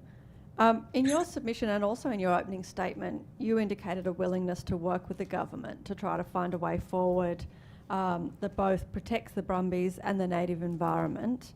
Have you found any willingness from the government to work with Brumby advocacy groups to find a way forward there? Absolutely none. And so has your efforts in this been largely ignored? Would that be correct to say? They're either ignored, or I get a response that say they acknowledge that this is an emotive issue, but blah, blah, blah. But I haven't actually heard anybody say, what can we do? How can we help? How can you help? How can we be involved to resolve this? Which is incredibly disappointing. Thank you. I want to talk to you a bit about fertility control as well. In your submission, you note that fertility control has been an effective method that's been used in USA and the UK. Do you feel, as an advocate and working within an environmental protection alliance, that the Brumby supporters and the members of your organisation would agree with and support trials into fertility control methods? Absolutely, 100%. Thank you. We put money into it if that made it happen. Thank you. The Australian Veterinary Association, in their submission, have been calling on the government to start that fertility control work now. I myself actually passed a motion some years ago in the previous government calling on those fertility control trials to start, and still no trial has even begun. There's been no funding or anything for any of these trials. Do you have any insights, or does your organisation have any thoughts about why there's such a strong pushback against a fertility control method at least being trialled as a first instance? I'm deeply puzzled by it. I really am. I can't help but think that the government and the national parks have committed themselves to this one approach, and they're locked into it and will defend what they're doing at any cost, including the cruelty to the animals and the actual truth of what's going on in terms of the justification for it and in terms of what's happening. A fertility control trial program would be so easy to establish. We've got information available to us from a range of countries overseas. We could have a confined group. We need only start with, I don't know, less than 100 horses. It would be easy to do. And if we needed to, we could crowdfund the thing. Absolutely. It's just willingness to let it happen. Yeah, absolutely. Thank you. You mentioned the Guy Fawkes aerial shooting in your submission. Are you concerned that we're going to see the same thing happen here at Kosciuszko National Park, some of the same welfare issues that we saw at Guy Fawkes, or do you believe that there's been evidence of some kind of change in process that we'll see that we won't see that same outcome? we will see the same outcome, but on a much larger scale.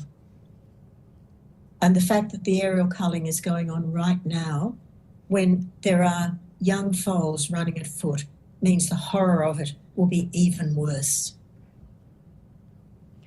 The bits in the transcript from the earlier hearing where they talk about foals being found with the umbilical cord still attached, that is foals in moments after birth.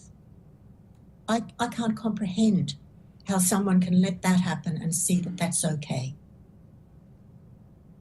Thank you. Did you read the government's report that they released after their trial aerial shooting program? I have read so many things. I'm sorry, I can't. No, that's bring that to okay. mind No, I've only immediately. asked if you've read it, so if I ask any questions about it, that we know which document we're talking about, but that's Yeah. fine. I totally understand.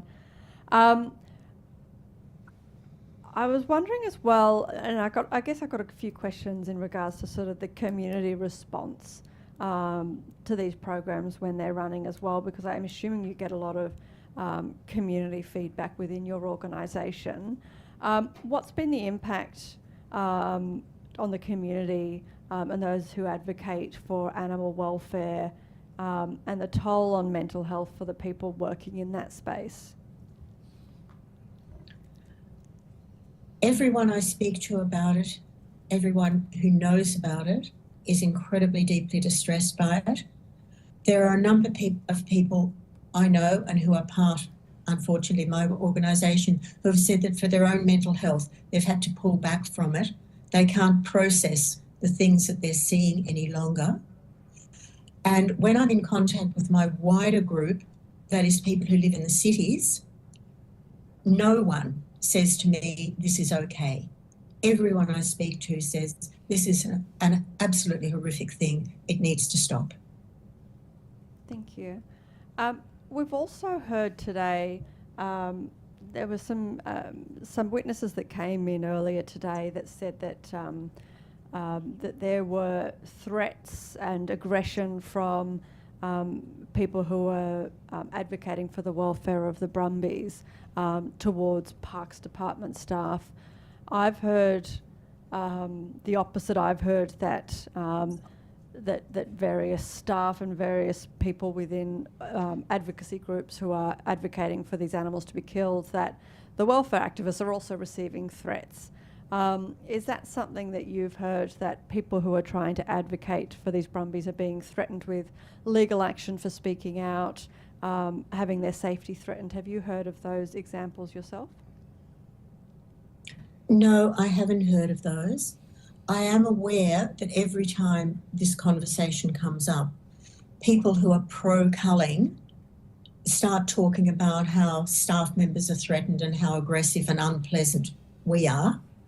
I'm not aware of that at all, and I think it's part of the false division which is being imposed on us, where Brumby advocates are positioned as lunatic anti-conservationists who are, supporting vast mobs of brumbies thundering across the plains, killing koalas as they go, versus the conservationists who want nothing in Australia that hasn't been here since the 1700s, which probably means we should all leave. And if you've got those two extremes, that does nothing to help resolve the problem.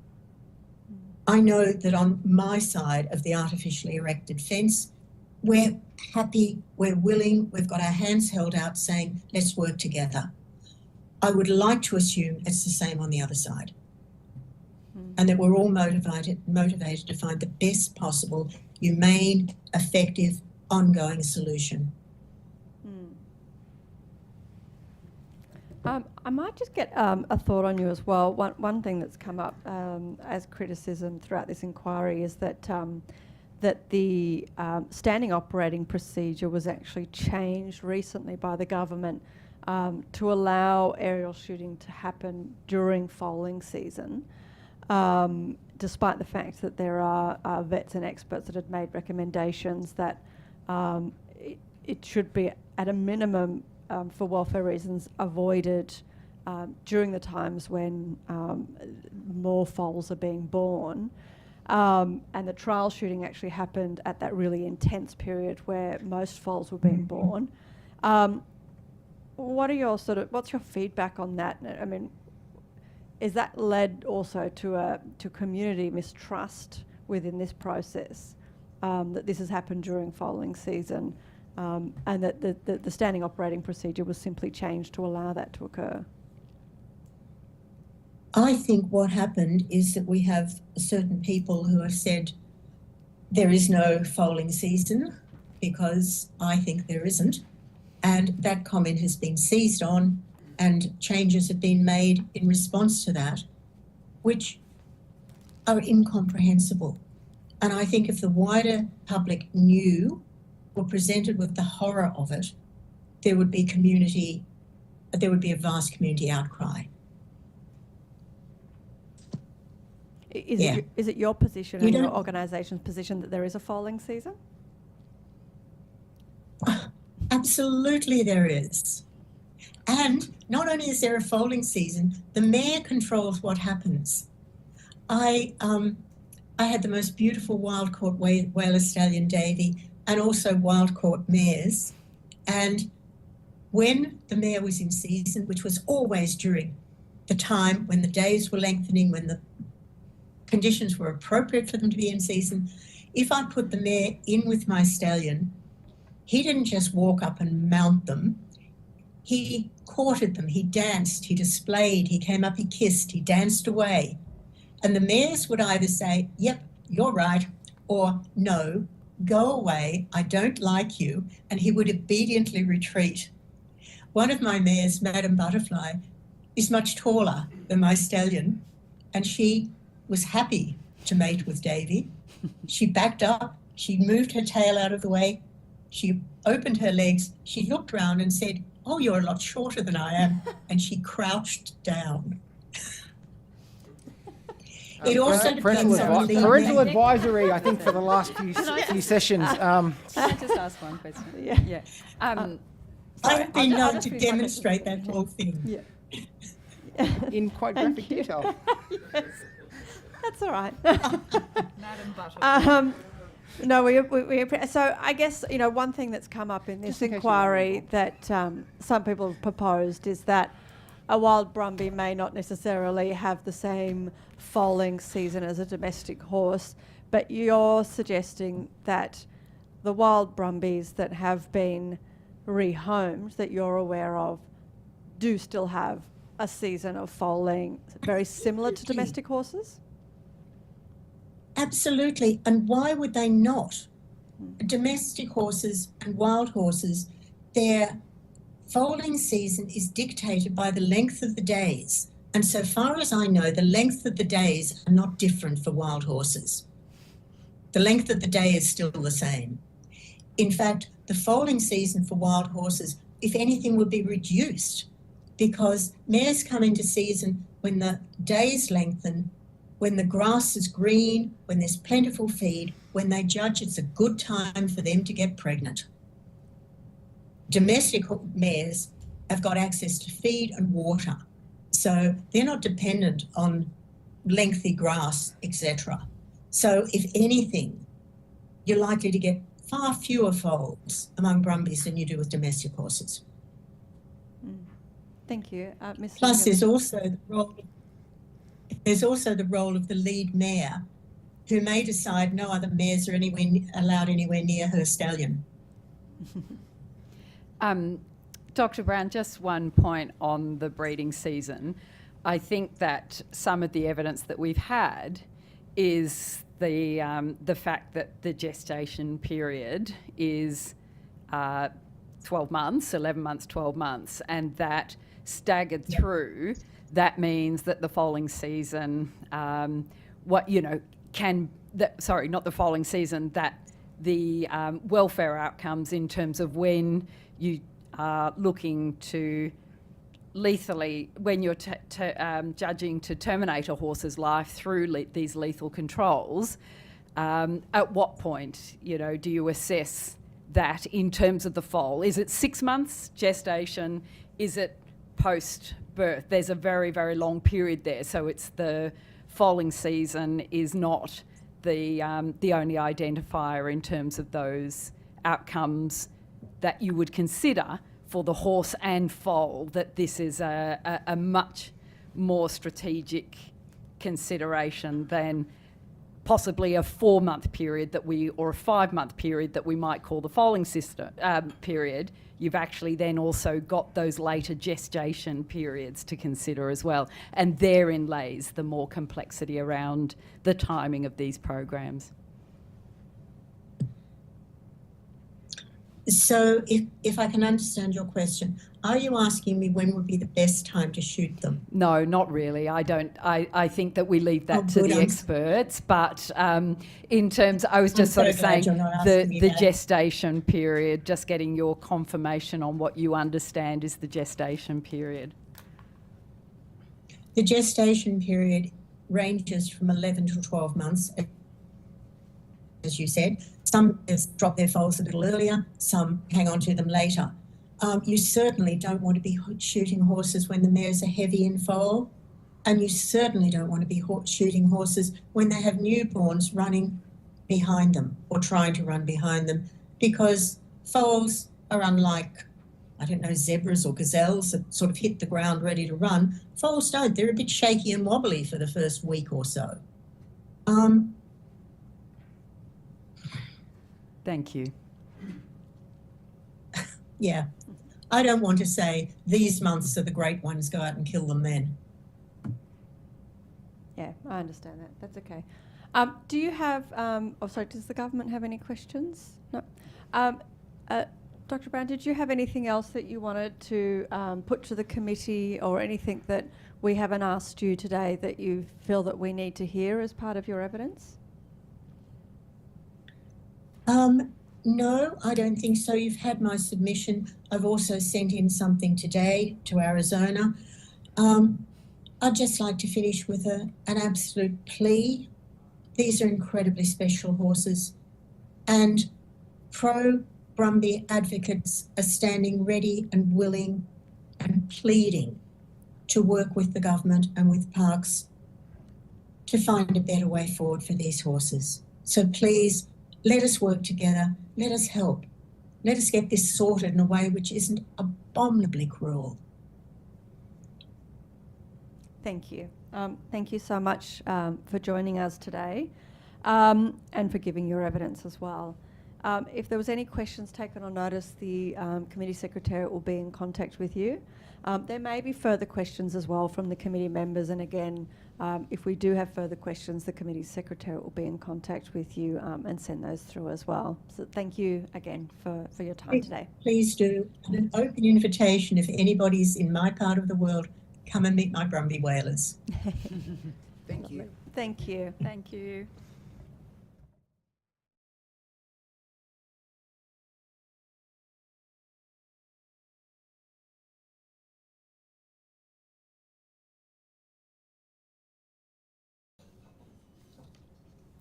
Thank you, and welcome to our next witnesses for the committee's inquiry into the proposal for aerial shooting of brumbies in Kosciuszko National Park. I now welcome our next witnesses and thank them for coming today to give evidence. Mr. Coleman, because you have already been sworn in at a previous hearing, you don't need to swear in again today. So could I please ask our other witness to please state their name, position, title, and to swear either an oath or an affirmation. Troy Wilkie, Senior Government Relations Manager at RSPCA NSW. I solemnly, sincerely and truly declare and affirm that the evidence now about to be given by me shall be the truth, the whole truth, and nothing but the truth. Thank you. Is there an opening statement that the RSPCA would like to make? Yes, thank you. As you know, RSPCA New South Wales has previously provided a submission, given evidence in person, and provided further information based on the first hearing's questions on notice, and we have again accepted the opportunity to attend in person today to assist this committee. In an effort to provide new information based on the previous hearing, we've worked with our national colleagues at RSPCA Australia in providing a more contemporary status in relation to potential reproductive control tools to effectively manage wild horses in Kosciuszko National Park. Consistent with our earlier position, those inquiries have revealed, in essence, based on published studies, reproductive control options may offer potential as niche tools to help manage wild horses in Kosciuszko National Park. However, Australian studies would need to be conducted to determine suitability, but we can provide that briefing note to this committee if needed.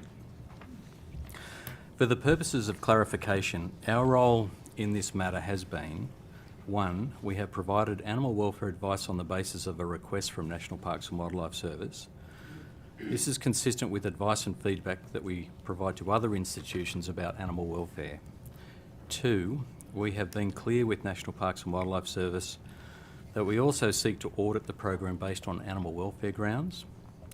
And thirdly, consistent with routine complaints that we receive, we have investigated one complaint already, and we will investigate any further complaints that are made to RSPCA New South Wales with any evidence that alleges a breach of POCTA in relation to Kosciuszko National Park. Our role in this program is to advise the New South Wales Government when requested, which we hope will ensure the best welfare outcome possible for the horses that National Parks and Wildlife Service are legally required to remove, and to monitor and investigate any allegations of animal cruelty under POCTA. The reduction target of 3,000 brumbies by 2027 was set by the former coalition government and is being continued by the current Labor government. Population estimates conducted by both the former coalition government and the current Labor government consistently indicate that there are many more thousands than 3,000 in the national park. RSPCA New South Wales has provided the same advice regarding aerial culling to the multiple environment ministers in the former coalition government as we are to the current Labor government. The former coalition tries to reinstate aerial culling under 2 separate ministers.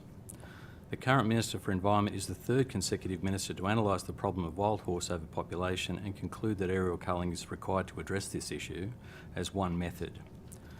Attempts to use other methods like rehoming have failed to significantly reduce the number of wild horses in the national park. Recent figures show that more than half the horses captured for rehoming end up in the knackery after enduring what we would consider a traumatic capture and transportation process. We spoke briefly about rehoming methods on the last occasion, and we would welcome further questions from the committee about rehoming methods today in the context of humaneness. Looking ahead, we encourage investment in the research and development of non-lethal population control methods, such as single-shot contraception. Once the horse population is reduced to a sustainable level, such methods could serve as the primary means of control, and it is one which I believe all stakers would be more comfortable with. We look forward to taking your questions on this matter and discussing how, out of the options currently available, we can best manage the humane control of wild animal populations in national parks. Chair, would you like me to offer up the 1-page briefing note from RSPCA Australia? Sure. Thank you.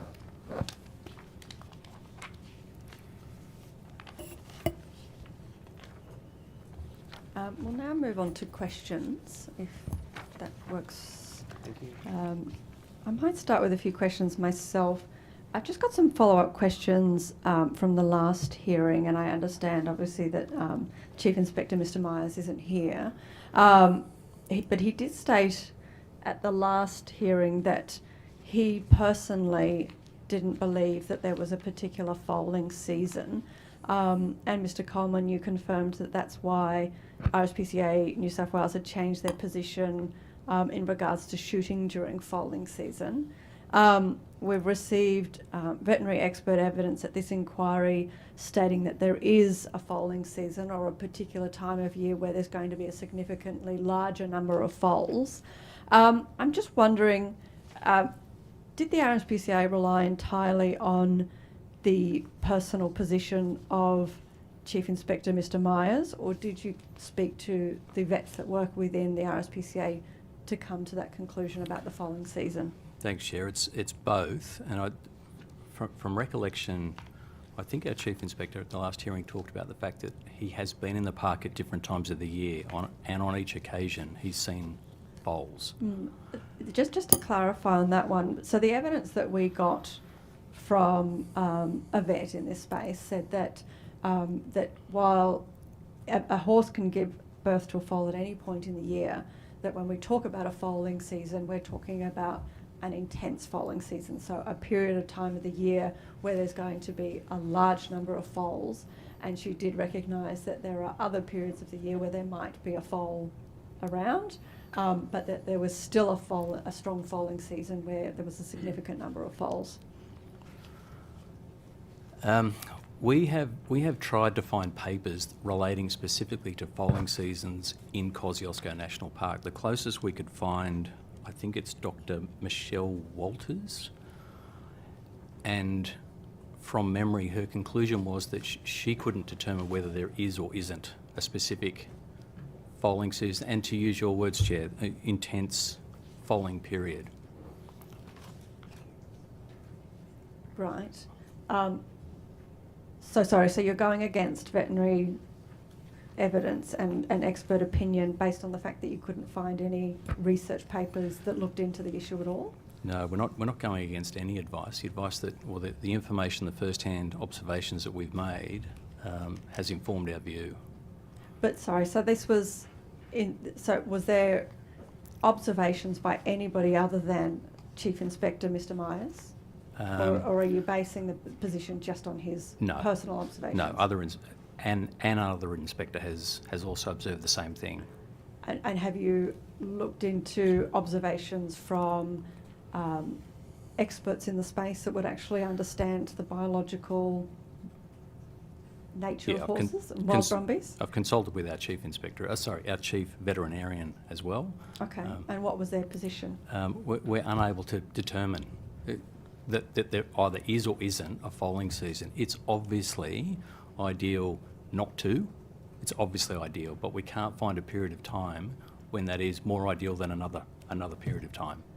It just seems strange that it sounds like that there's an unqualified recommendation made by a couple of staff members who are probably highly skilled at inspecting animal cruelty but have no qualifications in this space, that have seen a foal here or there in other times of the year, which the vets have said is quite normal to happen.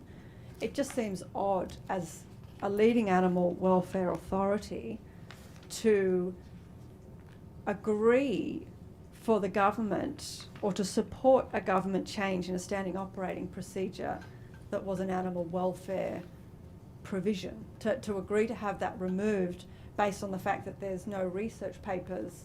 I mean, we're sort of hearing that there's not much research into the brumbies in Kosciuszko National Park at all.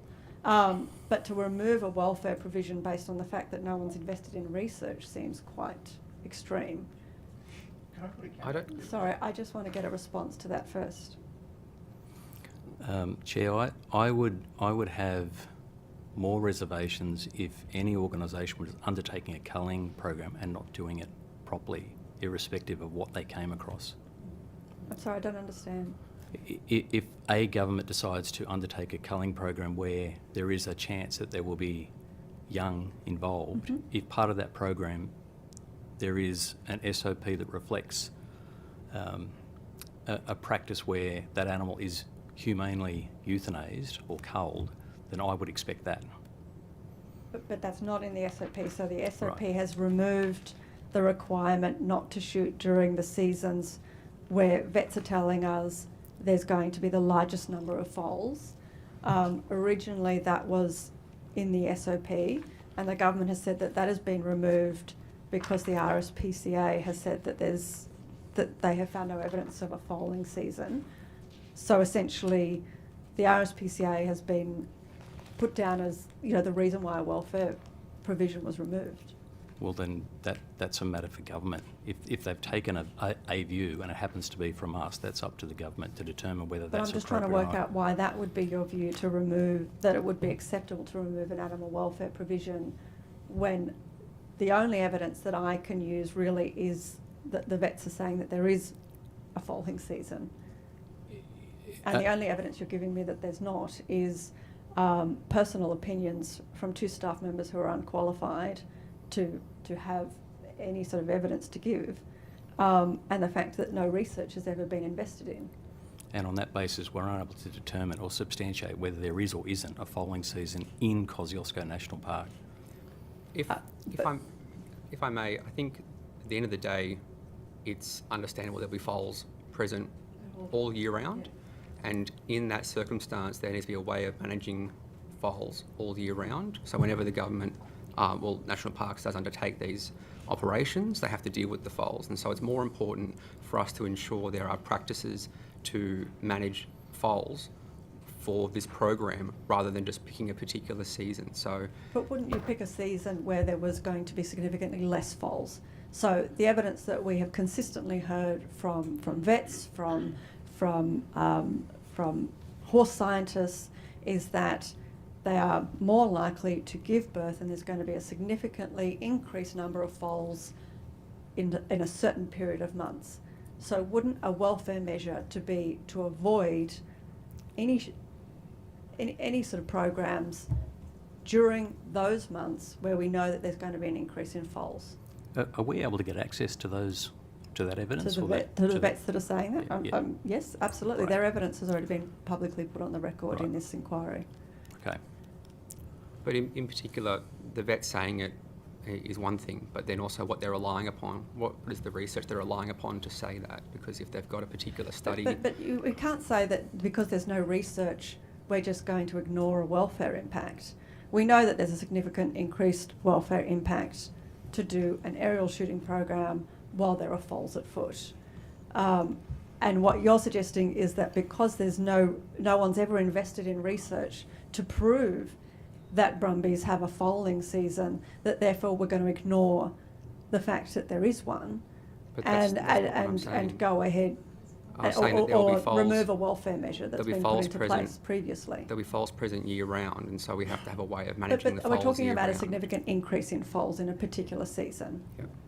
And you're saying that because there's no research paper to prove that that exists, that therefore we're going to pretend it doesn't. No, I'm just saying if you're going to share what the vets have said, it's not just them having said it and being a vet, but what research or what evidence they're relying upon to make that assertion would also be really helpful to have shared. Yeah, it's all public. I'm going to put the question in another way because I think this has been slightly frustrating for me and I think also the chair. There's been previously in the SOP an indication that culling should not occur during foaling season. Now, that has been removed by the government. The chair has rightly indicated that veterinary people have indicated to us that there is a foaling season for brumbies. Now, whether or not you agree with that or not, and your staff agree with that or not, ultimately that's the position of the evidence from veterinary experts that have provided it to us. So, where there is a circumstance that the government is seeking to change their SOP, and you've indicated that you've provided feedback on that SOP, and they've removed that requirement for the foaling season because now they're citing you as the evidence, but ultimately that's the way that they've gone because apparently you've reviewed their SOP, so they must have proposed it, not the other way around. We're left in this question of who proposed what when. Ultimately, if veterinary people are saying that there is a foaling season, would it not be appropriate for you to say, well, let's not do it then, even though there may be foals all the year round? Ultimately, that's when there's most likely to be the most foals. When the aerial trial was conducted, it was done when there was most likely to be a foaling season as per what the veterinary experts said. And you've reviewed that and said, okay. Can you understand the issue and the contradiction that the chair is trying to raise and I can see? I do understand it, but I think when they've got multiple points of view being shared that are contentious, it's then for the government to make the decision on what their SOP will say. So then the chair's question to you was, where is the evidence that says that you can remove the part of the SOP that says there is no foaling season, given that the only evidence that we've been provided by RSPCA so far is a chief inspector and now another staff member that seem to indicate anecdotally they don't believe that there is a foaling season. You better have more than that. Well, can I just clarify the question? When you say that a vet or an expert has given evidence that there's a foaling season for brumbies, is that specific to Kosciuszko National Park? Or is that just brumbies? Because there's brumbies right across New South Wales. Yeah, we've heard from both. We've heard both. Well, I mean, if you're going to reduce a... We should also clarify for the witnesses now that That evidence was that it was Sorry, is this a around point of spring order? and summer. Yeah. It was What, all Sue, summer. are you giving evidence? This is what you did last time. No, Is this a point of order? The point of order is the witnesses are asking for more information about the evidence you're suggesting. Yeah, and the point that we're making. It's a qualified. Well, I'll take a point of order now, because the point is that it isn't for the witnesses to be asking us for the evidence. They're the RSPCA. They're the ones that have reviewed the SOP. They should have the evidence when they're removing. That's enough. I actually think that, look, the witnesses did ask a question, but I did actually feel that the Honourable Westphal was answering that question as well. Look, I'm gonna move on because I've got a ton of questions. Chi, do you mind if I start? Okay. I want to, I guess, start back with basics. So obviously, when the Guy Fawkes National Park issue occurred, it was the RSPCA that prosecuted that argument through the courts that there was animal cruelty in relation to the aerial culling, and that's effectively why the New South Wales government ceased aerial culling. Can you provide evidence to this committee about what you have seen changed in relation to the SOPs, the way that the aerial cull is conducted, and how the management is going to ensure that there is no adverse animal welfare outcomes should the aerial culling continue? Mr. Fang, if I go back to the transcript on the last occasion, I think it was the Honourable Aileen McDonald that asked a question about what's changed for our organisation between the two. So pages 47 and 49 go to that. But I'll talk more. The reason I can talk more is because I was directly involved with the Guy Fawkes incident. I was going from one position to another at the time. I think I was Chief Inspector moving into the Deputy CEO's role. And I can confidently say that as an organisation, the truth is we knew very little. We knew nothing about aerial culling. Now, putting aside brumbies for 1 second, aerial culling has been a tool used by different organisations for many, many years on many different species.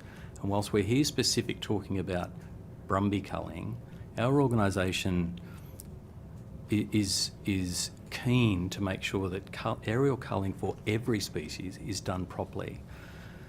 So at the time or shortly after the Guy Fawkes incident, number one, we had no idea, we had no discussion, no involvement with the government back in the day. This is, 24 years ago. As an organisation, we knew very little about the practice. In fact, we knew nothing about the practice. There were a range of views about aerial culling across the RSPCA Federation.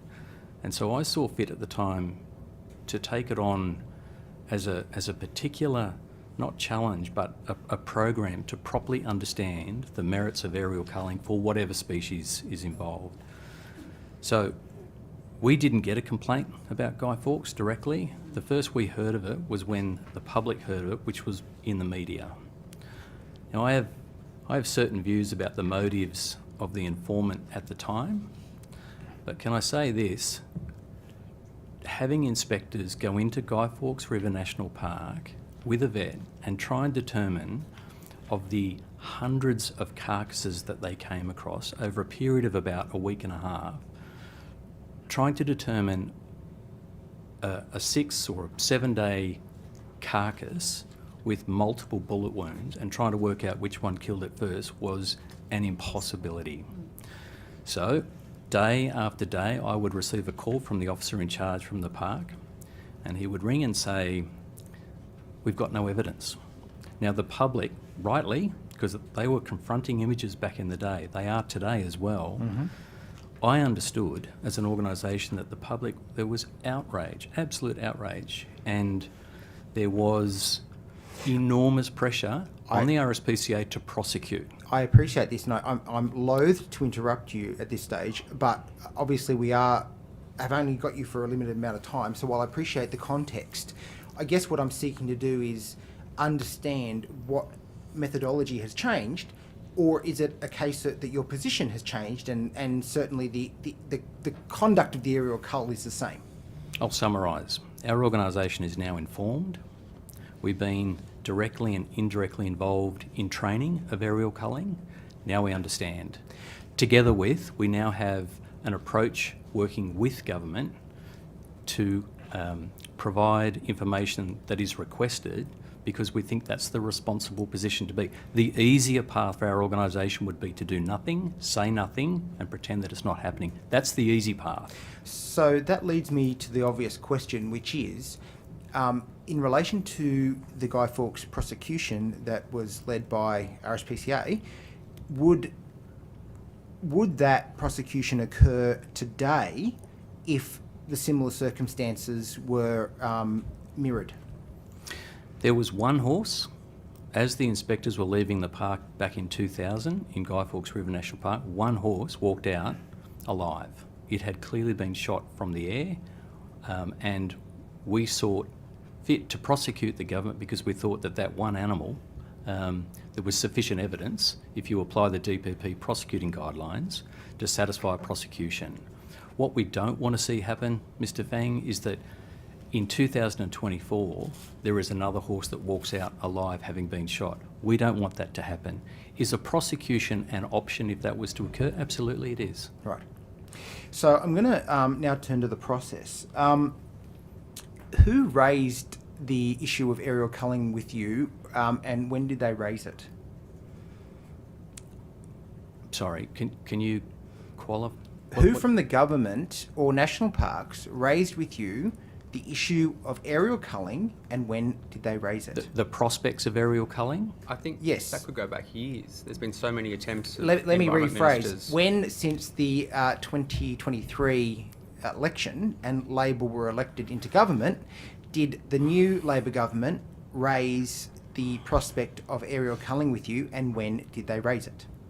So the best of my recollection, it would have been representatives from the department, and we're talking months ago, Mr. Fang. I couldn't give you a precise date. Could you but take it on notice and let me know when Sure. the issue was first raised? Sure. Thank you. Okay. We know that the minister visited the national park, and then I think the day after, or sometime very soon after, as one of her first orders of business, met with the Invasive Species Council. Were you aware of those meetings, and did you have any input into the aspects of I guess the proposed aerial culling at the time? No. No. Sorry, can I just add to that? Yes. What I did often receive is numerous requests from the Invasive Species Council. I chose not to engage, Mr. Fang, because I was very clear on their position. It's a very credible decision of yours, Mr. Coleman. I would endorse it. I just wanted to, I guess, dive into some more of the issues that we heard today. We heard from Dr. Christy Sercombe, I think it was, from the AVA, and I don't know if you managed to hear her evidence. Did you? I heard components of it, yes. Okay, so you would have, I hope, heard the part where she provided the view that ultimately, where we're seeking to euthanize an animal, we should use the most humane method, and that in a way there was a view that aerial culling isn't the most humane method, but also where the circumstance is warranted, it can be implemented. Do you catch that part of it, and would you agree with that sort of précis of her evidence? I think that's right. Yeah. So I guess it then leads to the difference in views that are provided to the committee and provided to the government in relation to animal welfare / veterinary views / invasive species management. So there's a number of horses that government wants to reduce the brumbie number down to. They say that they've got to do it on a large scale, and so the best way to do that is aerial culling. Would you broadly say that that is effectively how we've landed at the point where the minister seeks feedback on proposal to reintroduce aerial culling? Broadly. Yes. So we've now got a situation where there is a number of ways previously we were euthanasing brumbies in the national park, namely ground shooting or capturing and then euthanasing whilst captured. And then there was also the rehoming issue, but that's obviously one that's been fully ventilated elsewhere. That's probably not what we're discussing today. Sorry, Mr. Fang, rehoming is not worth discussing today? No. I'm saying it's not part of what I'm discussing with you now. I'm drilling into the changes to the SOP and what we had by way of euthanasing. I'm putting aside what I think is the gold standard, which is rehoming. And if you were to endorse that and only endorse that, I would think that there would be many people, including myself, who would be fully supportive. So, I mean, by all means, Mr. Coleman, if you're happy to make that recommendation, I will stand next to you and join you there. But again, that's probably not what we're talking about. This is an inquiry into the aerial culling of brumbies. So we've got the two established methods, ground shooting and trapping and then euthanasing. And the government seeks to implement aerial culling as another method. Now, we heard from the AVA representative today that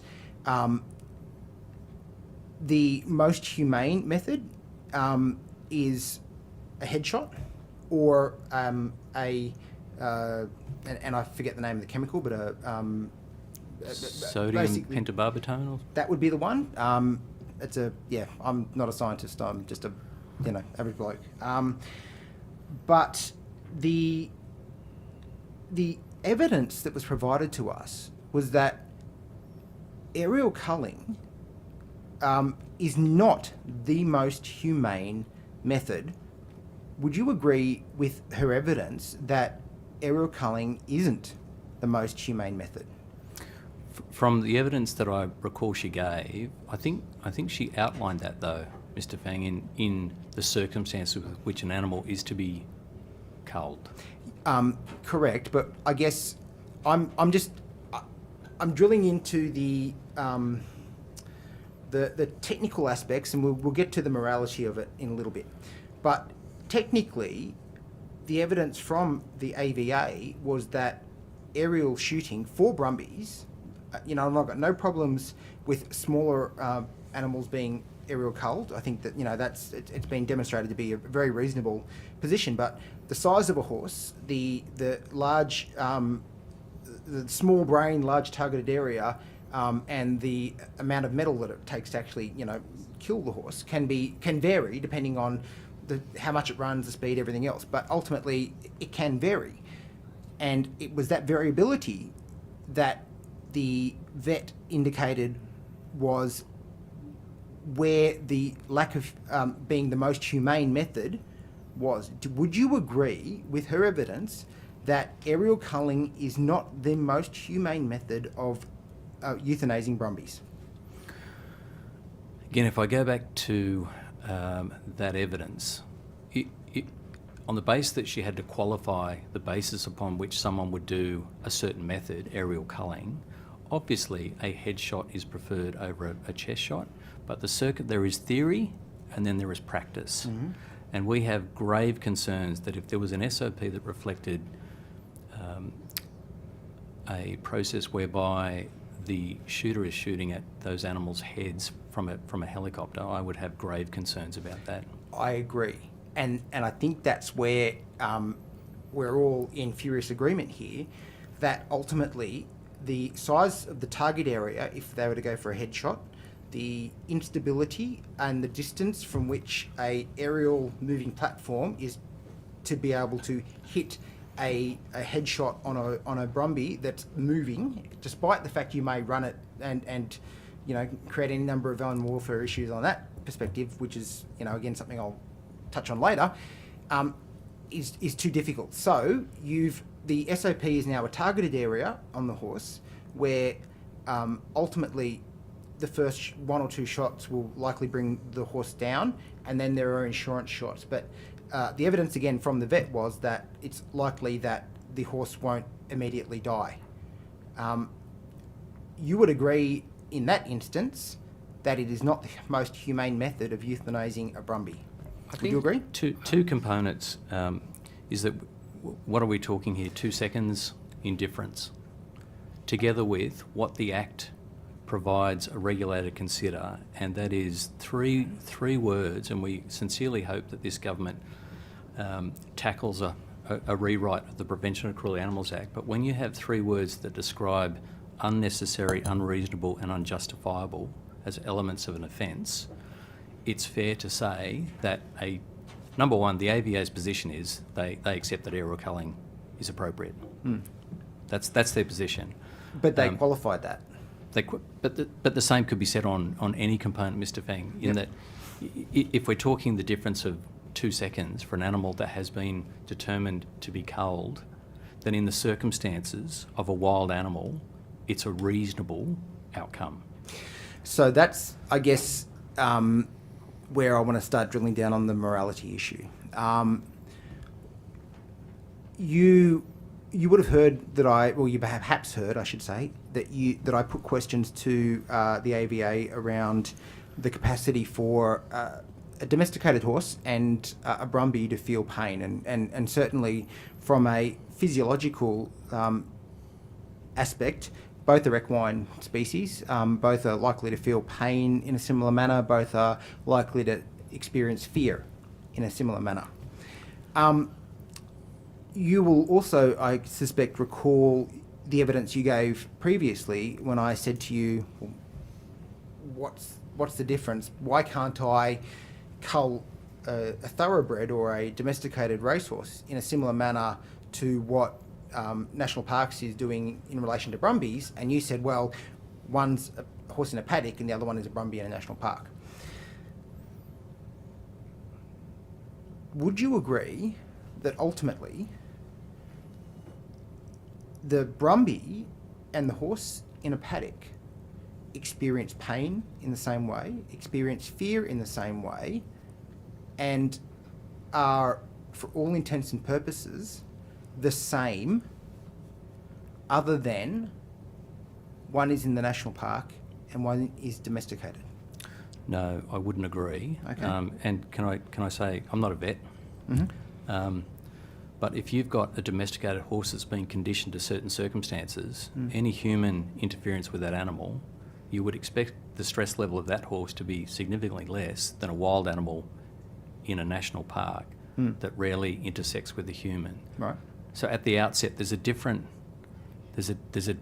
response to certain activities that you're trying to describe, Yep. which is why, and you might recall when you asked this question last time, there was a significant pause because I was trying to get I understood what you were trying to achieve in that, but the 2 examples are in effect chalk and cheese. Yep. Except, and here's the bit that I'm failing to reconcile in my mind. The evidence you've just given is that a domesticated horse is less likely to feel pressured and upset by the presence of humans because they are, in effect, domesticated. The Yes. SOP effectively has those horses being run out before being shot. That horse, a wild brumbie, is more likely to experience fear and trepidation for a much longer period of time by the actual fact that it's being run out by a helicopter until it's tired and then it's shot.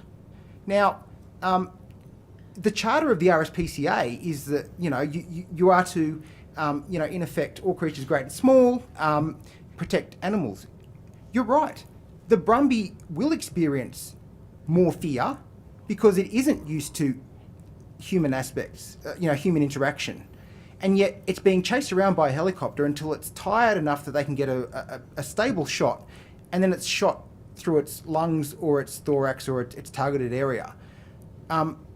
I agree with you that they are different circumstances, but I would contend that if you're talking about one animal being more fearful and more experiencing more distress, that it's actually the brumbie that is going to experience that more than the domesticated horse.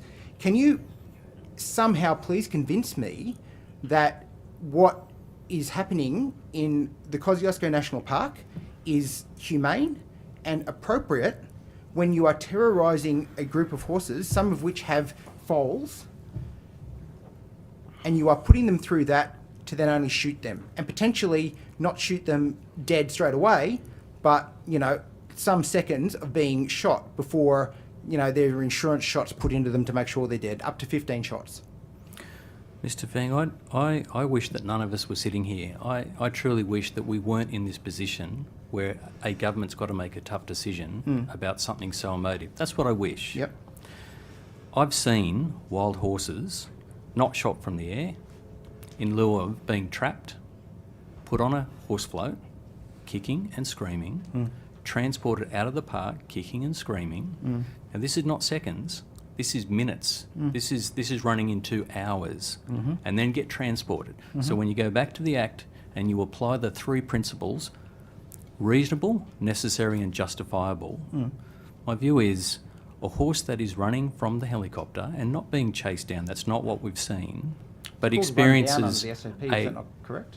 Experiences a level of Fear. flight, which is the natural reaction. From fear.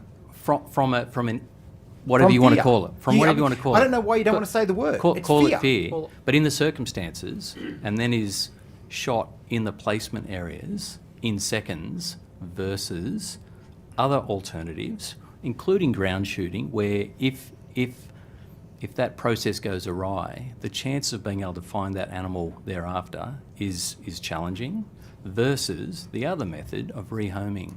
We currently have 2 investigations on foot right now involving people that have taken on brumbies.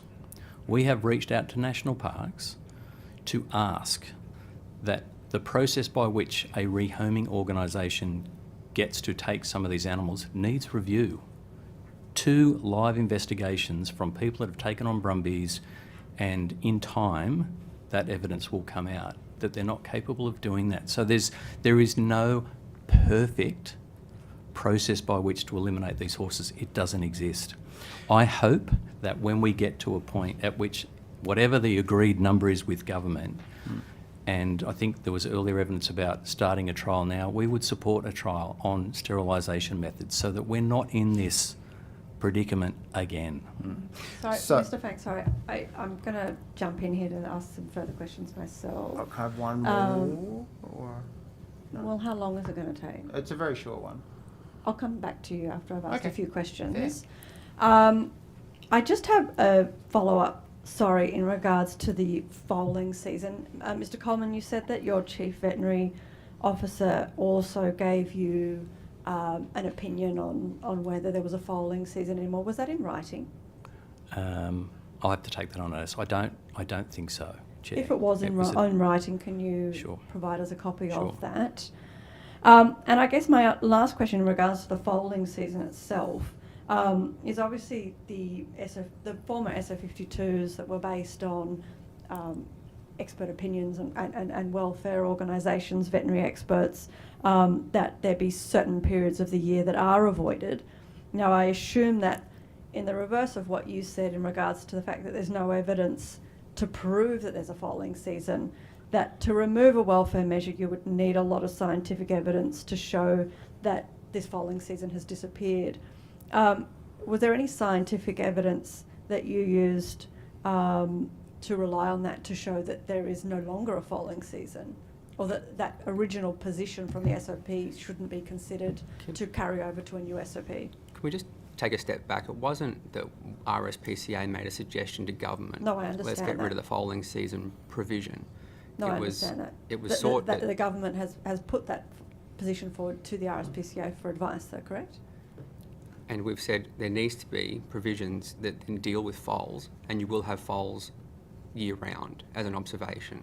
So as we've explained, it's been observed of foals being there year round, and so we have to have provisions in there to deal with foals. And then separately, they've said this is going to be removed, and we've said, well, you've got the provision to deal with foals. So it's not so much that we've proposed that they eliminate that based on something. I'm not suggesting that you've proposed it. I guess what I'm trying to say is this was put in as a provision for animal welfare originally, and the government has suggested removing it from the SO52, and has sought feedback from the RSPCA in regards to that new position. And I'm wondering, rather than saying, actually, no, I think, we should look at the consideration that there was previously at least considered to be a foaling season, and that where there's evidence where there's large numbers of foals, that there should still be that welfare provision left in. Madam Chair, can we take that on? I want to Yes. I want to make sure exactly what we did and didn't say in terms of response back to National Parks. I would appreciate that. Thank you, Mr. Coleman. I just have some questions as well in regards to the questions on notice from the last hearing. The RSPCA produced 16 photos and 1 video. It doesn't seem to show any aerial shooting. Can I confirm that that was all the photos and videos taken by the RSPCA during the preliminary trial that you attended? So I think from memory there was a series of photos that reflect the post-mortems that the veterinarian that we engaged did on the day, and some footage from a distance, I think, showing the actual shooting helicopter. So what the committee received was 1 video of a 30-second clip of random scenery with no horses present and no shooting occurring in that video. Do you know why we would have been provided with that video? I saw the video that was provided, and when you zoom in, you can see the helicopters, or the shooting helicopter, but you do have to zoom in. I'm happy to take that on notice, Madam Chair, if there's any other footage. Yes, so the question is that, can I confirm that that is all the photos and all the videos that were taken by the RSPCA during that trial? I will have to check. Thank you. If you could take that on notice. Sure. And also if I could ask you if there are additional photos or Yes. any additional footage, that also be tabled. Sure. I mean, if that's the only...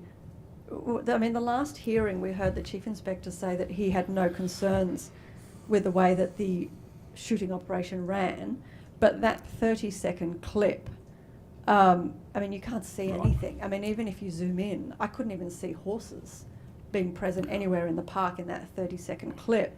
I'm wondering how he was able to use that 30-second clip to conclude that there was no cruelty that occurred. I don't think he used he was in the air for more than 30 seconds. He didn't use the video to ascertain his position across the 2 days. He used his observations over the 2 days to ascertain his position. But how could he have made any observations if that was the line of sight that he saw? Right. Well, that was only the line of sight for 30 seconds of the 2 days. But why would that be the line of sight that he would film for 30 seconds? I'm happy to take on notice and find out if there's any more footage. Thank you. I guess the other question is, have you, Mr. Coleman, directly, I'll put this to you, have you asked or spoken to the Chief Inspector about any footage that was collected? I mean, what was the point of the footage being collected? Was that, so that vets could look at it, or so that you could have your own sort of information on record about what was happening? Or was it just an accident that he said, oh, I'll just film this 30 seconds? It's just a bit confusing. It would be abnormal for any of our inspectors to not take photos or video footage of certain aspects of inquiries or observations. Yeah. It just forms part of their day-to-day activities. Yes, and that's why I'm confused as to the footage that we received. It doesn't seem to show anything really of substance to really look at that trial and to be able to go away and reconsider it. I recall that the Chief Inspector was talking about the photos and even had brought the photos along in case they were going to be of use. And I think he mentioned at one point that he also took a video. He didn't bring that video along because he thought it would be useful. It was then asked that he also include the video, and he said, well, sure, because he was happy to. But it was never purported from him that that was going to be the video that it changed everyone's opinion, nor was it brought along on the day. So I just don't think that's what its that's not usefulness what was I'm for. suggesting. So the 16 photos of the post-mortems, so that's clear. Yep. And we were told that there was video also taken, and I take what Mr. Coleman has said, that it's quite normal for an inspector to film, to take various photos of different aspects of a trial. And I'm guessing as well, because obviously that allows other people to look at that evidence, to consider if there's any other aspects that the RSPCA needs to consider. But from that we can see possibly some evidence from the post-mortems, but no evidence of the actual trial of shooting from what we were being provided with. Happy to check if there's additional footage. Thank you.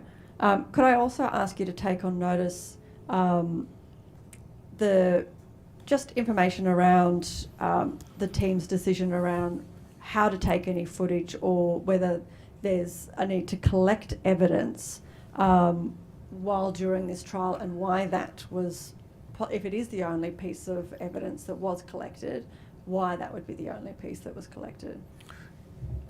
Can I? And that might be a conversation with the Chief Inspector. Yeah, sure. On notice. It's well, except to say that the activities of the regular activity of taking photos and video footage is a day-to-day activity of the inspectors, irrespective of whether something's a trial or not. If they are to go and observe something, it's often the case that they will take photos and video footage. Yes. Including this. Yeah, thank you. So my understanding as well from documents produced under a GIPA that there's been another 500 or so horses aerial shot as part of this program since November. Was the RSPCA involved, or were they included or attended any of those further shooting programs? No, we didn't attend. Do you have any planned involvement in the aerial shooting operations that are commencing in March and running until October? Not locked in because we haven't had specific dates yet.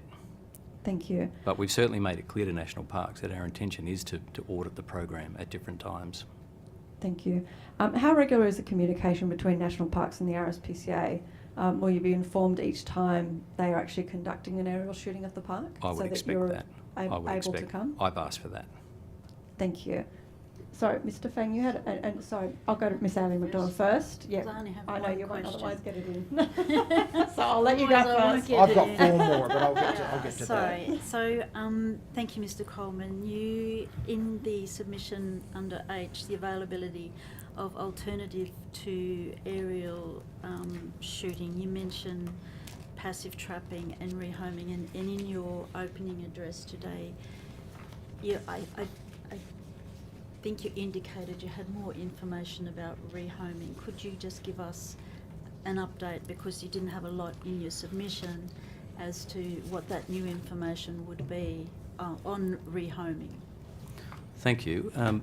I guess I just wanted to reiterate to the panel that if the panel thinks that trapping and rehoming is somehow, I'm sorry, but the panacea, it is not. I'm not suggesting that it's a tool that should be removed, but we can't be naive about the fact that a wild horse, for whatever reason, is trapped and then taken from its environment, doesn't come without a level of stress. That's nonsense, because it does. Such that we've now also got these 2 matters on foot relating to brumbies that have been taken from the park or attempted to be rehomed from the park.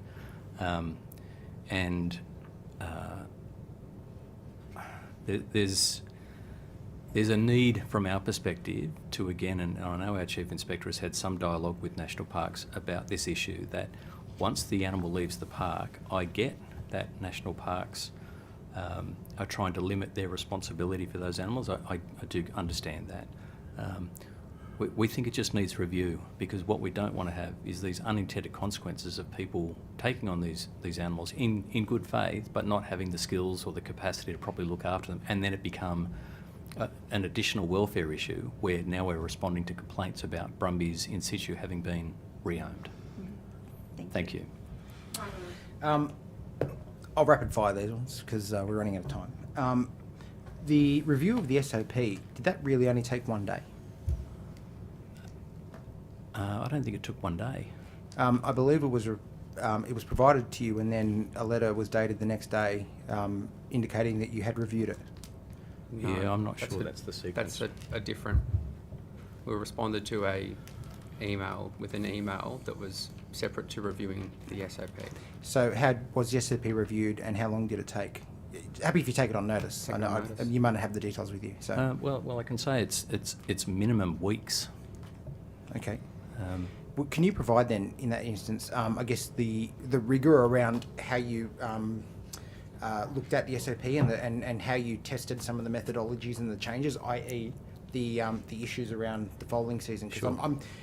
I think there's been and it might be that you're right, there's been some disconnect. There's been an assumption that the SOP was reviewed in 24 hours, and if it hasn't, well then I'd be interested to see the actual work that you did in relation to the changes between previous Sure. SOP and now. I can clarify. It was not done in 24 hours. Right. We might Well, be no, quick, but we're not that quick. Well, I do appreciate at least that. In relation to recording of the cull, you'll know that I asked you questions last time. Have you at all, I guess, changed your position on that? Because I think ultimately, if you are to lead a successful prosecution, there will need to be some recording of the cull. Now, it's the case that at the moment everyone seems to be reluctant to do that.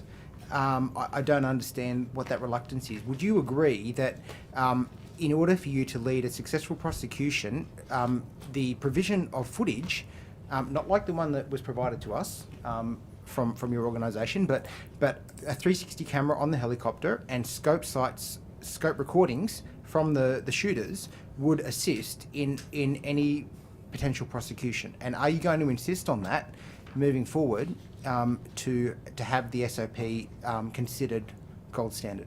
I've asked National Parks to consider that very method, but not just for the purposes of a prosecution, just so that there's transparency around what is actually happening.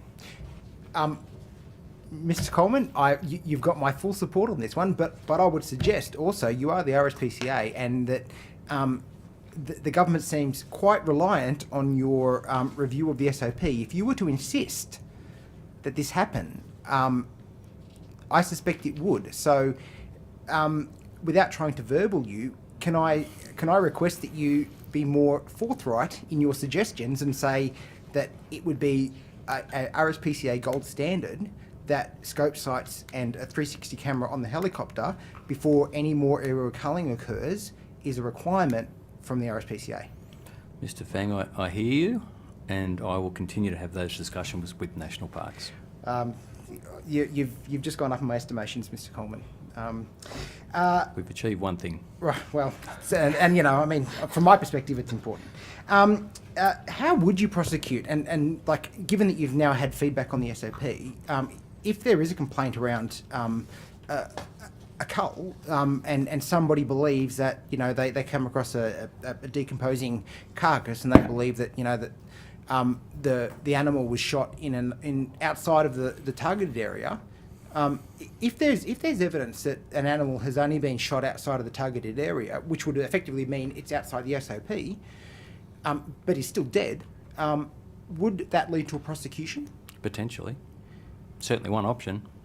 And would you seek to outsource that investigation, or would you seek to bring it in-house? Given that you've had input in the SOP. This came up last time, Mr. Fang, about potentially being conflicted. Mm-hmm. I don't share that.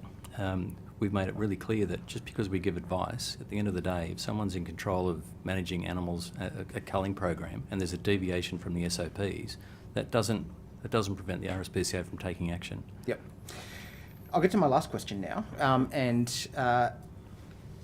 Previously, in today's hearing, you indicated that ultimately you'd prefer if we weren't in this situation, and that, you know, we didn't have the requirement to aerial cull brumbies. I guess I'm going to ask more of a philosophical question, but in the instance you've got National Parks and Wildlife Service who, under the direction of the Minister, are now seeking to aerial cull brumbies, and you've got so you've got one body wanting to shoot brumbies. Who advocates for the brumbie? Who advocates for at least to be the most humane, the most quick death, the most painless death possible, if not the RSPCA? Who is best placed to advocate for a more humane way of culling brumbies, if not the RSPCA? Well, it would be arrogant to suggest that it's only us, but I think you've heard evidence today from a number of people that would advocate for the best outcome for brumbies. But I'm not sure I understand your question there. Well, we've heard that it's not the most humane way of euthanasing a brumbie, and ordinarily I would have thought that the body that's most likely to advocate for the most humane method of euthanasia for an animal would be the RSPCA. In this instance, it seems that it's not. So who has that role? Mr. Fang, I wouldn't accept the premise that we're not advocating for the brumbies. We've clearly done a lot of work to try and make sure that the government implements their plan in the most humane way possible to minimise any unjustified or unnecessary harm to the animals. So all of that work across months and in fact across multiple ministers, so therefore years of work, I don't think you could then clarify as us not being part of the discussion on making this the most humane practice possible. And can I just qualify a little bit more? I don't think it's right to say that aerial culling is not humane. What we're talking about here, and I think the evidence from the AVA, because their position is that they support aerial culling because it is humane, we're talking about 2 seconds or thereabouts between a headshot and a chest shot. That's the variation. If you apply a level of humaneness around that, we're talking 2 seconds. But we have to apply the circumstances that we're presented with. That's the legislation in New South Wales, which talks about reasonable, necessary and justifiable. I'll give you credit. We asked you back, you came back. I applaud you for that, and I thank you for the commitments that you've given in relation to some possible changes. Thank you. Can I just say one last comment? Sure. I think it was raised at some point about who may have been laughing at the last hearing. Can I just say the RSPCA will never laugh about this issue. This is no laughing matter. I'm not sure. Yeah, I'm not sure what that was in relation to, but I think that's a fair thing to put on the record. Thank you. Thank you for coming to give evidence today. For any questions that were taken on notice, the Secretariat will be in contact with you about that. There may be further questions as well from the committee, which again the Secretariat will be in contact with you as well. Thank you again for coming to give evidence. Thank you. Thank you.